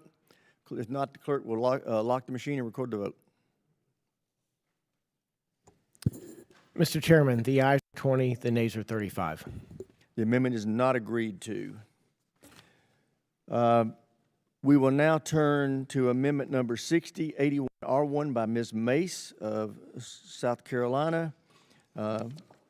Members will record their vote by electronic device. The chairman will be voting yes. Ranking member will be voting no. Clerk will open the machine and members will vote.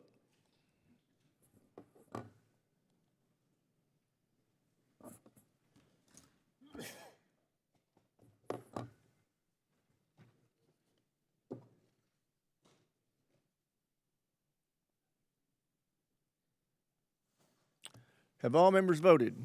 Does any member wish to change his or her vote? Clerk will lock the machine and record the vote. Mr. Chairman, the ayes are 29, the nays are 26. The amendment is agreed to. We will now be moving to amendment log number 5997R1 by Mr. Cisneros.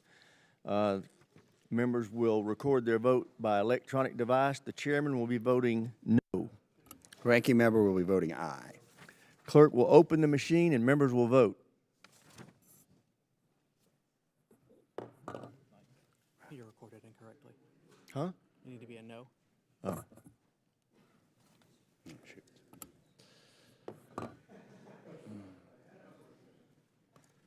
Doctor, please don't look. Just turn around. They're all on the board. Have all members voted? Does any member wish to change his or her vote? If not, the clerk will lock the machine and record the vote. Mr. Chairman, the ayes are 27, the nays are 30. The amendment is not agreed to. We will now be moving to log number 6757 by Ms. Mace of South Carolina. Members will record their vote by electronic device. The chairman will be voting yes. Ranking member will be voting no. Clerk will open the machine and members will vote.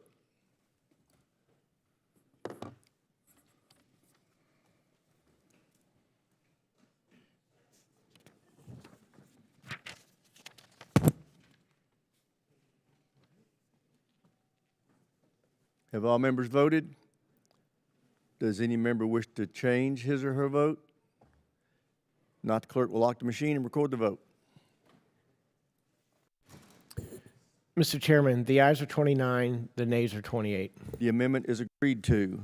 We will now be moving to log number 6656R1 by Mr. Crow of Colorado. Members will record their vote by electronic device. The chairman will be voting no. The ranking member will be voting aye. Clerk will open the machine and members will vote.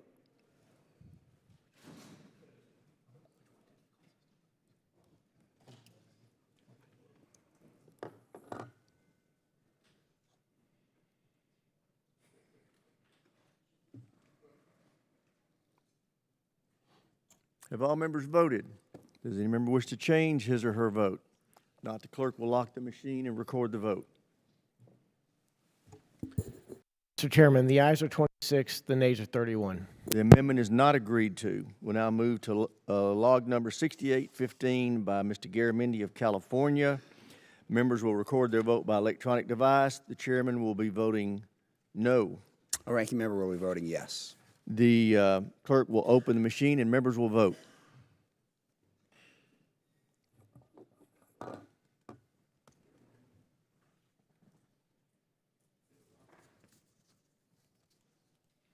Have all members voted? Does any member wish to change his or her vote? If not, the clerk will lock the machine and record the vote.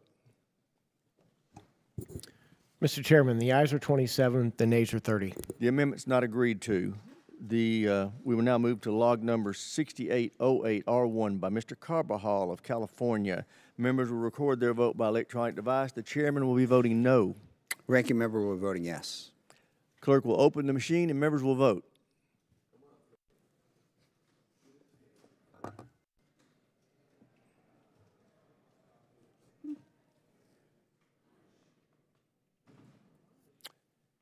Have all members voted? Does any member wish to change his or her vote? If not, the clerk will lock the machine and record the vote. Mr. Chairman, the ayes are 27, the nays are 30. The amendment's not agreed to. We will now move to log number 6769 by Mr. Ryan of New York. We will record our votes by electronic device. The chairman will be voting no. Ranking member will be voting aye. Clerk will open the machine. The members will vote.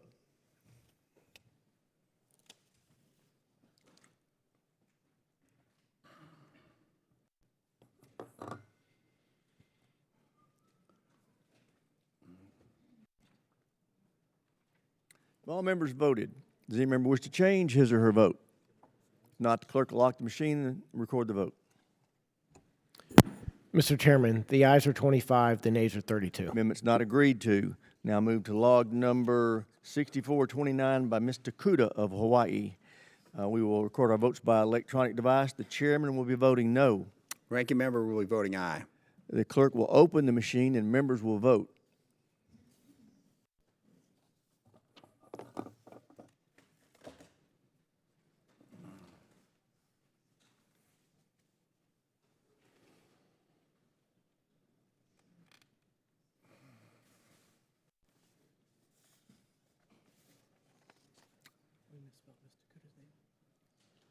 Have all members voted? Does any member wish to change his or her vote? Not, the clerk will lock the machine and record the vote. Mr. Chairman, the ayes are 26, the noes are 31. The amendment's not agreed to. We now have our last recorded vote. It is log number 6127, for this series, by Mr. Bolton. We will record our votes by electronic device. The chairman will be voting no. Ranking member will be voting yes. Clerk will open the machine and the members will vote.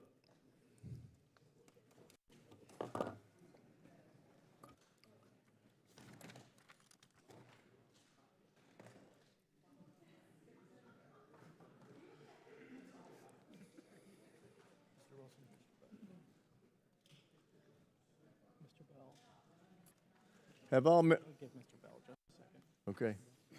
Take your time. There you go. Have all members voted? Does any member wish to change his or her vote? If not, the clerk will lock the machine and record the vote. Mr. Chairman, the ayes are 27, the nays are 30. The amendment's not agreed to. All right, we will now return to regular order. Before we do, I want to take a minute and just tell you, I've been doing this 24 years. I've never seen debate be more direct and concise on both sides of the aisle than it has been so far today. Y'all deserve an attaboy. It's early. It's early, Mr. Chairman. As only Adam would say, it's early. Let's knock word on that one, but yes. So far. All right. Where are we now on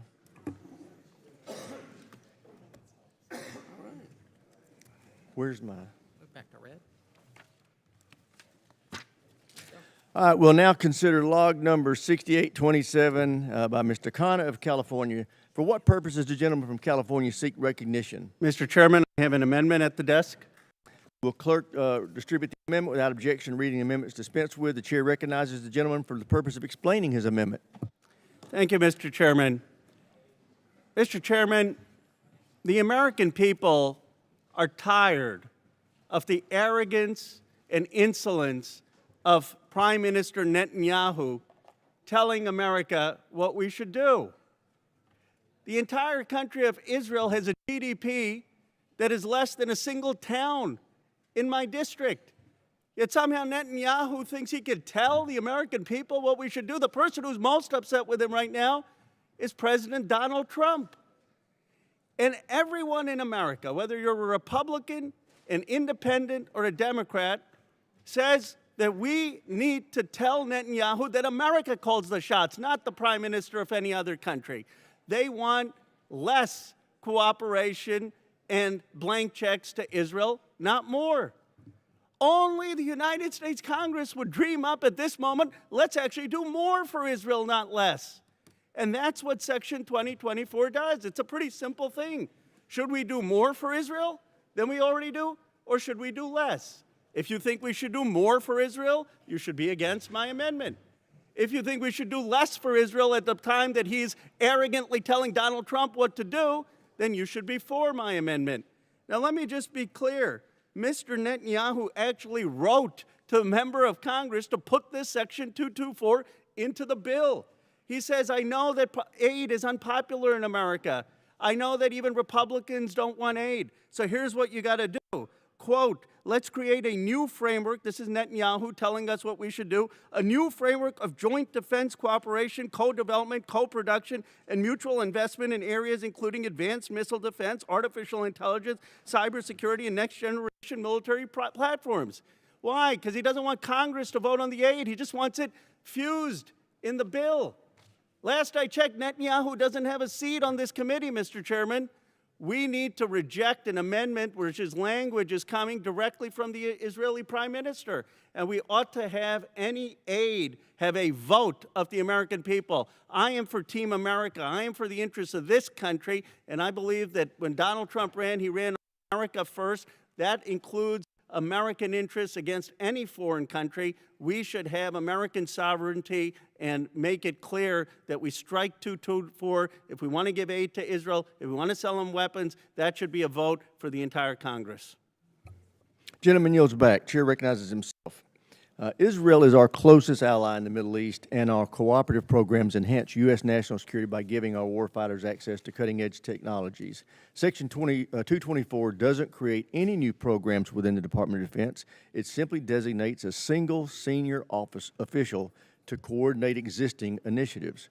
Section 224 actually improves oversight and accountability of these programs by designating a single official responsible for them. Claims that this provision somehow cedes authority to a foreign government are simply ridiculous.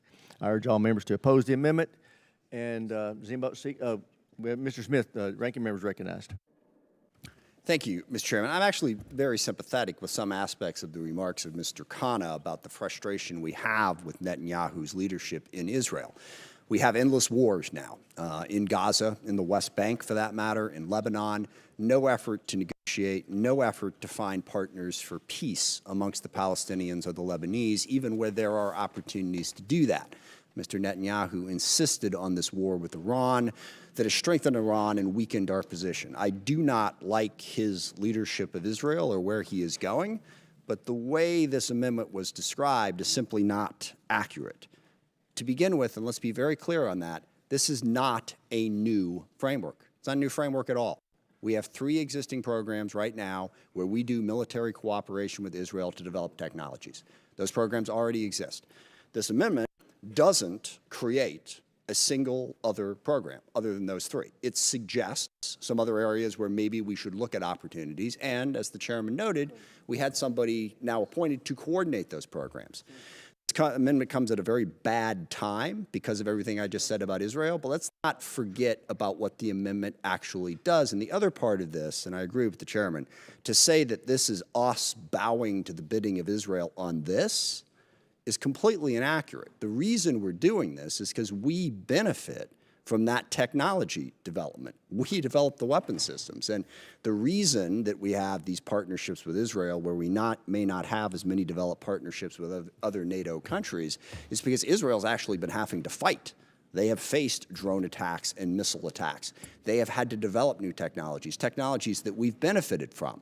So I agree with the sentiments and the frustrations with the Netanyahu government. I strongly disagree with the notion that this is Congress just bowing to what Netanyahu wants. This is to our benefit. Now, I would suggest, and this just occurred to me this morning, we ought to be doing the same thing with Ukraine, because Ukraine is another partner that is having to fight. and learning. We should develop drone technology, counter-drone technology, counter-missile technology. This is a partnership that benefits America. A whole host of other issues. You know, I'm a prime sponsor of the West Bank Accountability Act to sanction the actions that are going on there, things we need to hold accountable. But taking a step back from using technology that is available to us just because we strongly disagree with where Israel is at right now, I think would be a mistake. So I think this is a program that helps us develop these technologies. It's not an expansion. And again, I want to make it very clear, this is not a new framework. This framework has existed for quite some time. So I hope we will not mischaracterize this, and we'll vote on this amendment that is in front of us, not on the larger issue of how we deal with Netanyahu's government in Israel. I urge a no vote, and I yield back. Gentleman yields back, and he makes an excellent point about Ukraine. I think he's right. We should go to Mr. Bacon of Nebraska right now. I'll keep it brief. You know, this is a win-win relationship. We have Silicon Valley. Israel has Tel Aviv, and it's like Silicon Valley #2. We have gained so much technology advantages from our partnership with Israel, and vice versa, they gain as well. And this is what we're trying to do, is create that synergy. They support our foreign policy. They've been the most supportive of us in the UN. They're the only democracy in the Middle East, and so I'll oppose the amendment. I'll yield back. And yields back. Chair recognizes Mr. Wilson of South Carolina. Thank you, Mr. Chairman. Indeed, I agree with the ranking member, and that is that we benefit from our association with the people of Israel. They have been instrumental because they're in a real war of enemies who are trying existentially to murder all the people of Israel. And with that, we've learned so much about anti-missile capability and to protect the American people, to protect the people, all of our allies from Turkey to Saudi Arabia back to Azerbaijan. And so also, it should be known that it should be not a surprise that this is beneficial to the American people, and that we have a regime that is chanting death to Israel, death to America, death to the great Satan, which is the United States, with the little Satan, which is Israel. This is not interconnected. And then we should also remember the Hamas covenant of August 1988. And Article 7 provides to chase down every Jew behind a rock or tree until you find the last Jew behind a rock and kill him. That's their plan. But after that, they come after us. We already see that with the nuclear capability that Iran is trying to develop, with missile capability one day might even reach California. I yield back. Gentleman yields back, Chair, and I recognize Mr. Golden. Thank you, Mr. Chair. Bottom line is Section 224 is a practical, common sense effort to improve defense technology cooperation with one of America's closest allies in an area that will directly affect U.S. military readiness. I think to get to the heart of the matter in some ways, opponents of Section 224 are really allowing a broader political disagreement. It's concerns about Israel, some of which you can debate could be legitimate, but they're allowing a much broader political disagreement to override a program that fundamentally advances U.S. national security. What Section 224 does not do is reduce oversight of U.S. military sales to foreign governments. It doesn't reduce oversight of cooperation with Israel. It does not provide Israel with access to U.S. military data. Section 224 does not give Israel control over U.S. defense programs or supply chains. It does not provide any kind of backdoor way to hide military aid to Israel. And it does not merge or fuse the U.S. military in any way with the Israeli Defense Forces. That is all false. What it will do is increase congressional oversight and transparency over an existing partnership with Israel. What it will do is build on an existing cooperative program that has been in place for years. And what it will ultimately do is help save American lives, American service members' lives in particular, and strengthen U.S. national security. I yield back my time. Gentleman yields back, Chair, and I recognize the gentlelady from California, Ms. Jacobs. Thank you, Mr. Chairman. The United States should have the same standards for Israel as we do for everyone else. If any other country in the world had been credibly accused of violating U.S. and international law again and again, of killing tens of thousands of civilians, of blocking food and medicine from reaching a starving population, we would not be moving to deepen and permanently expand our military ties with them. And yet, that is exactly what Section 224 of this bill proposes. Since October of 2023, the Gaza Health has counted more than 70,000 Palestinians killed in Gaza, a number that the Israeli military itself has now reportedly accepted. Another 1,079 Palestinians, at least 235 of them children, have been killed in the West Bank. Settler violence has reached unprecedented levels, and the Israeli Security Cabinet has approved 34 settlements in the West Bank, another violation of international law.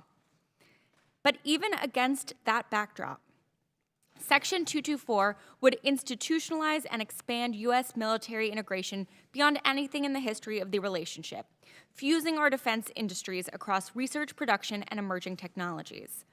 And for my colleagues who say that this vote is actually not about the actual provision, it is. Emerging technology is not an abstraction. It means cyber. And that is one field where we have already had to act against an Israeli firm for turning its tools on us. In 2021, the Commerce Department blacklisted NSO Group, the maker of Pegasus spyware, for malicious cyber activity against U.S. interests after its software was used to target government officials and journalists. 2 administrations from both parties left it on that list. And that same company is right now trying to buy its way into the American market. Fusing our defense and technology sectors together permanently with no conditions in the exact area where we have already been burned is reckless on its own terms. And it would do it through a must-pass bill with almost no oversight and with none of the human rights conditions that govern the rest of our security assistance. We already have laws on the books that tell us what to do in this situation. The Leahy Law prohibits assistance to foreign militaries that have committed gross violations of human rights. The Foreign Assistance Act prohibits arms transfers to countries that are restricting U.S. humanitarian aid, and Israel has been consistently blocking and restricting humanitarian assistance. These laws exist, and they're not being followed or enforced. And instead of demanding enforcement, this committee is proposing we reward that conduct. This committee should enforce the laws we've already passed and condition offensive weapons as those laws require, not permanently entrench our militaries together with no strings attached.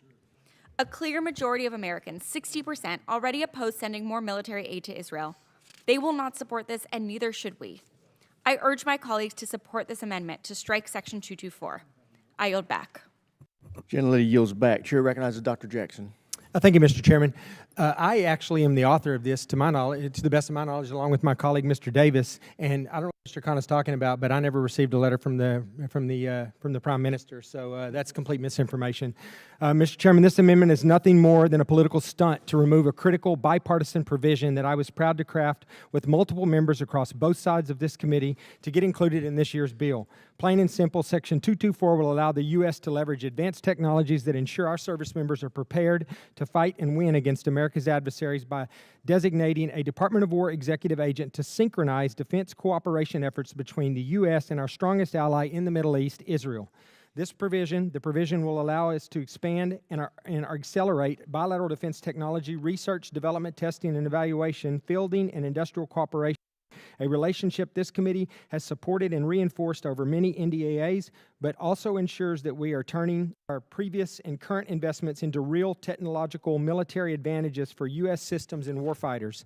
For example, last year's NDAA fully funded U.S.-Israel cooperative missile defense programs, including Iron Dome, Arrow, and David Sling, as well as authorized funding to expand cooperation with Israel on counter-UAS initiatives, counter-UAS funding to expand cooperation with Israel, continue U.S.-Israel anti-tunnel cooperation program, and establish a U.S.-Israel defense industrial base working group to evaluate opportunities for greater collaboration on defense production.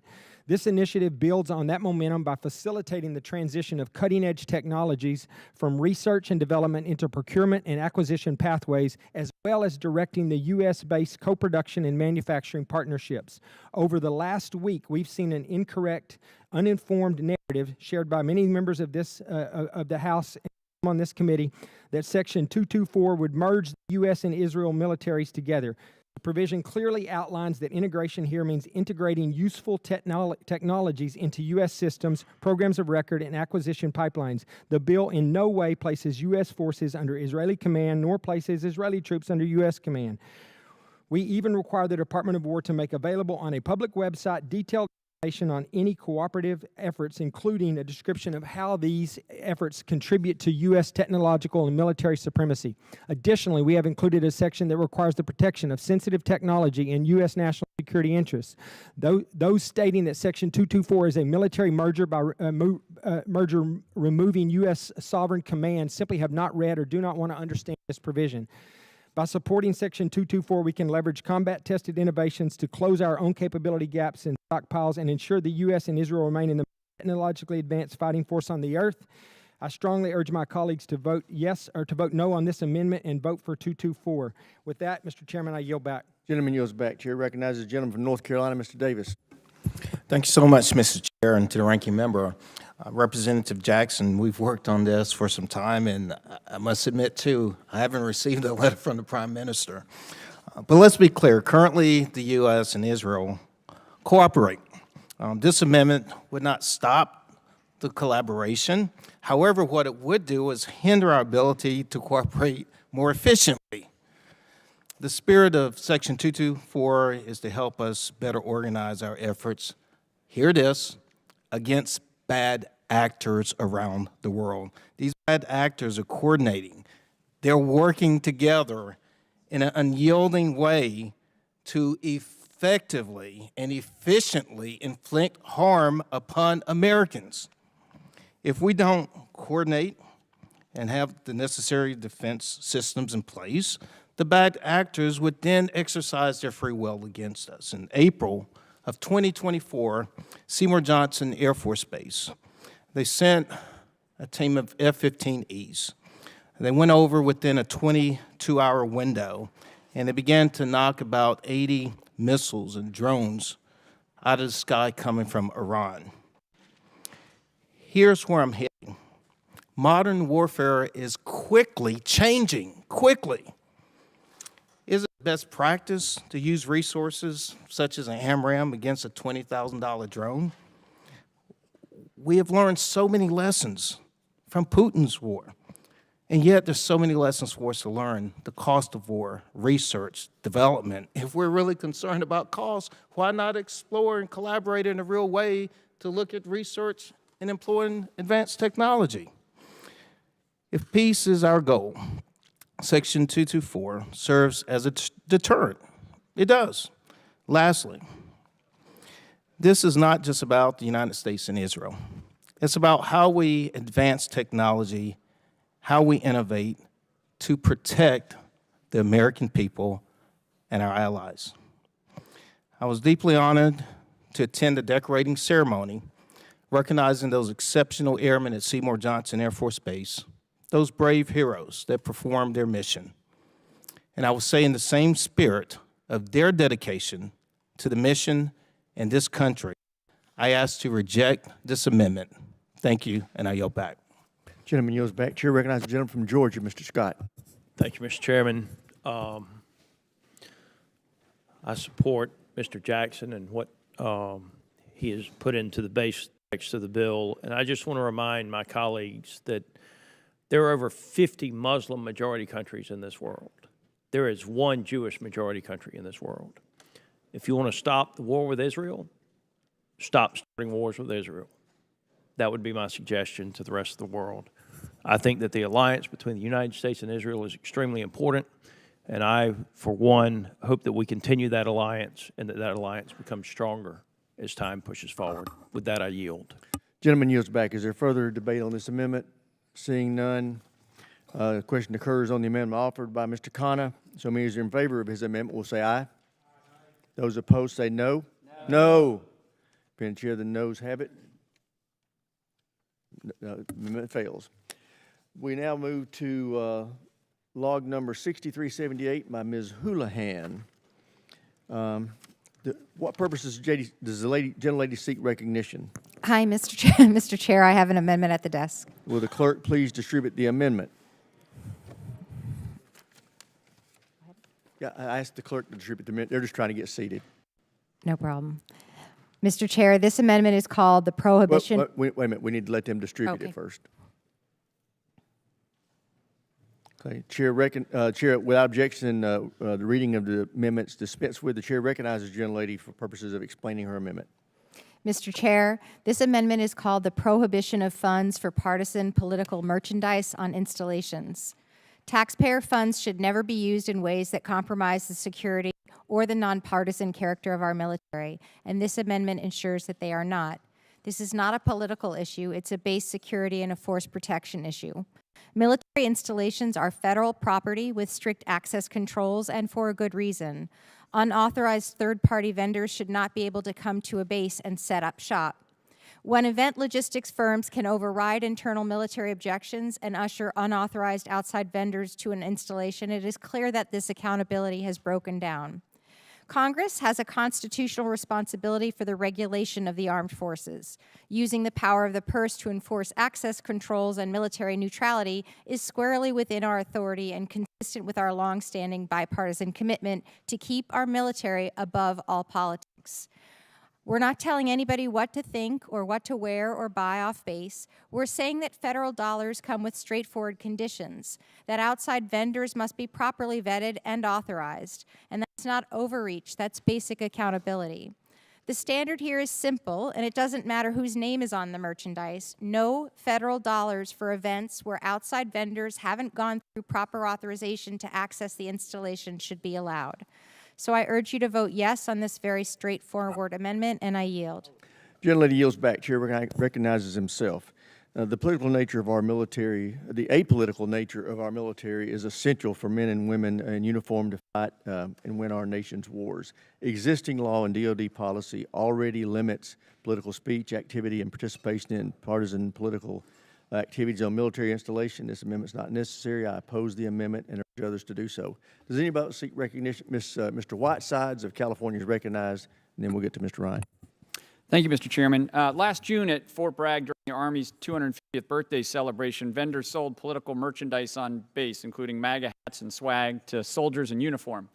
The Army itself called the vendors' presence under review and stated plainly, the Army does not endorse political merchandise or the views it represents. Our troops swear an oath to the Constitution, not to any party, not to any candidate. Using a military installation as a venue to sell partisan merchandise before a partisan speech undermines that oath and erodes public trust in the armed forces. While this amendment seems like a small thing, it's really not. A non-political military is one of the core pillars of American democracy and a foundation of our continued strength. We're at a crucial moment in our nation's history. Political rallies in front of pre-selected troops, the Secretary of Defense actively campaigning against congressmen while in office, biased selection of general officers, firing intelligence leaders who do not parrot the party line. All of these actions erode at the independence of our armed forces and ultimately will make our military, our democracy, and our country weaker. This amendment is an important step to begin correcting these repeated attacks on the independence of our military and ensures that taxpayer dollars cannot be used for events that threaten that independence. I urge support, and I yield back. Mr. Ryan of New York is recognized. Thank you, Mr. Chair, and I want to thank my colleague, Ms. Houlihan, for leading this important amendment, and I agree with her comments and Mr. Whiteside's. I just wanted to address your point, Mr. Chair, with respect. If the existing law and policy were working, we wouldn't need to introduce this amendment, but it's not working. You heard what the examples Ms. Houlihan and Mr. Whiteside shared. And again, this has to be, as you said, sacred and sacrosanct that our military is above politics. That is not working. And I'm not saying that there's responsibility for both parties on this, certainly this administration, but administrations prior. So I would hope we could come together and we agree on the spirit of this, but we can all see with our own eyes that it's not actually working right now. So this is an important step, and I urge all my colleagues to support this. And again, thank Ms. Houlihan and yield back, Mr. Chair. Gentleman yields back. Chair recognizes the gentleman from Texas, Mr. Fallon. Thank you, Mr. Chairman. So let's just chat real quickly about this. This amendment prohibits the use of funds to be used for partisan events at military installations, which includes the sale or distribution of political merchandise. So that sounds on its face fine, but here's the issue. The law and policy already prohibits this conduct, and the list is very long. You can go to 2 USC 441A, Federal Elections Campaign Limitations on Contributions and Expenditures. 5 USC 7321, 7326 prohibits it. 10 USC 888, USMJ Article 88 prevents it. And I can go on. And there's 15 more laws and policies that I won't list.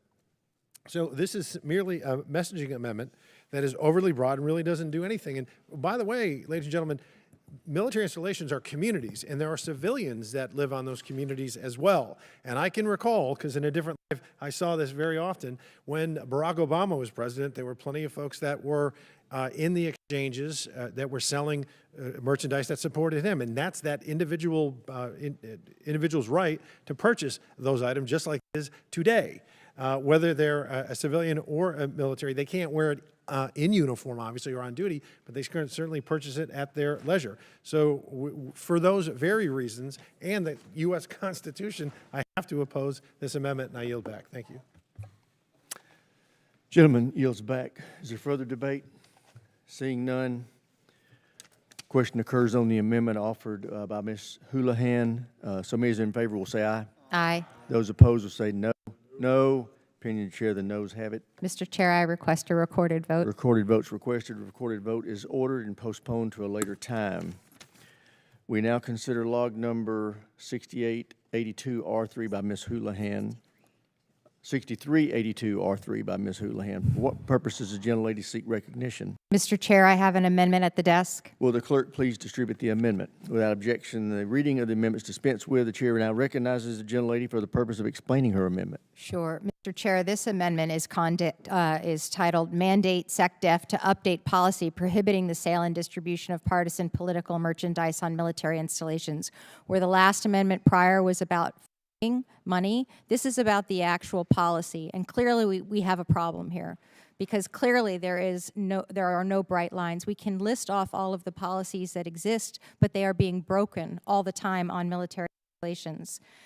The U.S. military derives its credibility from being nonpartisan and from being subordinate to the civilian leadership, regardless of your party. Those of us who have served or who have grown up in military families or on military bases, we know this. We know this. It was how we were raised, and it was how we served. When service members are publicly associated with partisan symbols or with campaign messaging, even the appearance or the hint of that association erodes public confidence. It weakens civil military norms, and it risks discouraging recruits who may view the air armed forces as being politically biased. As I just said, military installations are federal property with strict access controls. Unauthorized third-party vendors should not be able to come on base and set up shop. It's not a political question. It's a security and force protection issue. Last June, an outside vendor sold partisan campaign merchandise at Fort Bragg without authorization. Army officers were reportedly shocked that the vendor was even able to operate on the base at all. So clearly our policies are not working, and they need to be updated. Current DoD policy has no explicit prohibition on third-party vendors selling campaign merchandise on base, and that gap needs to be closed through a clear department-wide directive, not ad hoc installation-by-installation decisions. There was a report, 2024 DoD IG, that found that the existing framework has documented structural weaknesses and is inconsistently enforced, and that's why Congress alone needs to mandate this update. This update and amendment is narrow. It does not touch service members' First Amendment rights as private citizens. It targets one thing, which is the unauthorized commercial activity by outside vendors on federal military property. This applies equally to merchandise from any party, any candidate, any political movement. If you don't have authorization to be on a military installation, you shouldn't be there. Full stop. I urge you to vote yes on this amendment. I hope it addresses many of the issues of Mr. Fallon, and I yield back. Chair, gentlelady yields back. Chair recognizes himself. Unfortunately, this amendment's misguided. Military installations are not just training areas with uniformed members. They are communities with family homes, schools, hospitals, cafes, and parks. The idea of banning partisan political speech across an entire community doesn't make sense. Civilians and military dependents living on military installations have First Amendment rights, even if active duty uniformed members have some restrictions. This amendment would restrict those rights. I urge members to oppose the amendment. Does anybody seek recognition? Gentleman from Texas, Mr. Fowler. Thank you, Mr. Chairman. I really just want to echo what you just said, and for the sake of time, this is Opposition 2.0. It's very similar to the other amendment that the member put forth. And there are already a myriad of laws on the books that prevent this. And again, this is merely messaging, and it's unneeded. And as you pointed out, there are other people than military members that live on the institutions, and therefore I have to oppose the amendment to protect their constitutional rights, and I yield back. Gentleman yields back. Does anybody else seek recognition on this amendment? Seeing none, the question occurs on the amendment. All in favor will say aye. Those opposed, no. No. The opinion of the chair, the noes have it. The recorded votes requested. Recorded vote is ordered and will be postponed to a later time. We will now consider log number 6649 by Mr. Ryan of New York. For what purpose does the gentleman from New York seek recognition? Mr. Chair, I have an amendment at the desk. Will the clerk distribute the amendment? And without objection, the reading of the amendment is dispensed with. The chair now recognizes the gentleman from New York to explain his amendment. Thank you, Mr. Chair. This amendment is one that I introduced last year. It's along the same sort of topic of politicization of our military, but takes a slightly different approach, and one that I hope will appeal to my colleagues across the political spectrum on this committee, given the conversations we've been having. It specifically takes what has been long-standing, decades-long DoD policy, which is DoD Directive 1344.10, and it just makes that policy law.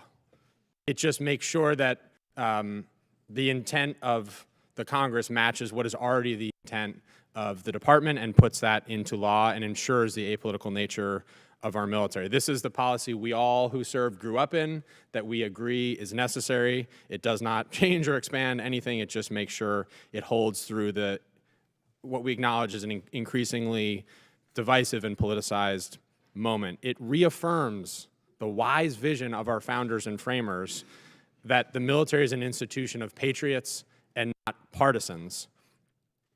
And again, I appreciate Mr. Fallon engaging in this. You said something this year, actually, Mr. Fallon, that made me hope you might vote for my amendment. You said, I don't want Democratic generals, and for that matter, I don't want Republican generals either. I want American generals, and I'm sure that extends to all the ranks. And I, excuse me, I agree with you. The problem is I introduced this a year ago in response to all the things we heard in the previous discussions, and since then it's gotten worse. President Trump went to brag this February, literally brought the Republican candidate for Senate on the stage, endorsed him, and told the troops, quote, "You have to vote for us." Then, a few weeks ago, the Secretary of Defense, in the middle of a war, spoke at a campaign rally for the president's pick to primary our own colleague. And then in September of 2025, the president gave a speech at the Navy's 250th anniversary saying, quote, "Let's face it, this is a rally. Quote, we have to take care of this little gnat that sits on our shoulder called the Democrats." This is putting our military officers and soldiers of all ranks in an incredibly impossible position. My amendment would just make clear what has already been policy. And again, I welcome the debate. We should have the debate here, and we're happy to go as many rounds as it takes. We've all said this is a problem. Let's fix it this year so it doesn't continue to get worse. I yield back, Mr. Chair. Gentleman yields back. Anybody seek recognition? Mr. Vindman of Virginia. Thank you, Mr. Chairman. So I speak in favor of this amendment as well. It's a simple, common sense solution to a problem. What it does is enshrine into law what is currently policy. And, you know, a military installation is not a location for partisan political speech. It's a military community. The interests of a military community and commanders is to maintain good order and discipline on the installation. And so, as we all know, even members of the military, their First Amendment rights are curtailed because they're serving in uniform. That political military divide is absolutely critical. And when you live on an installation, you frankly sign up to to abide by certain rules. Military installations are not the places to have partisan political activities. Those constraints already exist, and this is just a common sense way to enshrine what has been policy for decades. With that, I yield back. Gentleman yields back. Does anybody else seek recognition on Mr. Ryan's amendment? Seeing none, the question occurs on Mr. Ryan's amendment. So many as are in favor will say aye. Those opposed, no. No. Opinion chair, the noes have it. Recorded votes requested. Recorded vote is ordered and postponed to a later time.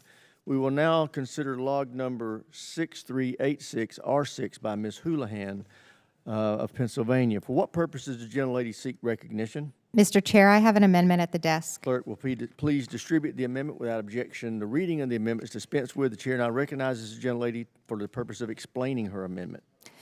Mr. Chair, this amendment is titled Ensure Religious Neutrality and Equal Access in DoD.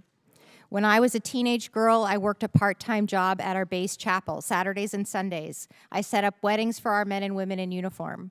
The chapel had a rotating altar, a huge Lazy Susan that I pushed from each wedding, from a Jewish altar to a plain non-denominational altar to a Catholic altar. And in this very tiny space, in this environment, it was reinforced to me as a young girl and to everyone who came that all religions and no religion were respected on that base and in our military. This amendment reinforces a simple principle that the Department of Defense should remain neutral on matters of religion while fully protecting the religious liberty of every single service member. Our military includes Americans of many faiths and those with no religious affiliation. Every service member should know that they are judged on their performance and their commitment to mission alone, not on their religious beliefs.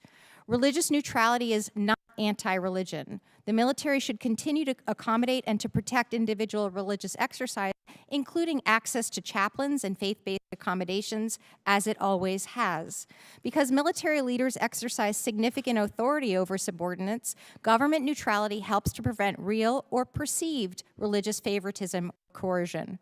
Good order and discipline depends on trust. Service members should never feel that their religious beliefs affect their opportunities, their assignments, their promotions, or their evaluations.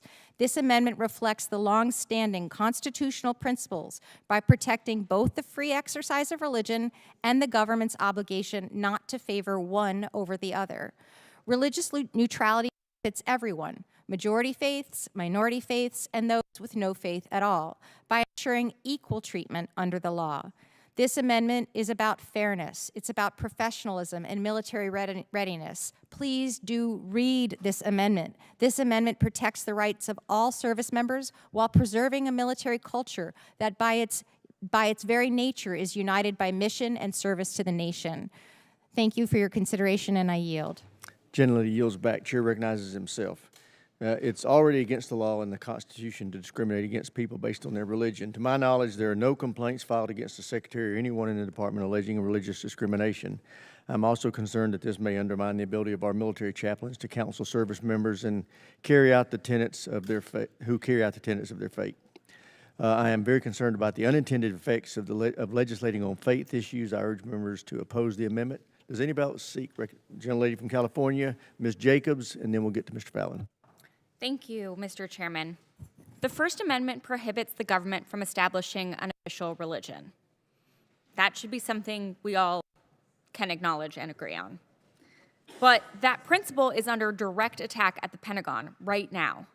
Secretary Hegseth has organized a Christian worship service inside the Pentagon.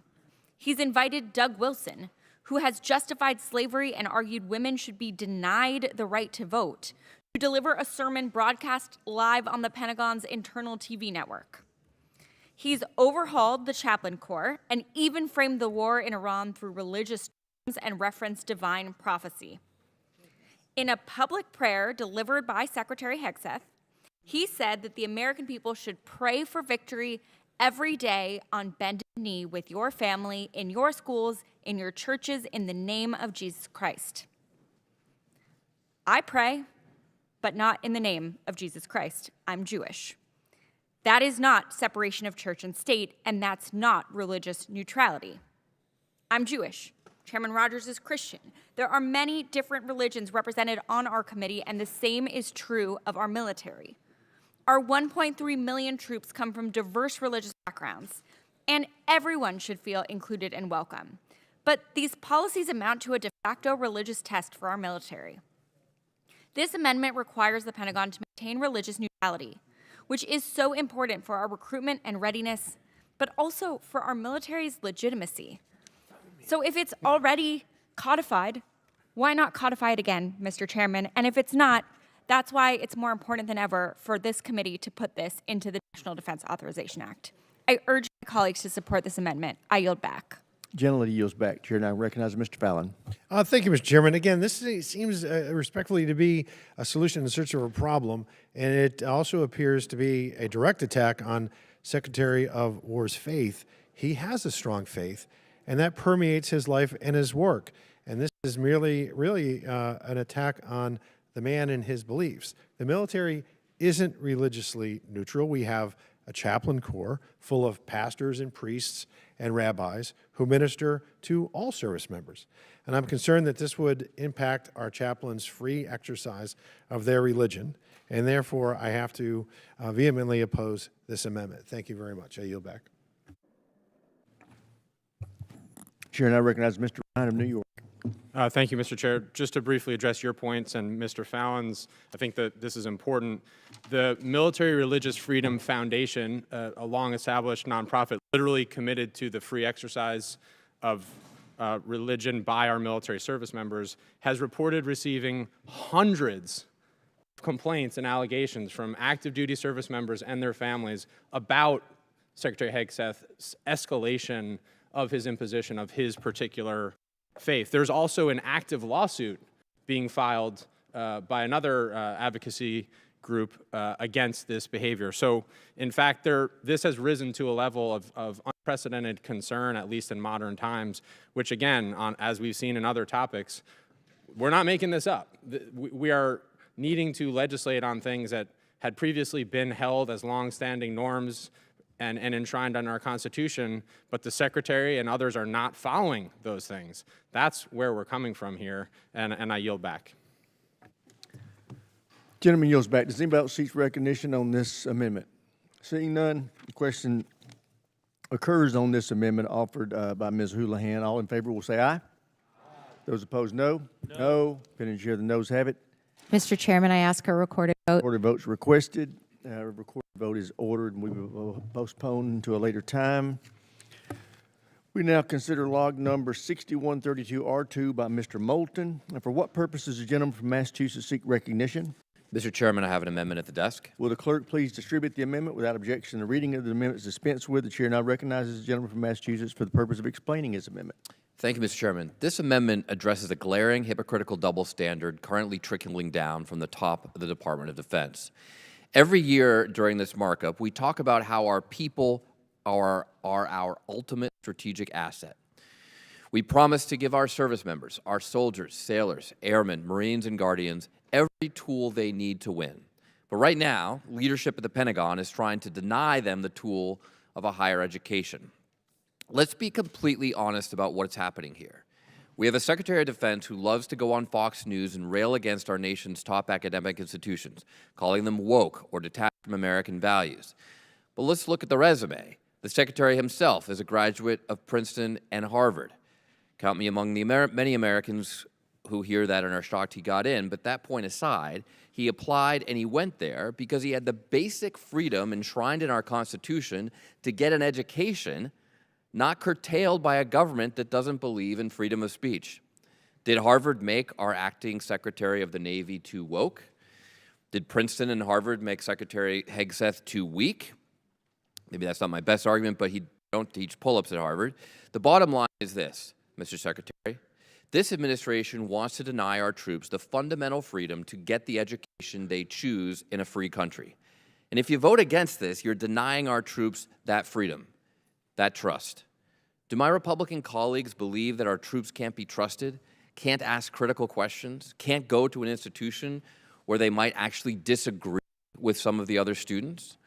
If you don't believe in those things, don't believe that we can trust our troops, and instead believe that our government must dictate their education along ideological lines, then you should move to China and supervise the armed services of the Chinese Communist Party, or you could choose Russia or North Korea or Iran, because that's how they work.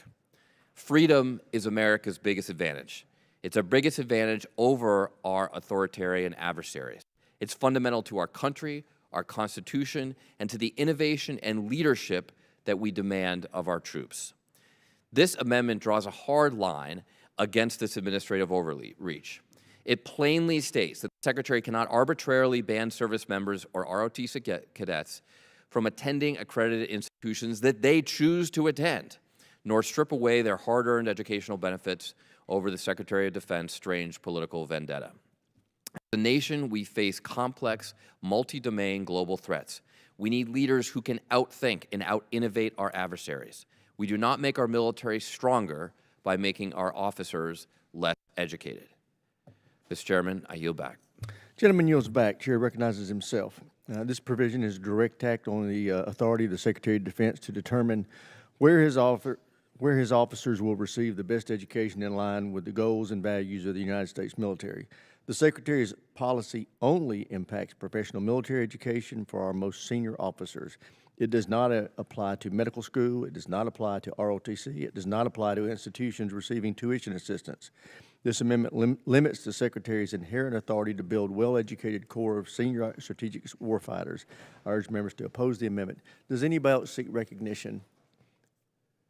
Seeing none, the question now occurs on the amendment offered by Mr. Moulton. So many as in favor will say aye. Aye. Those opposed, no. No. Opinion chair, the noes have it.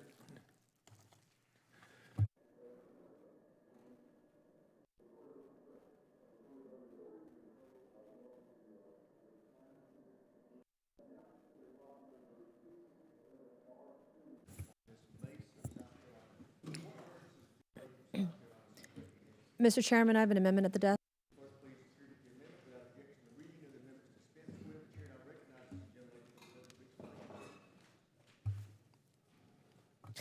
This amendment is a small step towards correcting a 15-year error. The OMB Circular A76 process is a tool by which the federal government can save resources and support local commercial development by determining which services that are currently performed by federal employees can be better performed by commercial contractors. Specifically, Mr. Chairman, the A76 process makes a determination whether certain services are inherently commercial in nature and if they can be better performed by commercial contractors.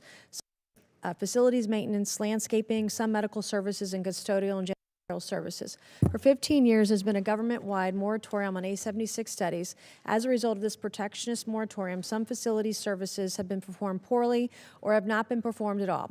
We've heard in some of our military installations there are instances where services currently provided by federal employees are being delivered inadequately. The result is that facility commanders have been forced to pull military personnel off their training schedules to do tasks like mowing the lawn, gardening, cleaning bathrooms. Essentially, we are taking people away from their war fighting and training duties to perform tasks other federal employees are paid and supposed to be performing. By allowing this to continue, we're harming readiness, disrupting training schedules, and hurting morale and retention. Our brave men and women in the military signed up to defend our country, not to do facilities maintenance activities others are being paid for to perform. This amendment would enhance readiness, increase morale, and lift burdens from our service personnel. It will also allow the department to save resources and reduce budgetary overhead.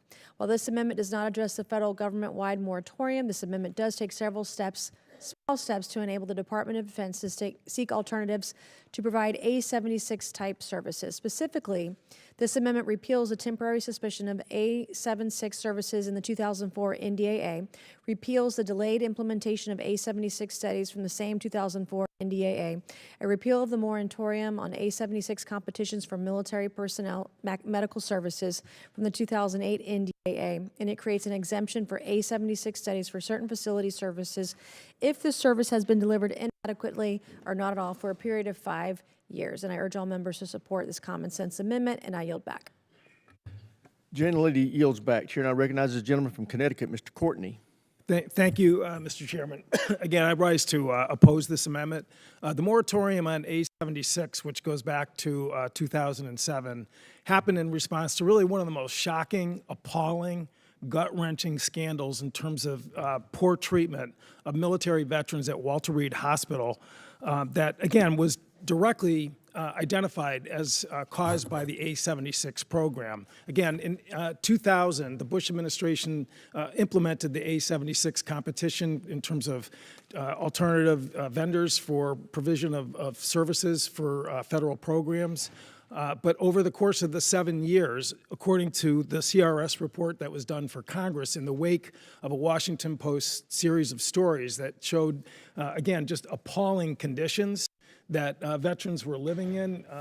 One of the stories describes a Army specialist who was in his bathroom in a Walter Reed facility, standing in his shower, looking up. He can see a bathtub on the floor above through a rotted hole. The entire building construction between world wars had mouse droppings, belly-up cockroaches, stained carpets, and cheap mattresses. Secretary Gates, Secretary of Defense at the time, conducted a full review of the scandal that took place there. And again, the findings were that the A76 process created a destabilizing effect on the ability to hire and retain qualified staff members to operate garrison functions. There were a number of generals whose heads rolled because, again, of the A76 operations happened on their watch. Again, this committee, as well as the Oversight Committee, and Mr. Wilson may recall, again, when that happened over at Walter Reed, again, it was just an appalling situation. The moratorium was put into effect and has stayed in effect for good reason, which is that, again, the treatment of those patients at Walter Reed, who, again, many of them were people who'd served overseas in the Middle East, again, just being treated at a level that, again, the entire Congress on a bipartisan basis rejected. So, again, I think that, you know, the notion that somehow A76 is going to come back and suddenly be different, I think the bitter, horrible experience that we saw play out in real life still, in my opinion, should make us very cautious and very unwilling to revert back to putting A76 back into place. And again, Mr. Chairman, I would put into the record the CRS report for Congress dated April 21st, 2007. Without objection, so ordered. Which again references Secretary Gates's investigation, again identifying A76 as the cause of the problems that happened at Walter Reed. And with that, I yield back. Gentleman yields back. Chair now recognizes the gentleman from New Jersey, Mr. Norcross. Thank you, Chairman. In search of a problem, almost 2 decades ago, this issue that Joe just spoke about was in front of everybody. We made that decision to change it back and put the moratorium on. But for the last 16 months, federal workers have seen unprecedented attacks and give them such uncertainty of where we are. We know how valuable workers in public service are to not only us, but to the entire country. Repealing this moratorium would take us back to where we were with no changes. The very issues that were set up 20 years ago would go back in place. No discussions, nobody running around asking for help. Hold a hearing to find out what can we do different so we don't go back and do the same thing again. And that's exactly what this amendment would do. We've had no discussions other than this dropping before us. So what changed in those 20 years? Can they do it differently? Should we amend what was on there to make this a potentially better program? We're not having those discussions. What we're seeing is, let's do it, let's privatize it, they'll do it better. Well, we've heard that story over and over and over again. Who ends up paying the cost for that? A, the government, but B, the workers who get treated in a very different way when they historically go into here. So this is unsustainable that we want to go back to the future and do exactly what we did before, because you know what? We're going to get exactly what we got before. So I urge my colleagues to vote no on this amendment, and I yield back the balance of my time. Gentleman yields back. Chair now recognizes the gentleman from Texas, Mr. Fallon. Thank you, Mr. Chairman. And, you know, you're right. Walter Reed, what happened 20 years ago was atrocious. And that was 20 years ago. And in those 20 years, I think that we can argue very strongly that we've learned from our mistakes. First of all, only commercial functions are subject to A76. Inherently governmental functions are not. Allowing this process to be used provides a number of positives for readiness and potential cost savings. For instance, RAND determined that despite some problems identified with the A76 procedures, there may not be a way for commensurate savings to be achieved without A76, and that the real problem may not have been budget issues, but or may have been rather budget issues, but not the process itself. And the department has consistently urged Congress to lift the moratorium. We should definitely listen, and arguing that it is necessary for readiness and fiscal responsibility for the taxpayers is obvious. And the OMB has consistently argued that this tool is important to help reduce costs at DoD, which we should all be for. And for all of these reasons, I have to support vigorously and enthusiastically support this amendment. Thank you. I yield back. Gentleman yields back. Does anybody else seek recognition on this amendment?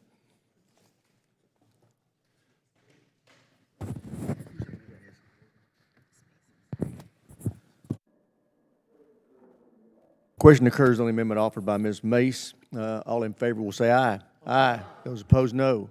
No. Opinion of the chair, the ayes have it. Recorded votes requested. A recorded vote is ordered, and recorded vote will be postponed to a later time. We will now consider log number 6148 by Ms. Mace of California, of South Carolina. For what purpose does the gentlelady seek recognition? Mr. Chairman, I have an amendment at the desk. Will the clerk please distribute the amendment without objection? The reading of the amendments dispensed with. The chair recognizes the gentlelady for the purpose of explaining her amendment. Thank you, Mr. Chairman. This amendment will restore rigorous admission standards to the service academies which train and educate the future leaders of our armed forces. Our service academies are not just institutions of higher education, they are a crucible where the leaders of America's military are forged. The academies must remain uncompromising and relentless in their pursuit of excellence. Unfortunately, we've been seeing a disturbing trend where academies have moved away from considering the merit and qualifications of those who've applied and either overtly or covertly begun to prioritize diversity and affirmative action, admitting less qualified minorities over more qualified candidates. This issue is exemplified by the story of a young woman. This young woman was determined to attend West Point and serve our country as an officer in the United States Army. She had a 4.0 GPA, a black belt in martial arts, multiple varsity letters, a 4-year participant in JROTC, was a JROTC group commander, a member of student council, attended Girls State, and was selected for National Honor Society. Simply put, she was exactly what the service academies are looking for, but she was white. Less qualified candidates in her category who were diverse, whose candidate scores were hundreds of points lower than this young woman, were admitted. This young woman was rejected. West Point's loss was unfortunately my alma mater, Citadel's gain. This young woman ended up attending the Citadel, the Military College of South Carolina, and excelling, rating amongst the top of her class and even showing exemplary leadership and becoming one of the 5 battalion commanders at the Citadel. While the Citadel is lucky to have this young woman and she will surely go on to be a great success, she should have been able to attend a service academy. She should have been able to train to serve her country. She was objectively more qualified than many of the candidates who were admitted in lieu of her. The metrics show she was hundreds of points more qualified candidate score, but she was rejected because she didn't check the right demographic checkboxes, and it's shameful. This young woman is not an outlier. The academies are turning away highly qualified candidates who are scoring as much as 30% higher than the less qualified candidates who are admitted. For years, the academies have lowered standards, allowed widespread waivers, and placed an unfair emphasis on race and other demographic criteria or other subjective criteria, which is used as a proxy for demographics. This amendment reduces this emphasis and would ensure objective measurements of performance, merit, and character matter the most. My amendment would codify rigorous admission standards, emphasize academic achievement and test scores, ensuring candidates are admitted in order of merit, not based on race or subjective criteria, which can be used as a proxy for race. Merit matters, leadership matters, and our warfighters deserve nothing less than the most capable and qualified leaders. And this starts with restoring standards and merit at the academies who train their leaders. And I urge all members to support this amendment, and I yield back. Gentlelady yields back. Does anybody seek recognition? Gentlelady from Hawaii, Ms. Takuda, is recognized. Thank you, Mr. Chair. I rise in opposition to this amendment. This amendment is 23 pages of Washington micromanagement built around a deeply flawed idea that merit can be measured almost entirely by grades and test scores. In fact, the amendment is so focused on numbers that it even contains arithmetic errors of its own, creating a scoring system that actually adds up to 115% instead of 100%. But the bigger problem isn't the math, it's the mindset. This amendment would make academic metrics account for more than 90% of a candidate's evaluation, reducing everything else to an afterthought. What gets lost? Leadership, service, character, resilience, the student who worked a job to help support their family, the young person who overcame poverty, hardship, trauma, the team captain who inspires others, the enlisted service member seeking to continue serving their country, the candidate who has demonstrated grit, integrity, and a commitment to something greater than themselves. Those qualities cannot be captured by a standardized test score, yet they are precisely the qualities we ask of military officers. Our service academies are not simply looking for students who can pass an exam or ace a class. They are developing the next generation of military leaders. That requires evaluating the whole person, not just a transcript. We should not replace a proven admissions policy and process with one that grossly prioritizes test taking over leadership, service, and character. Our military needs officers of intellect, absolutely. But if you ask me, real warrior ethos should be about officers of courage, judgment, and grit. This amendment undermines and undervalues these very qualities, and I strongly urge our colleagues to oppose it. Thank you, Mr. Chair, and I yield back. Gentlelady yields back. Gentleman from Nebraska is recognized. General Bacon. Thank you, Mr. Chairman. If it was strictly test scores, I have concerns, but I may be misunderstanding Mrs. Mace's amendment here. If I could ask her a question, would a person get extra points if they were an Eagle Scout? I believe so. I mean, it's not just test scores, it's overall meritocracy. So the example I put forth, this was a well-rounded candidate, had high test scores, and did well in every category, including volunteer work, et cetera. And she was rejected based on race. But hopefully your amendment explicitly allows some of that subjective stuff, because I think Eagle Scout people do very well, even if they don't score quite as well academically or on the test scores. Class presidents, It was National Honor Society. It was the whole 9 yards. Yeah. It was encompassing more than just test scores. But so when you count the points, that stuff could be included. It's in there. Okay, thank you. Anybody seek recognition? Was it Ms. Strickland? Ms. Strickland of Washington is recognized. Thank you. I would just like to make an observation. You don't have to have perfect SAT scores or a GPA to demonstrate your capacity to lead. What's curious to me, however, is the number of times I've heard the word race used whenever these amendments are raised. I yield back, Mr. Chair. Gentlelady yields back. Ms. Elfrith, I'm sorry, is next. Thank you, Mr. Chair. I wasn't going to speak on this one, but I'm one of the few members of this committee who also serve on the Board of Visitors for one of these academies we're talking about. And we spend a significant amount of time in those board meetings talking about acceptance standards, whole person model, what we know to be one of the greatest indicators of success, not just at the academy or in service, but also after service as a civilian, which is not test scores, it's actually grit. It's actually the ability to overcome hardship. It's the experience you have as a young person, yes, as an Eagle Scout or a team captain, or as an older sibling with younger. I mean, it's a whole person model that is already being used at these academies. I think this amendment is absolutely unnecessary, and I urge the committee to reject it. I yield back. Generally yields back. Now, the Chair recognizes Mr. Vasquez. Thank you, Mr. Chairman. I yield the balance of my time to Ms. Takuda. Thank you very much. I just wanted to clarify towards Representative Bacon's question about what else qualifies. Taking this straight from the amendment itself, the academic component of such composite, the total composite score, shall be weighted at not less than 60% of the overall composite score and shall include the candidate's standardized test score, which shall be weighted at not less than 45% of the overall composite score. The total of all subjective components, which would be things like Eagle Scouts and volunteering, shall be weighted at not more than 10% of the overall composite score.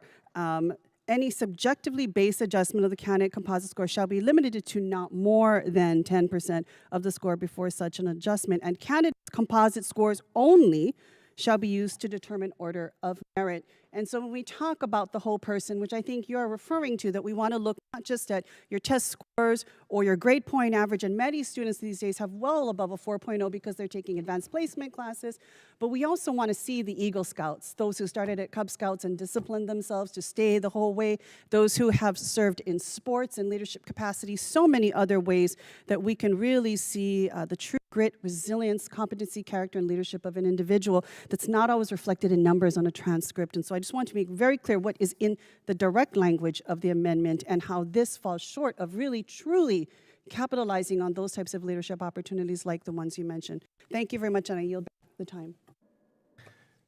Generally yields back. Does anybody else seek okay, Mr. Vasquez yields back. Does anybody else seek recognition on Ms. Mace's amendment? And the question incurs on the amendment offered by Ms. Mace. So many who's in favor will say aye. Aye. Aye. Opposed, no. Opinion chair, the ayes have it.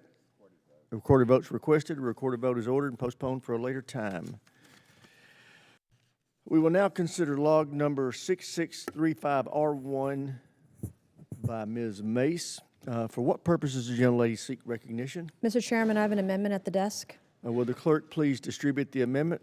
Without objection, the reading of the amendments dispensed with. The chair now recognizes the gentlelady for the purpose of explaining her amendment. Thank you, Mr. Chairman. The College Board, who administers the SAT and ACT education, currently have a duopoly in the market for standardized testing and have immense market power over the curriculum and testing standards for children. We've seen the College Board wield this market power inappropriately, injecting progressive ideologies, critical race theory, and identity politics into their curriculum and testing. Content on intersectionality, the Black Lives Matter movement, validity of sexuality and gender, and ideologically driven revisionist versions of history has no business in a child's curriculum or dictating their future and ability to serve this nation.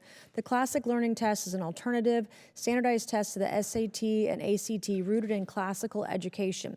The test evaluates reading, writing, and math, imagine that, using texts from great thinkers of Western and Christian traditions.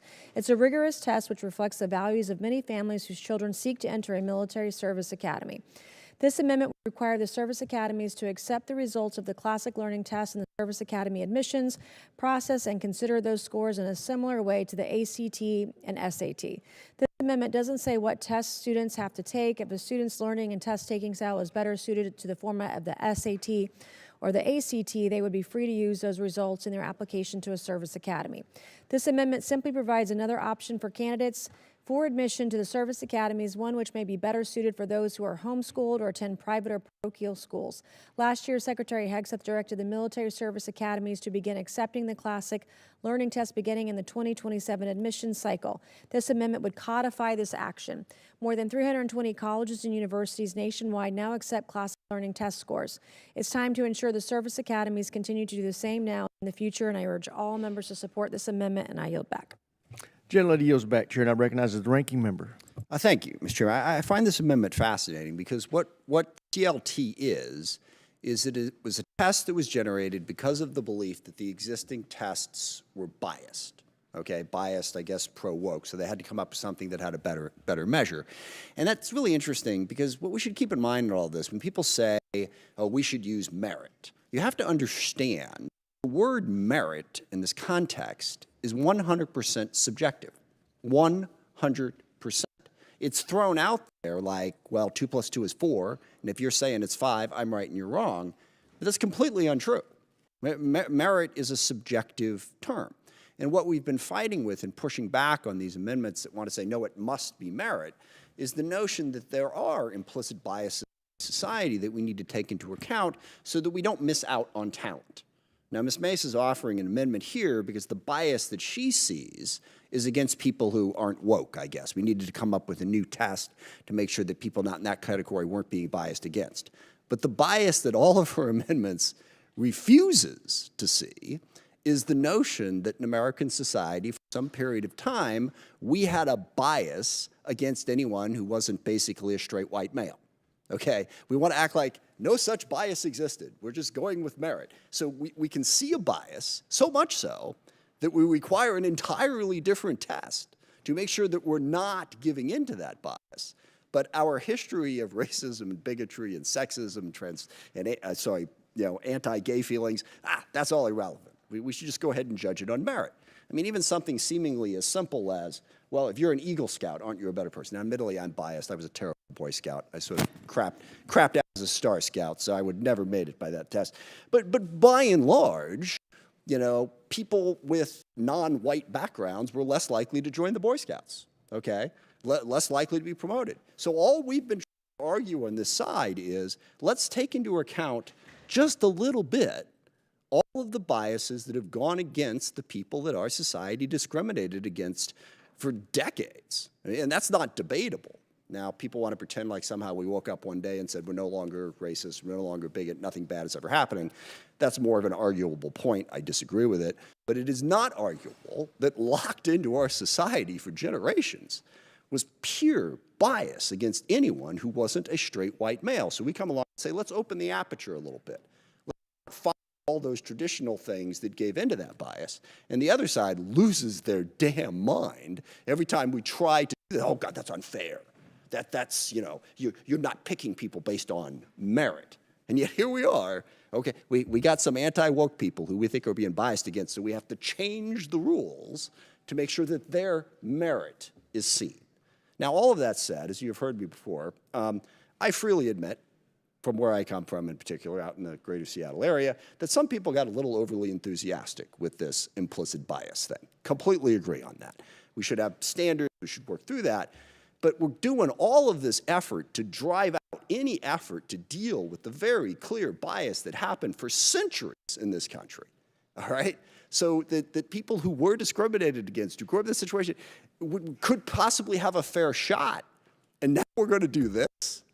Now, I suppose it's possible that, you know, anti-woke people are the most discriminated against people in this. Well, no, it's actually not possible, sorry. But the belief is that they're the most discriminated against people in the world. We must protect them, you know. But after hundreds of years of slavery and Jim Crow and bias against Native Americans and sexism, women, sorry, I love throwing this stat out here. Prior to 1973, if you worked for the State Department, you were not allowed to keep your job if you were a woman and you got married. I happen to know this because my biological mother worked for the State Department. 1973, people. You couldn't have a freaking job, I mean, let alone be promoted, all right? And we come along and say, hey, we want to fix that for the sake of a little bit greater equality. Oh, that's woke. You're moving away from merit and true opportunity. You know, never mind the fact that so many people get into these places based on who their family was and how much money they have. So I can't believe we're considering this. You give it all the talk about merit, and, you know, we shouldn't be, you know, trying to adjust these things. Now we're going to come up with a specific test for a specific group of people that we believe have somehow been unfairly biased against. So reject this amendment, and can we please get back to a place where we're having an honest conversation about how to fairly measure people's ability and make sure everyone has an opportunity so that we don't lose out on talent. To me, that's the biggest concern. We are losing out on talent because of historical bias and discrimination. We got to open the aperture to bring more people in, but we sure as hell should be inventing new tests to protect some of the very people who created that problem in the first place. I urge a no vote. I yield back. Gentleman yields back. Gentlelady from Maryland, Ms. Elfreth, is recognized. Thank you, Mr. Chair. I second everything the ranking member just said, and I rise in strong opposition to this amendment for two reasons. One's process, and the other one is the merit of the very amendment. Process, Secretary Hegseth has already directed the service academies to begin accepting CLT scores in next year's admission cycle, so I'm confused as to why we're spending any of this committee's precious time discussing this amendment. Number two, on the merit of the amendment, the classic language test, learning test, is actually not widely accepted by other colleges or universities, and significant questions remain about its reliability and validity as an admissions tool. Again, we're not talking about just any universities in the nation. These are our leading universities, our service academies. Incredibly challenging to get into, incredibly high standards once you're there, as it should be.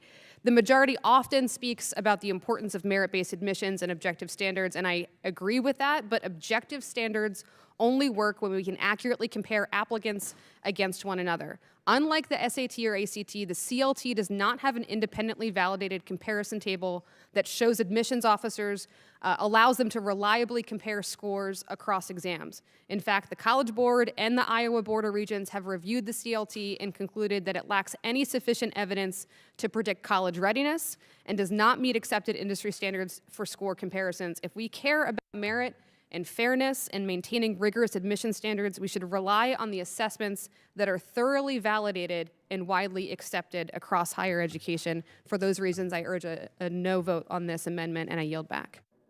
Gentlelady yields back. Does anybody else seek recognition on this amendment?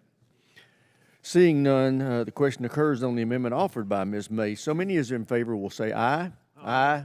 Opposed, no. Opinion Chair, the ayes have it. Recorded votes requested. A recorded vote is ordered and postponed to a later time. We now consider log number 6476R2 by Mr. Higgins. For what purpose does the gentleman from Louisiana seek recognition? Mr. Chairman, I'd like to speak on my amendment.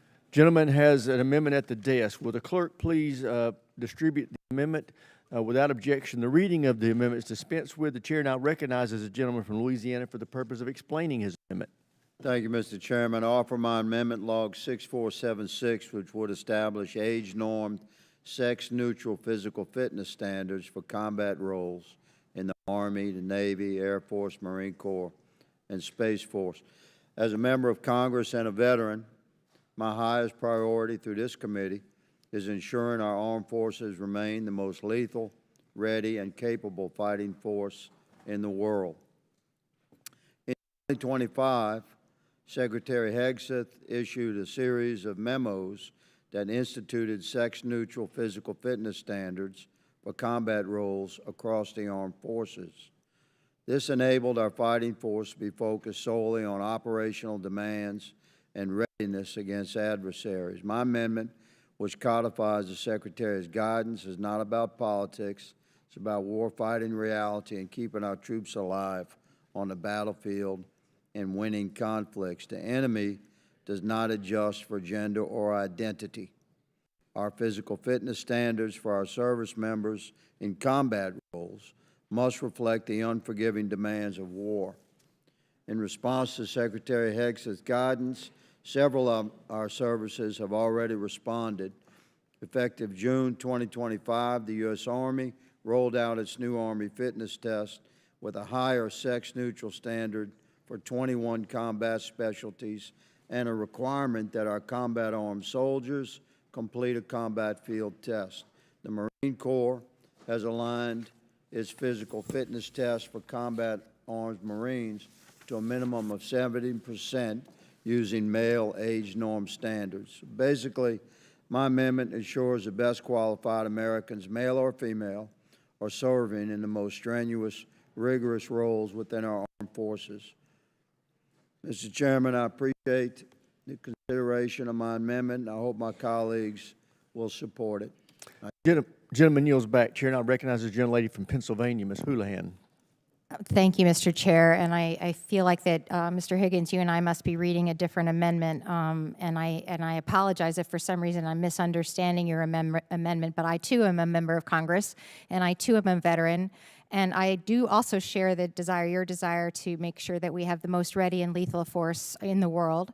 But this amendment, as I read it, to be clear, codifies the establishment of age-normed, so based on your age, things will be different, but sex-neutral physical fitness standards for all of the Army, Navy, Air Force, Marines, and Space Force in all positions, not in combat positions, but in all positions is my understanding of your amendment.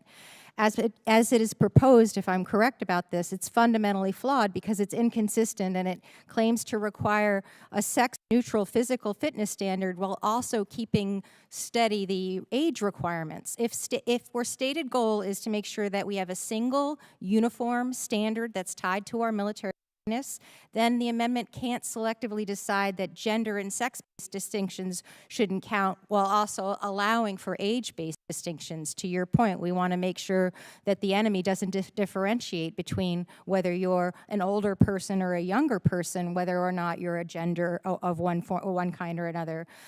If I'm correct about your amendment, making all jobs, both combat and not combat related, subject to that same gender neutral fitness test for both men and women, this will certainly have a lot of real world consequences for existing service members and in future recruitment of service members as well. So consider as an example a public affairs officer or a doctor or a nurse or a lawyer, just a few examples. In this new standard, you would be required to have the same non-gendered physical fitness standard, but age-related physical fitness standard. And personally, I would prefer a medical doctor by my bedside or in the battlefield that was highly medically credentialed and not one that can catch a medicine ball like the guy that's next to her. And really, in all seriousness, this amendment raises serious questions about what the intent is. Is this the intent of this amendment to ensure that every service member can meet the demands of the job, or is it really just a cynical attempt to use the language of standards to target women's continued service at all? Today, we fight with more than just pure muscle. We fight with our brains as well, and this amendment's single standard fitness requirements will prevent us from retaining the very best minds who already meet that standard today. And we certainly cannot forget about recruiting as well.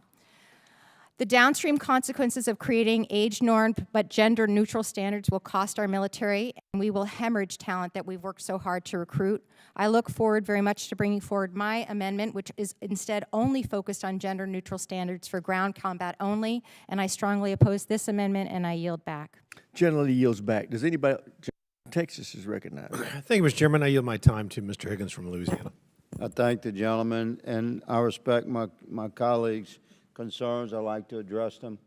The intention of the amendment is to recognize the long-standing, successful implementation of age norm roles within our military for physical fitness testing, but also to address in the modern era of recognizing the capabilities of women to serve across the board in our military, but codifying the intention of Congress is that the physical fitness standards shall be sex neutral.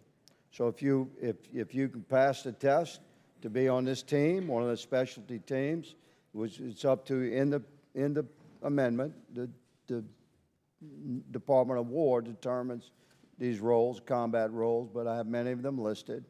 If the primary purpose of that role, of that MOS in that unit includes close engagement and close combat, and it's a combat role, but sex norm physical fitness would be across the board.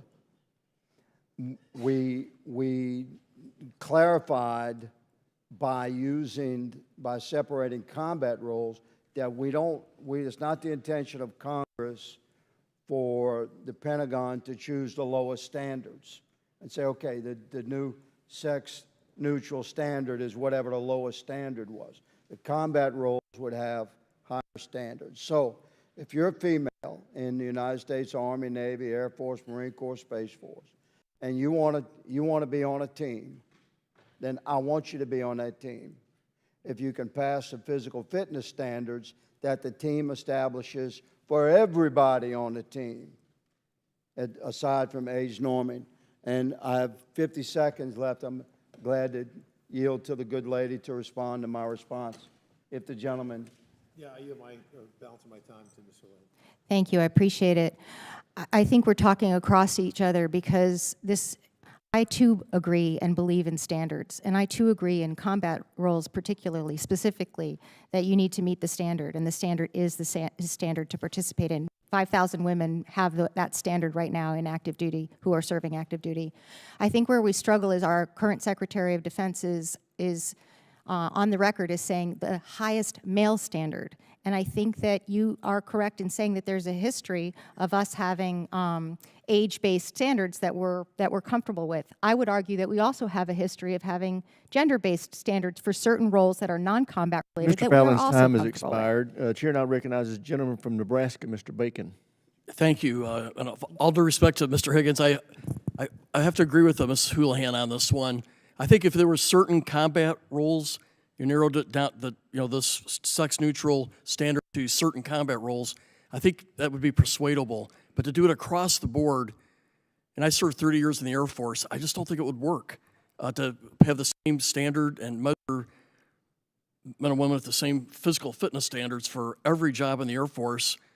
I think it would end up disqualifying a lot of people that you wouldn't have to do any, that would be unnecessary. I think if your amendment directed towards certain combat jobs, I think it's a winning amendment. But across the board, I think it's goes maybe too far. Gentleman yields back. Chair now recognizes the ranking member. Thank you, Mr. Chairman. I yield to Ms. Houlihan. I appreciate that. Well, I have just the amendment for you, Mr. Bacon, and it will be coming soon to a theater near you, which does exactly what we're talking about. I, too, really very much believe that we need to sort of stop this what I believe is a slippery slope and uncertain future where we know the answer to these questions. There are women who are qualified and can meet those standards, those very, very high standards to be in those combat-related roles, and they should be allowed to be there. There is a concern that I have that I think we should all have, that the Secretary has asked for yet another study of something that we already know. General Cooper, when we had him in front of us, I asked him about the readiness and lethality of the people who are fighting in Iran, 18% of whom are women, and he said without pause or hesitation that every last one of them, man and woman, was lethal and ready. And so I hope very much, Mr. Bacon and others who are listening to this conversation, that you will take under consideration a more surgically aimed amendment that is aimed just at our combat, ground combat troops. Thanks, and I appreciate the time. Gentlelady yields back. Does Mr. Smith yield the balance of his time? And now, who?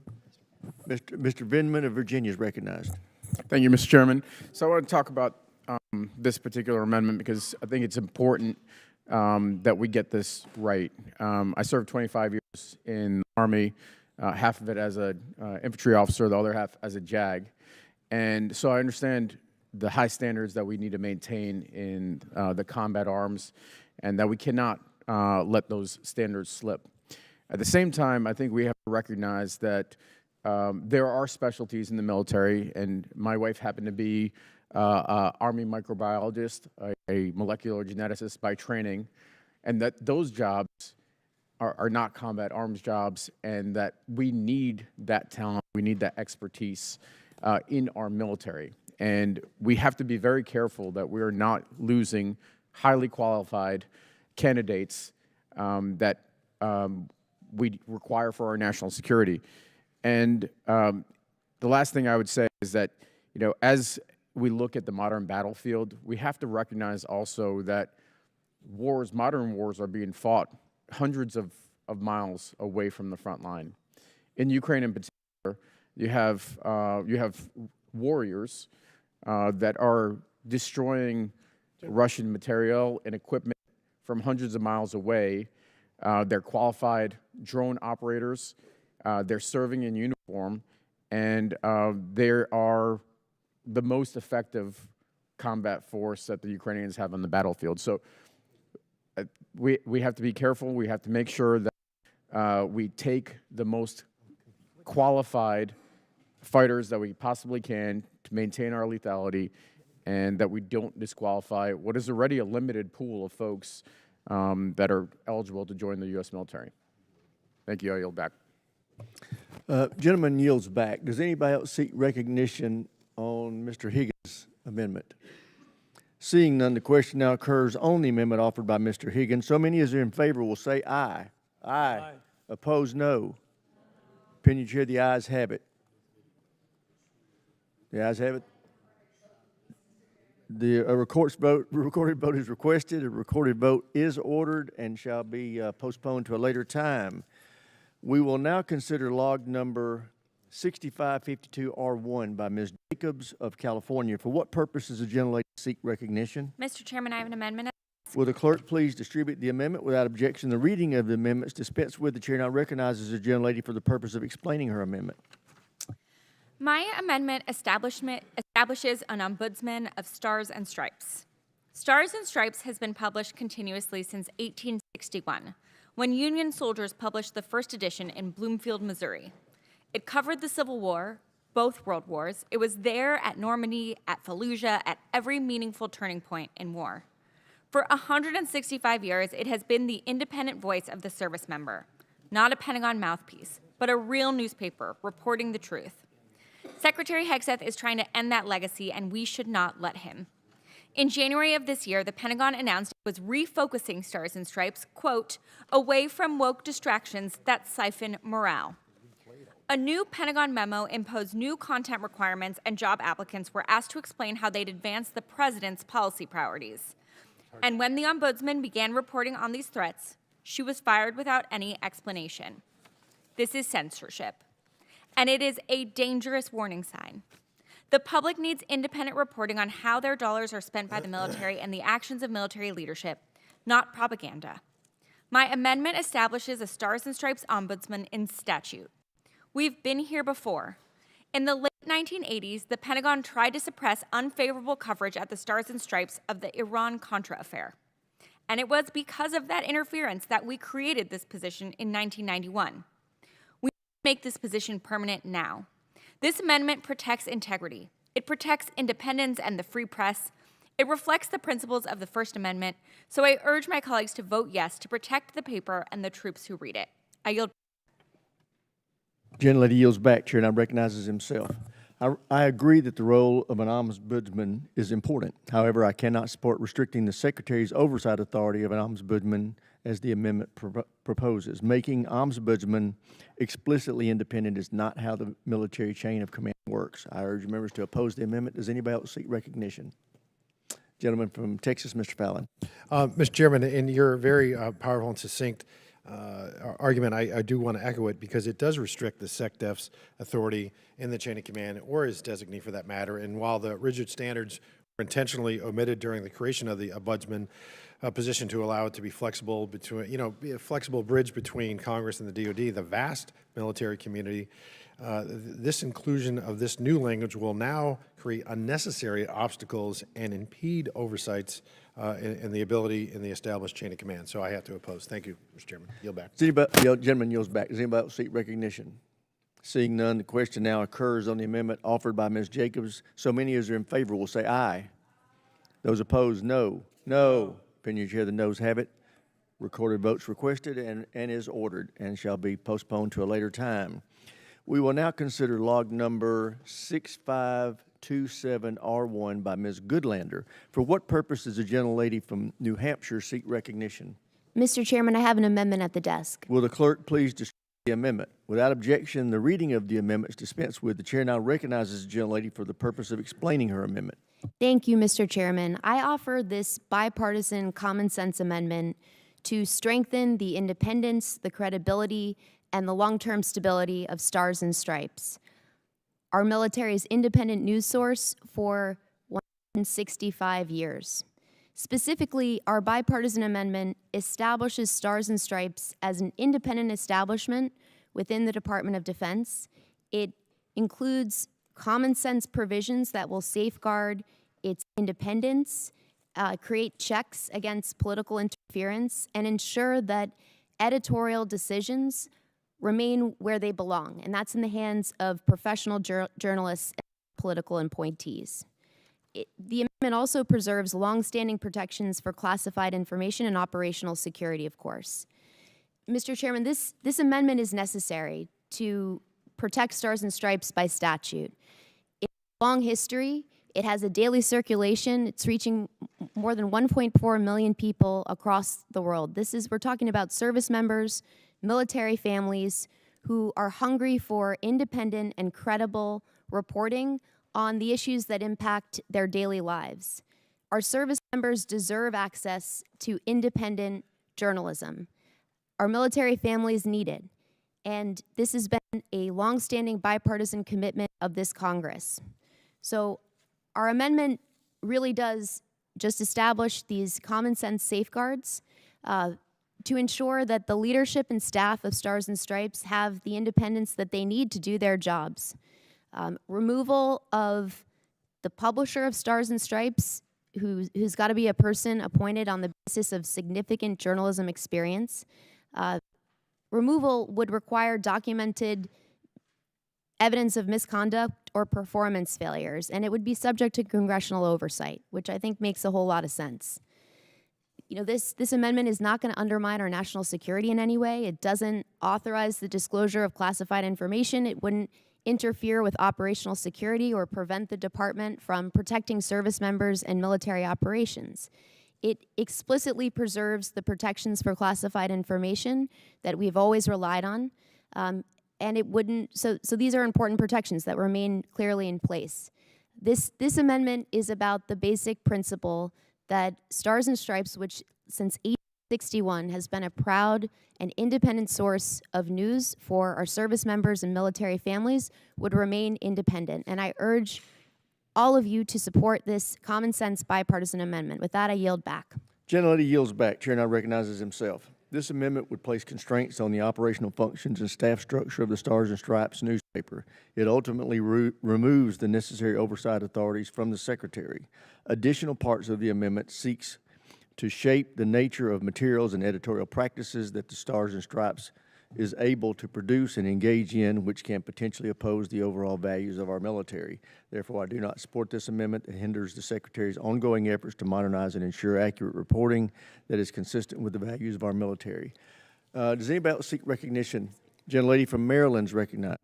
Thank you, Mr. Chair. This amendment upholds a cornerstone of the Constitution that a free and independent press is essential to the very health of our democracy. As we've said here a couple times now, Stars and Stripes was founded during the Civil War and has served as a trusted, nonpartisan source of news for service members and their families for over 165 years. I want to share, just as context for the committee, words of General Pershing, who during World War I attested that the paper written by the men in the service should speak the thoughts of the new American Army and the American people from whom the Army has been drawn. It is your paper. General Eisenhower expressed the same sentiment decades later, saying, quote, "Stars and Stripes is the soldier's newspaper. We will not interfere," unquote, after the paper published an unflattering cartoon of the general. Its credibility rests on its editorial independence, which has been codified years when this committee saw fit to step in. The paper does not belong to generals or admirals. It does not belong to secretaries or presidents. It belongs to the soldiers, Marines, sailors, airmen, and guardians of this nation. I urge all our members of this committee to support this amendment, and I yield back. Gentlelady yields back. Does anybody else seek recognition? Seeing none, the question now occurs on the amendment offered by Ms. Goodlander. All in favor will say aye. Those opposed, no. No. Opinion chair, the noes have it. Mr. Chairman, may I request a recorded vote? Vote is requested and ordered. It will be postponed to a later time. We will now move to log number 6482, R1 by Ms. Goodlander of New Hampshire. For what purposes gentlelady seek recognition? Mr. Chairman, I have an amendment at the desk. Will the clerk please distribute the amendment? Without objection, the reading of the amendment is dispensed with. The chair now recognizes the gentlelady for the purpose of explaining her amendment. Thank you, Mr. Chairman. I offer this common sense bipartisan amendment to protect the independence of the Pentagon Press Corps and ensure that the American people get access to accurate, independent reporting about one of the most important institutions in the world, the United States Department of Defense. This straightforward amendment simply states that no funds authorized by this act can be made available or be used to restrict the free and independent press. I wish that this weren't a necessary amendment, but what we're seeing right now is the most coordinated and pernicious attack on the free press that we've seen in my lifetime or perhaps in our history. Trust in the United States military and our Department of Defense depends upon transparency. And this is the least transparent Pentagon in American history, in large part because we've seen coordinated attack on independent journalists who have dedicated their lives to reporting on the Pentagon. Mr. Chairman, this is a straightforward amendment that will protect a cornerstone principle of our Constitution. There's a reason why the First Amendment is first in our Bill of Rights. And I urge all of our colleagues to support this common sense bipartisan amendment. With that, I yield back. Gentlelady yields back. Chair recognizes himself.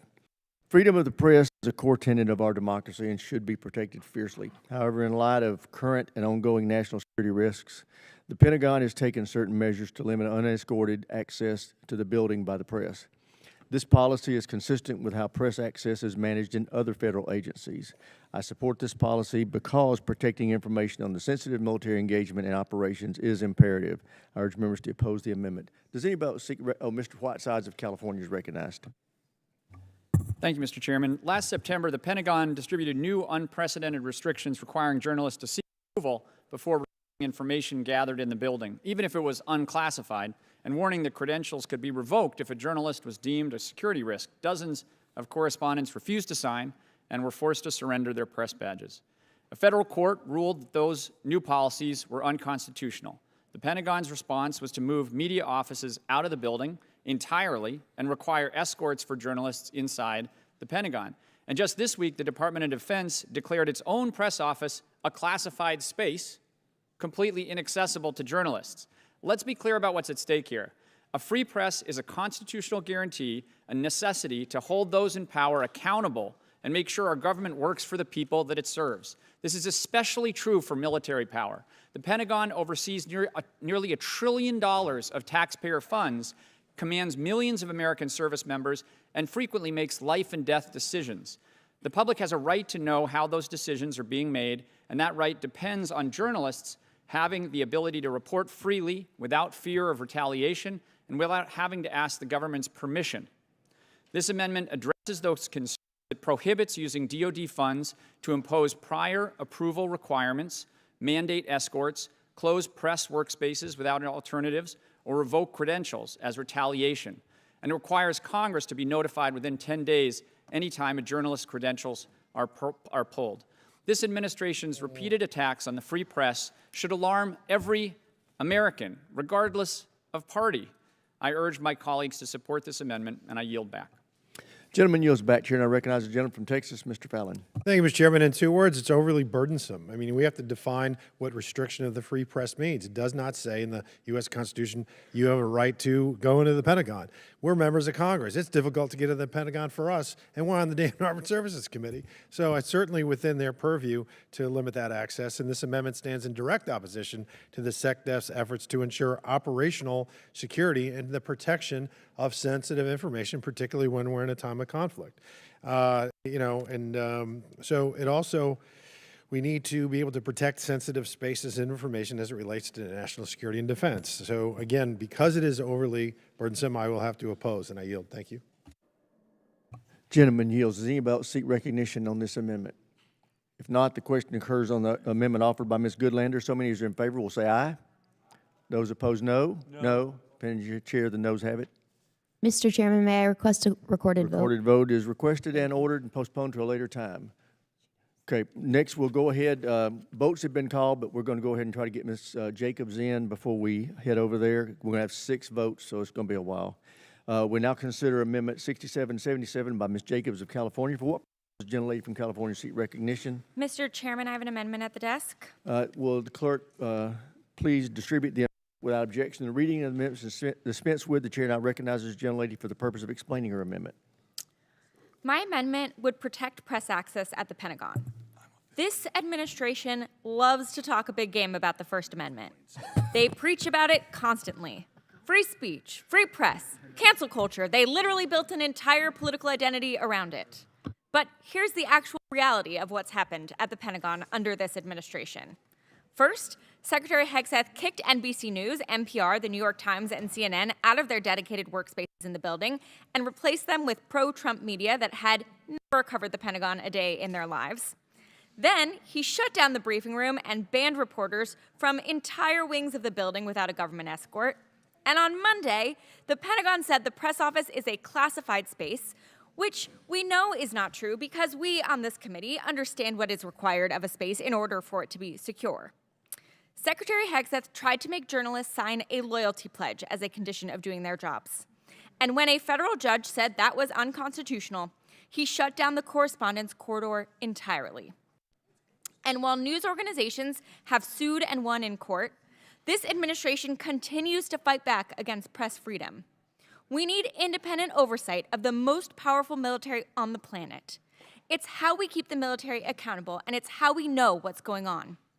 It's because of CNN that we know about the initial U.S. drone strikes on Venezuelan soil. It's because of NPR that about the strikes on the girls' elementary school in Manab, Iran. It's because of Reuters that we know about the initial Pentagon inquiry that pointed to the United States being at fault for that strike. And it's because of CBS News that we learned that Secretary Hegseth wanted a makeup studio at the Pentagon. The list goes on and on. If we take the press out of the Pentagon, you blind Congress and blind the American people to what's happening in their name and with their money. Replacing independent media with sycophants isn't about protecting national security, and it's actually unbelievable that anyone can claim that it is with a straight face when the Secretary of Defense added a journalist to a signal chain when talking about an imminent sensitive military operation. This is about eliminating scrutiny. It's about hiding the truth. It's about controlling the media, and we cannot let that happen. My bipartisan amendment is simple. It puts into law what every administration, Republican and Democratic, has upheld for 50 years. Credentialed journalists get appropriate access to the Pentagon. They get briefings. No pledges, no political litmus tests, no retaliation for tough coverage, and their security credentials are managed by the Pentagon Force Protection Agency as it should be. This is the absolute minimum that democratic accountability requires, and I urge all of my colleagues to vote yes. I yield back.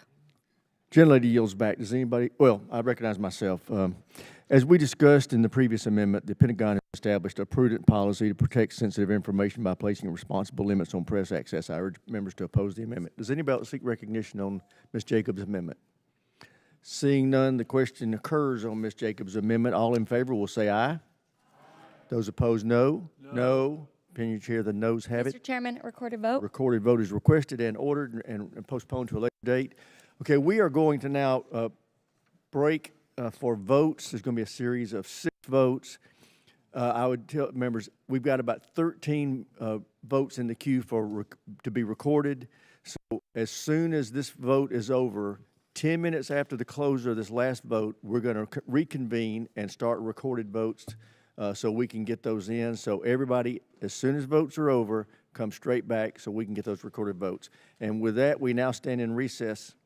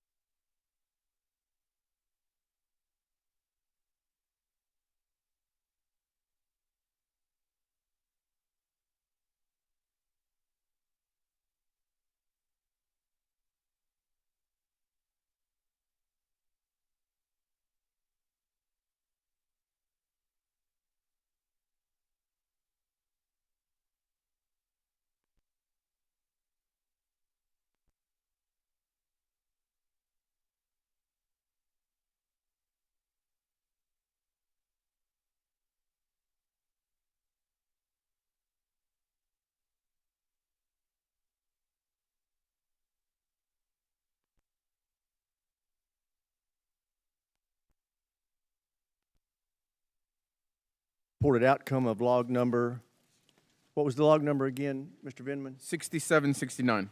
6769. The amendment was not adopted. Is there any objection to the gentleman's request? Without objection, so ordered. The committee records will reflect this request. Thank you, Mr. Chairman. I determined during the break that I was not a fan of Mr. Rock's music, so. All right. We still got a couple of members. Let's see. So I think we got 5 members. There's 1, 2. We're getting close.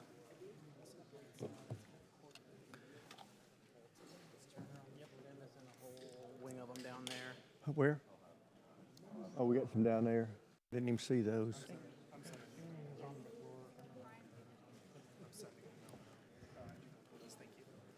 There's Davis.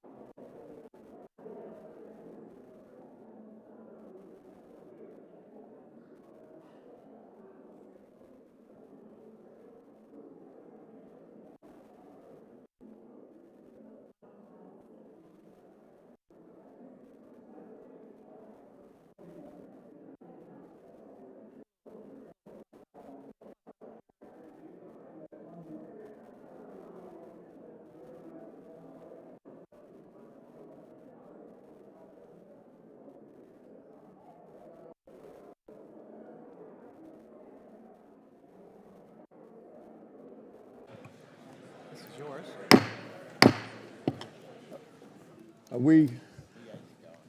Yeah. All right. We are now going to proceed with our recorded votes. The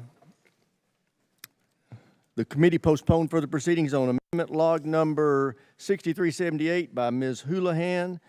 And we shall now resume those proceedings. The question occurs on the amendment. Members will record their vote by electronic device. The chairman will be voting no.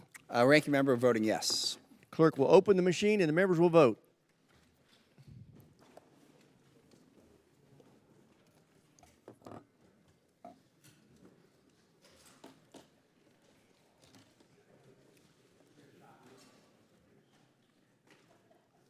Have all members voted?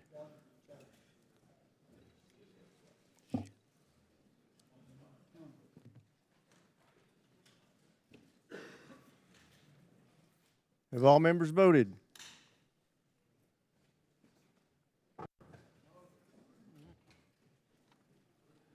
Does anybody wish to change his or her vote? Clerk will lock the machine and record the vote. Mr. Chairman, the ayes are 24, the nays are 28. Amendment is not agreed to.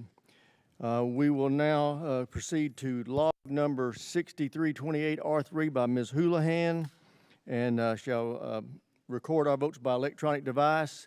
The chairman will be voting no. Ranking member will be voting yes. The clerk will open the machine and members will vote.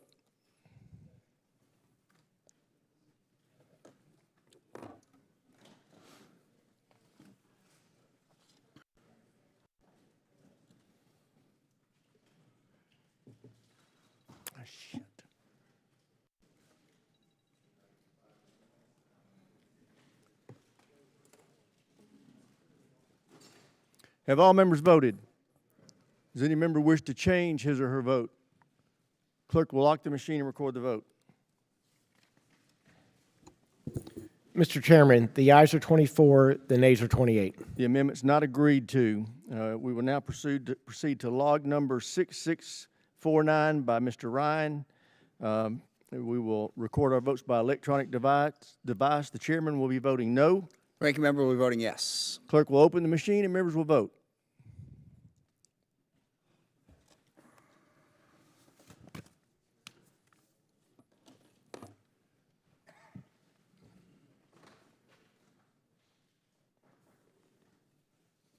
Have all members voted? Does any member wish to change his or her vote? Clerk will lock the machine and record the vote. Mr. Chairman, the ayes are 25, the nays are 28. The amendment's not agreed to. We will now move to log number 6386R6 by Ms. Houlihan. We will record our vote by electronic device. The chairman will be voting no. A ranking member will be voting yes. Clerk will open the machine and members will vote.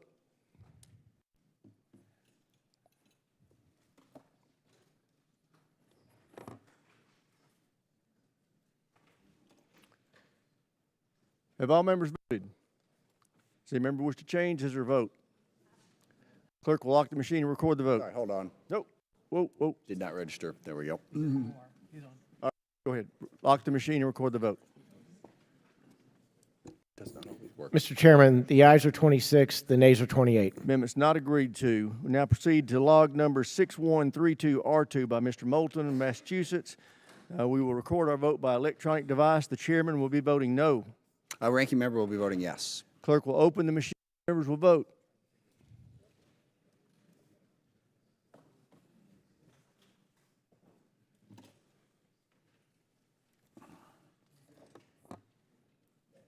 Have all members voted? Does any member wish to change his or her vote? Clerk will lock the machine and record the vote.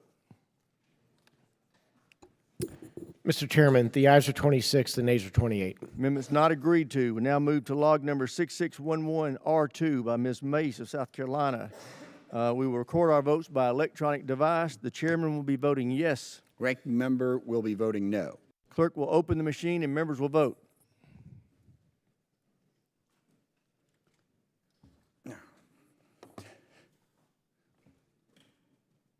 Got in the habit of voting yes. Have all members voted? Does any member wish to change his or her vote? Clerk will lock the machine and record the vote. Mr. Chairman, the ayes are 26, the nays are 28. The amendment's not agreed to. Now move to log number 6148 by Ms. Mace. We will record our vote by electronic device. The chairman will be voting yes. Ranking member will be voting no. Clerk will open the machine and members will vote.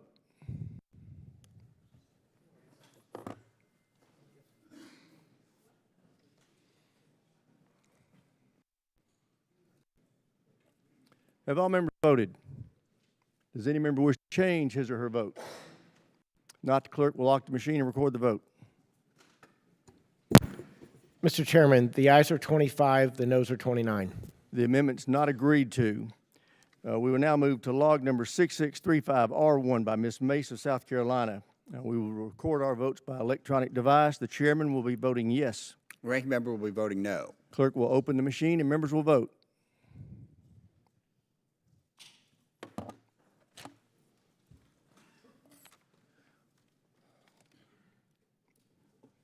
Have all members voted? Does any member wish to change his or her vote? If not, the clerk will lock the machine and record the vote. Mr. Chairman, the ayes are 27, the nays are 27. The amendment is not agreed to. We'll now move to log number 6476R2 by Mr. Higgins. We will record our vote by electronic device. The chairman will be voting yes. How would the ranking member be voting? Sorry. Ranking member voting no. Okay, the clerk will open the machine and the members will vote.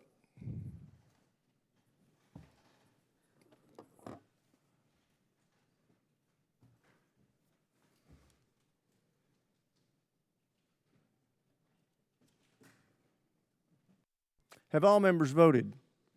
Does any member wish to change his or her vote? If not, the clerk will lock the machine and record the vote.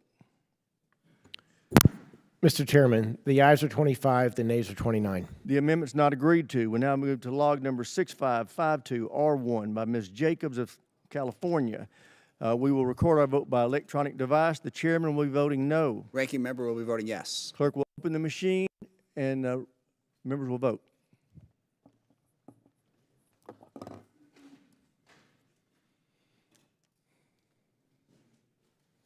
All members voted? Have all members voted? Does any member wish to change his or her vote? Not, the clerk will open the machine and report the vote. Mr. Chairman, the ayes are 25, the nays are 29. The amendment's not agreed to. Now go to Amendment 6527R1 by Ms. Goodlander. We will record our votes by electronic device. The chairman will be voting no. Ranking member will be voting yes. Clerk will open the machine and members will vote.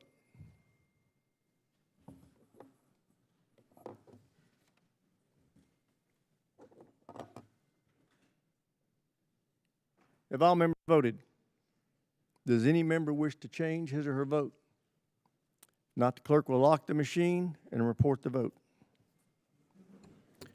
Mr. Chairman, the ayes are 26, the nays are 29. The amendment's not agreed to. Now move to log number 6428R1 by Ms. Goodlander. We will record our votes by electronic device. The chairman will be voting no. A ranking member will be voting yes. The clerk will open the machines and members will vote.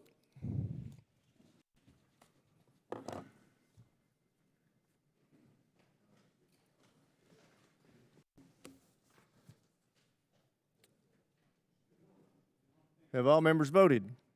Does any member wish to change his or her vote? Not, the clerk will lock the machine and record the vote. Mr. Chairman, the ayes are 27, the nays are 28. The amendment is not agreed to.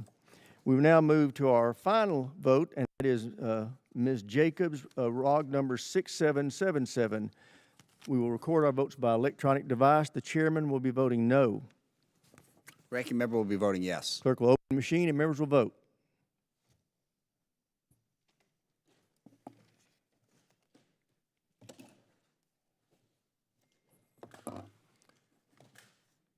Have all members voted?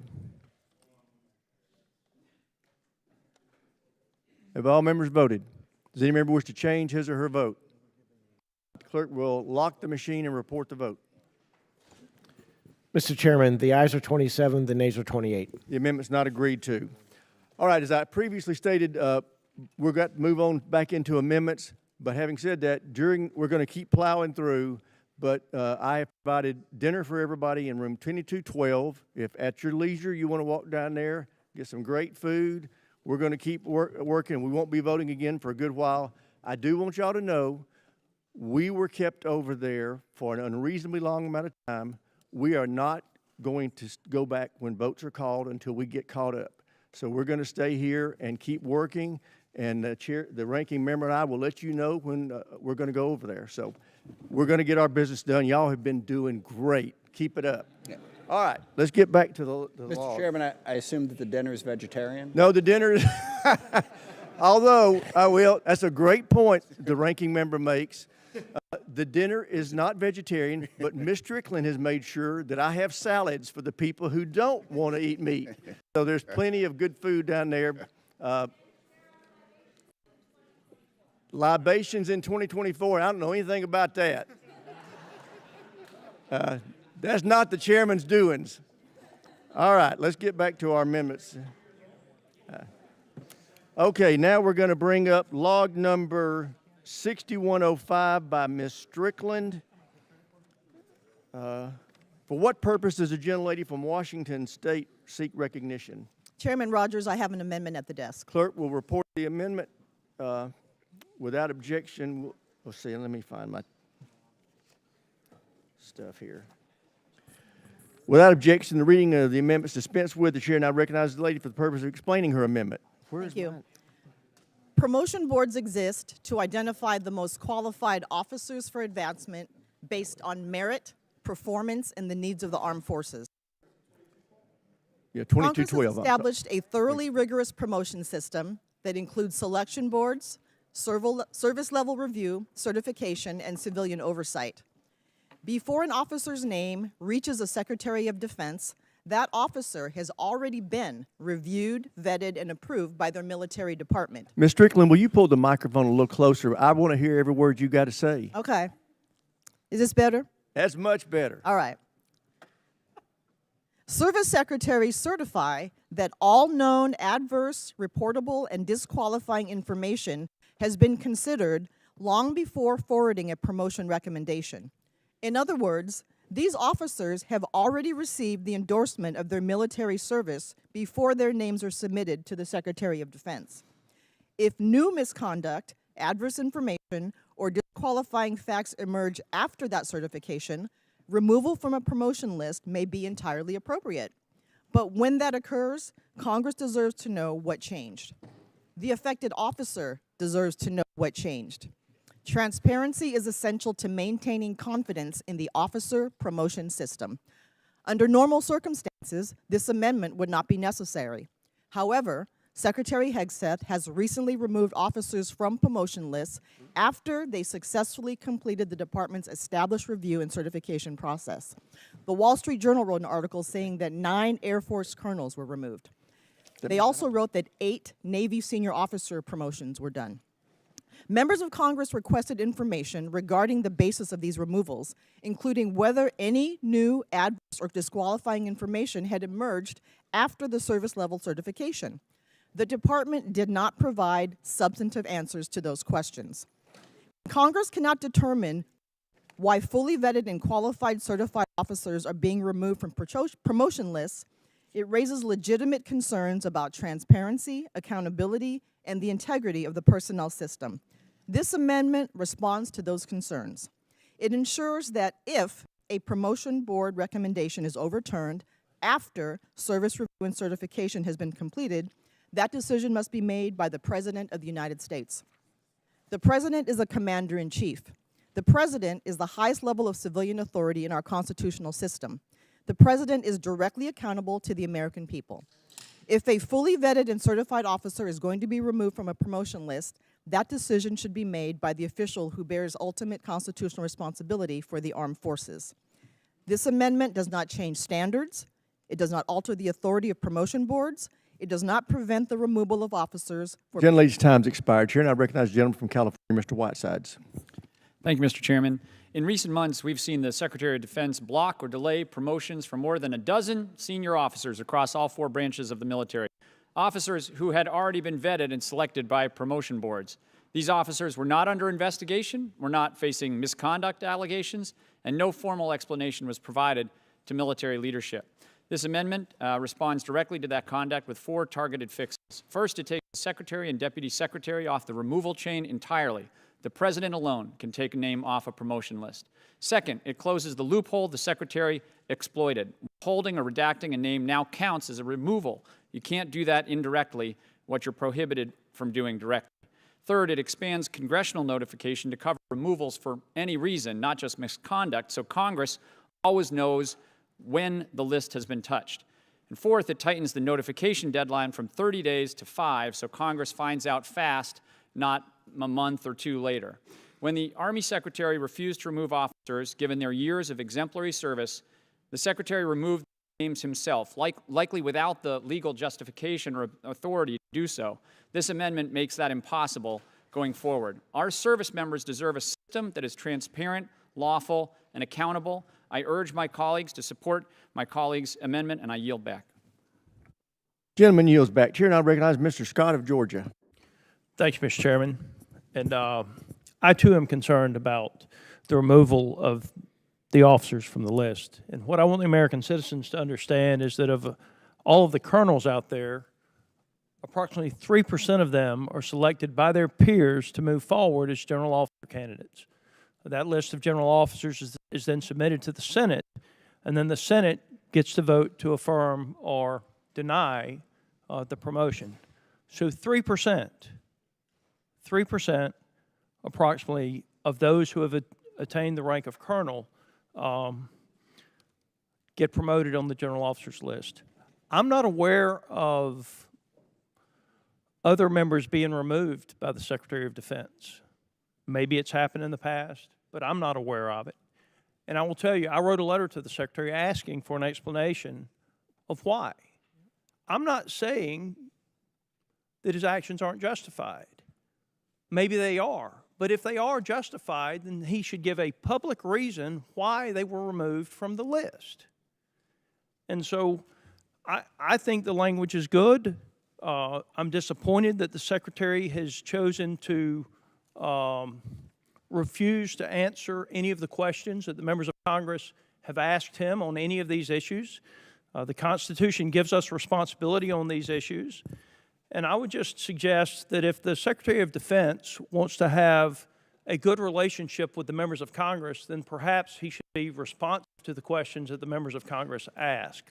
But the removal of those officers is unacceptable, and I believe that the Secretary owes an answer to the officers and to this committee of why they were removed. And with that, I yield back. Gentleman yields back. Now, Chair, and I recognize the gentleman from New York, Mr. Ryan. Thank you, Mr. Chair. I'm going to yield the balance in a moment to my colleague, but I just want to strongly support this amendment and thank colleagues on both sides of the aisle. The only point I wanted to add is that from almost all of these officers, this is not only a lack of a promotion, it's the end of their career. Often in many cases after decades of honorable service without even an explanation. That, I think we can all agree that that is inappropriate and disrespectful of their service to our great nation. And I yield the balance to Ms. Strickland, Mr. Chair. Right, thank you. This amendment does not change promotion standards. It does not alter the authority of promotion boards. It does not prevent the removal of officers for misconduct, disqualifying information, or any other legitimate reason. It simply ensures that when the promotion process is overridden, that action is taken with the highest level of civilian accountability and transparency. This amendment also clarifies that withholding or redacting an officer's name from a promotion report constitutes a removal for the purposes of the law. Transparency strengthens trust. Accountability strengthens confidence. And both are essential to preserving the integrity of the officer promotion system. I also sent a letter with Congressman from Georgia asking the Secretary of Defense for an explanation of what happened. We got a sorry little 2-paragraph curt response that said they promote based on merit. These people are being promoted based on merit. So I ask my colleagues on both sides of the aisle to urge adoption of this amendment. Let's have transparency. Let's respect the qualified people who deserve promotion. And I yield back, Mr. Chair.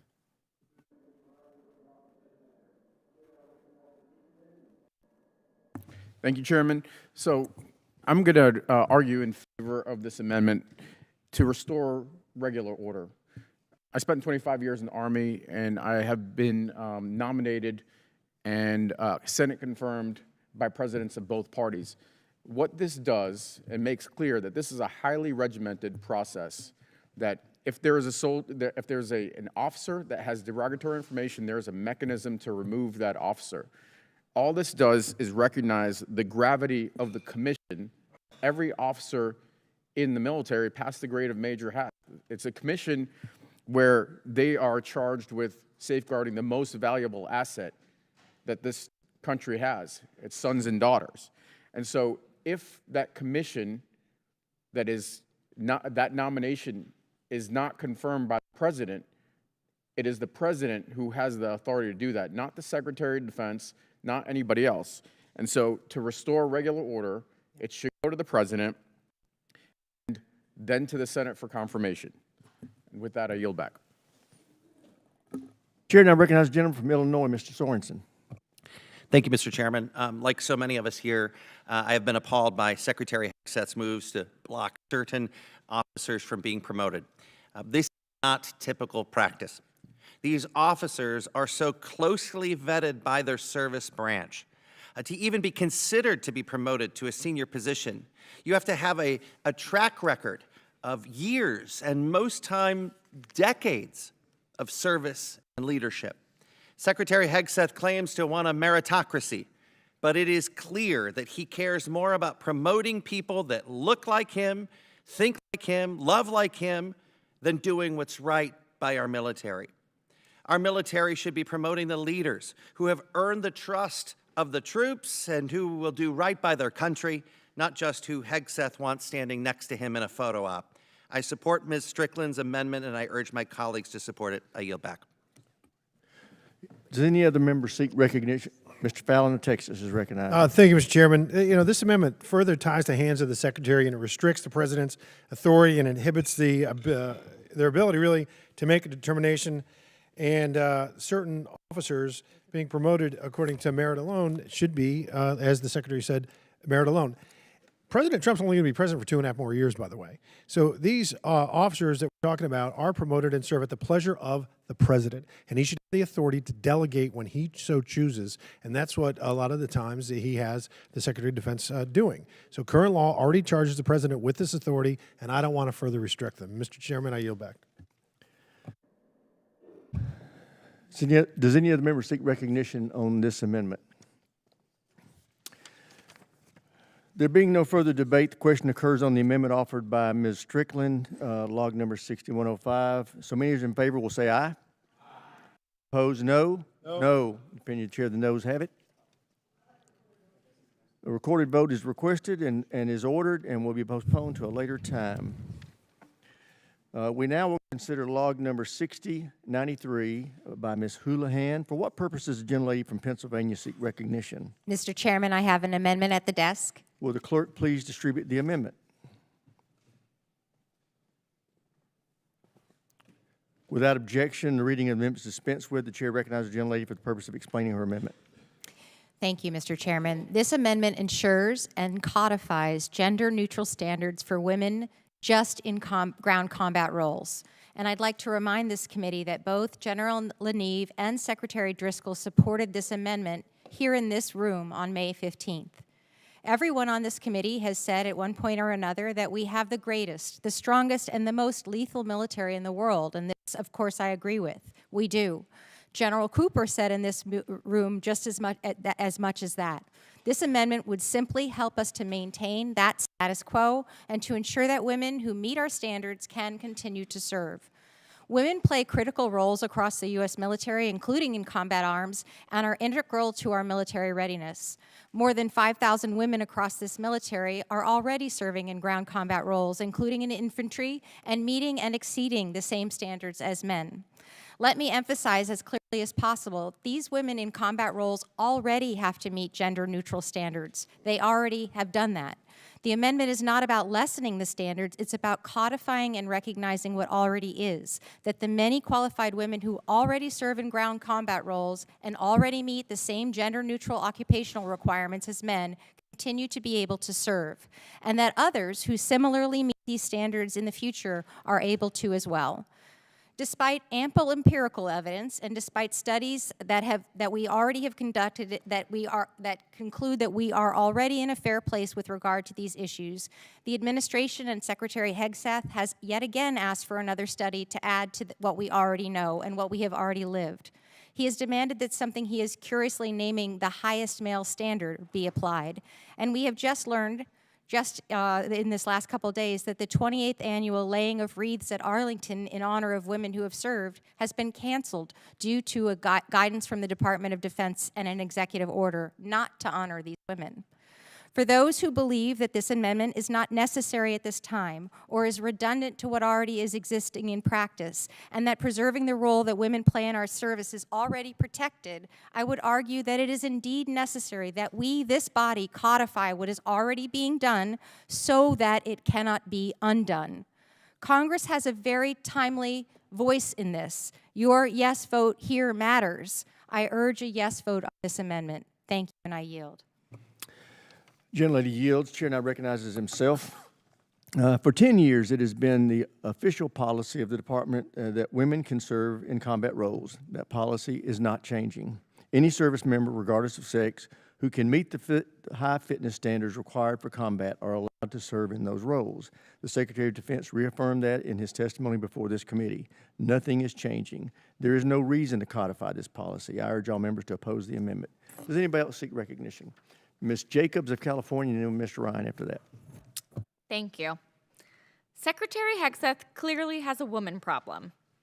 Maybe he's intimidated by women who can outrun him, outshoot him, and outperform him in the field, women who earned their Ranger tab when he never did.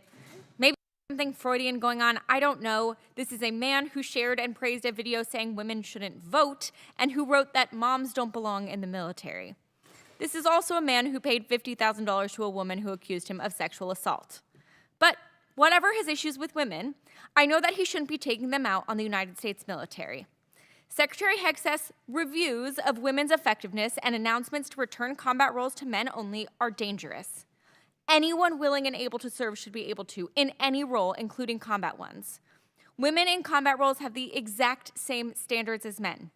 There are the same entrance requirements, the same endurance metrics, the same physical and performance standards, and the same tests. We can't build the most lethal fighting force in the world by shrinking the pool of people who qualify. We build it by setting a fair and equal standard and holding everyone to it. That is what gender-neutral standards mean, and the ones women are already passing. If you can do the job, you should get the job. This amendment prohibits the Pentagon from barring women from any role, and it locks gender-neutral physical standards for combat roles into statute. I would hope that we can all support this and support all the brave, courageous, and capable women in our military. I yield back. Gentlelady yields back. Gentleman from New York, Mr. Ryan's recognized. Thank you, Mr. Chair. I want to commend and thank my colleague, Ms. Houlihan, for, again, her leadership on this year after year, and I'm proud to support this along with my colleagues. I just wanted to add 2 points, Mr. Chair. The first is, again, as has been the case in several issues we've debated here, the argument that nothing is going to change does not hold up to the facts of the reality of what's happened in this Pentagon for the last year. And specifically, I would cite, which Ms. Houlihan did as well, this absolutely made-up witch hunt study that the Secretary commissioned to try to take us back from the proven progress that you yourself, acknowledge and we all agree has worked.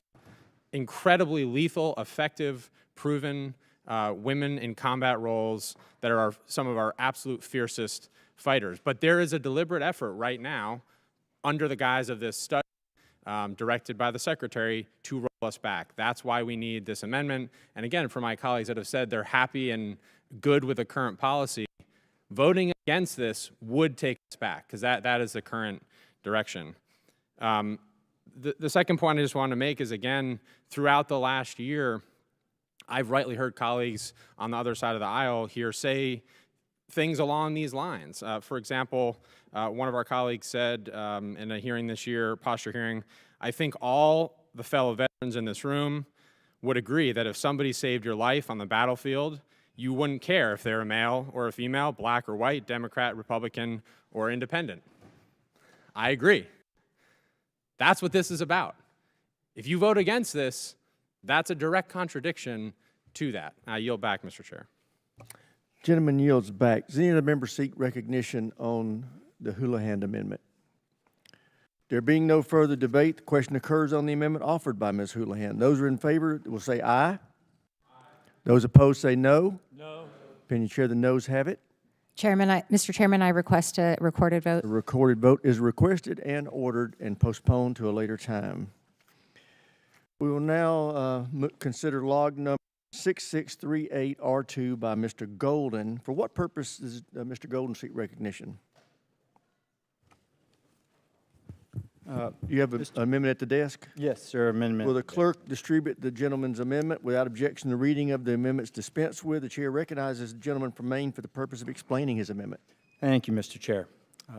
The Boots Act has now passed the House 2 times, in 2024 and in 2025. Last year it passed the House as part of this committee's annual defense bill, and every member of this committee at the time supported it by unanimous consent.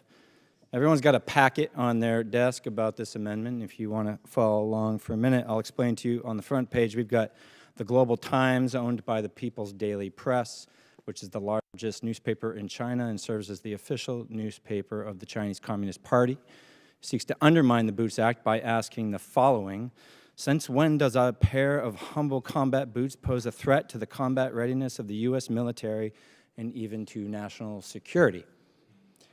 What a ridiculous question, Mr. Chair. History is replete with examples of the importance of boots in combat. If you don't agree with me, try marching to battle barefoot yourself. The CCP's interest in boots actually tells us they know how important combat boots are. Moving on, we have a letter from the Defense Logistics Agency to Congress where they state that they conducted a war game for various go-to war Class II items in October of 23, with boot production being one of the commodities included in the exercise. It demonstrated that the United States would struggle to meet wartime surge requirements. One of the recommendations from the exercise was to expand opportunities for the domestic industrial base prior to the next contingency to build additional capacity, and it stated that passage of boots would create additional opportunities for the domestic industrial base, as well as encouraging foreign producers to bring their production home to the United States. We then have 6 pages where we see 49 options of combat boots that would meet the standard of this amendment and meet the existing Berry Amendment requirement.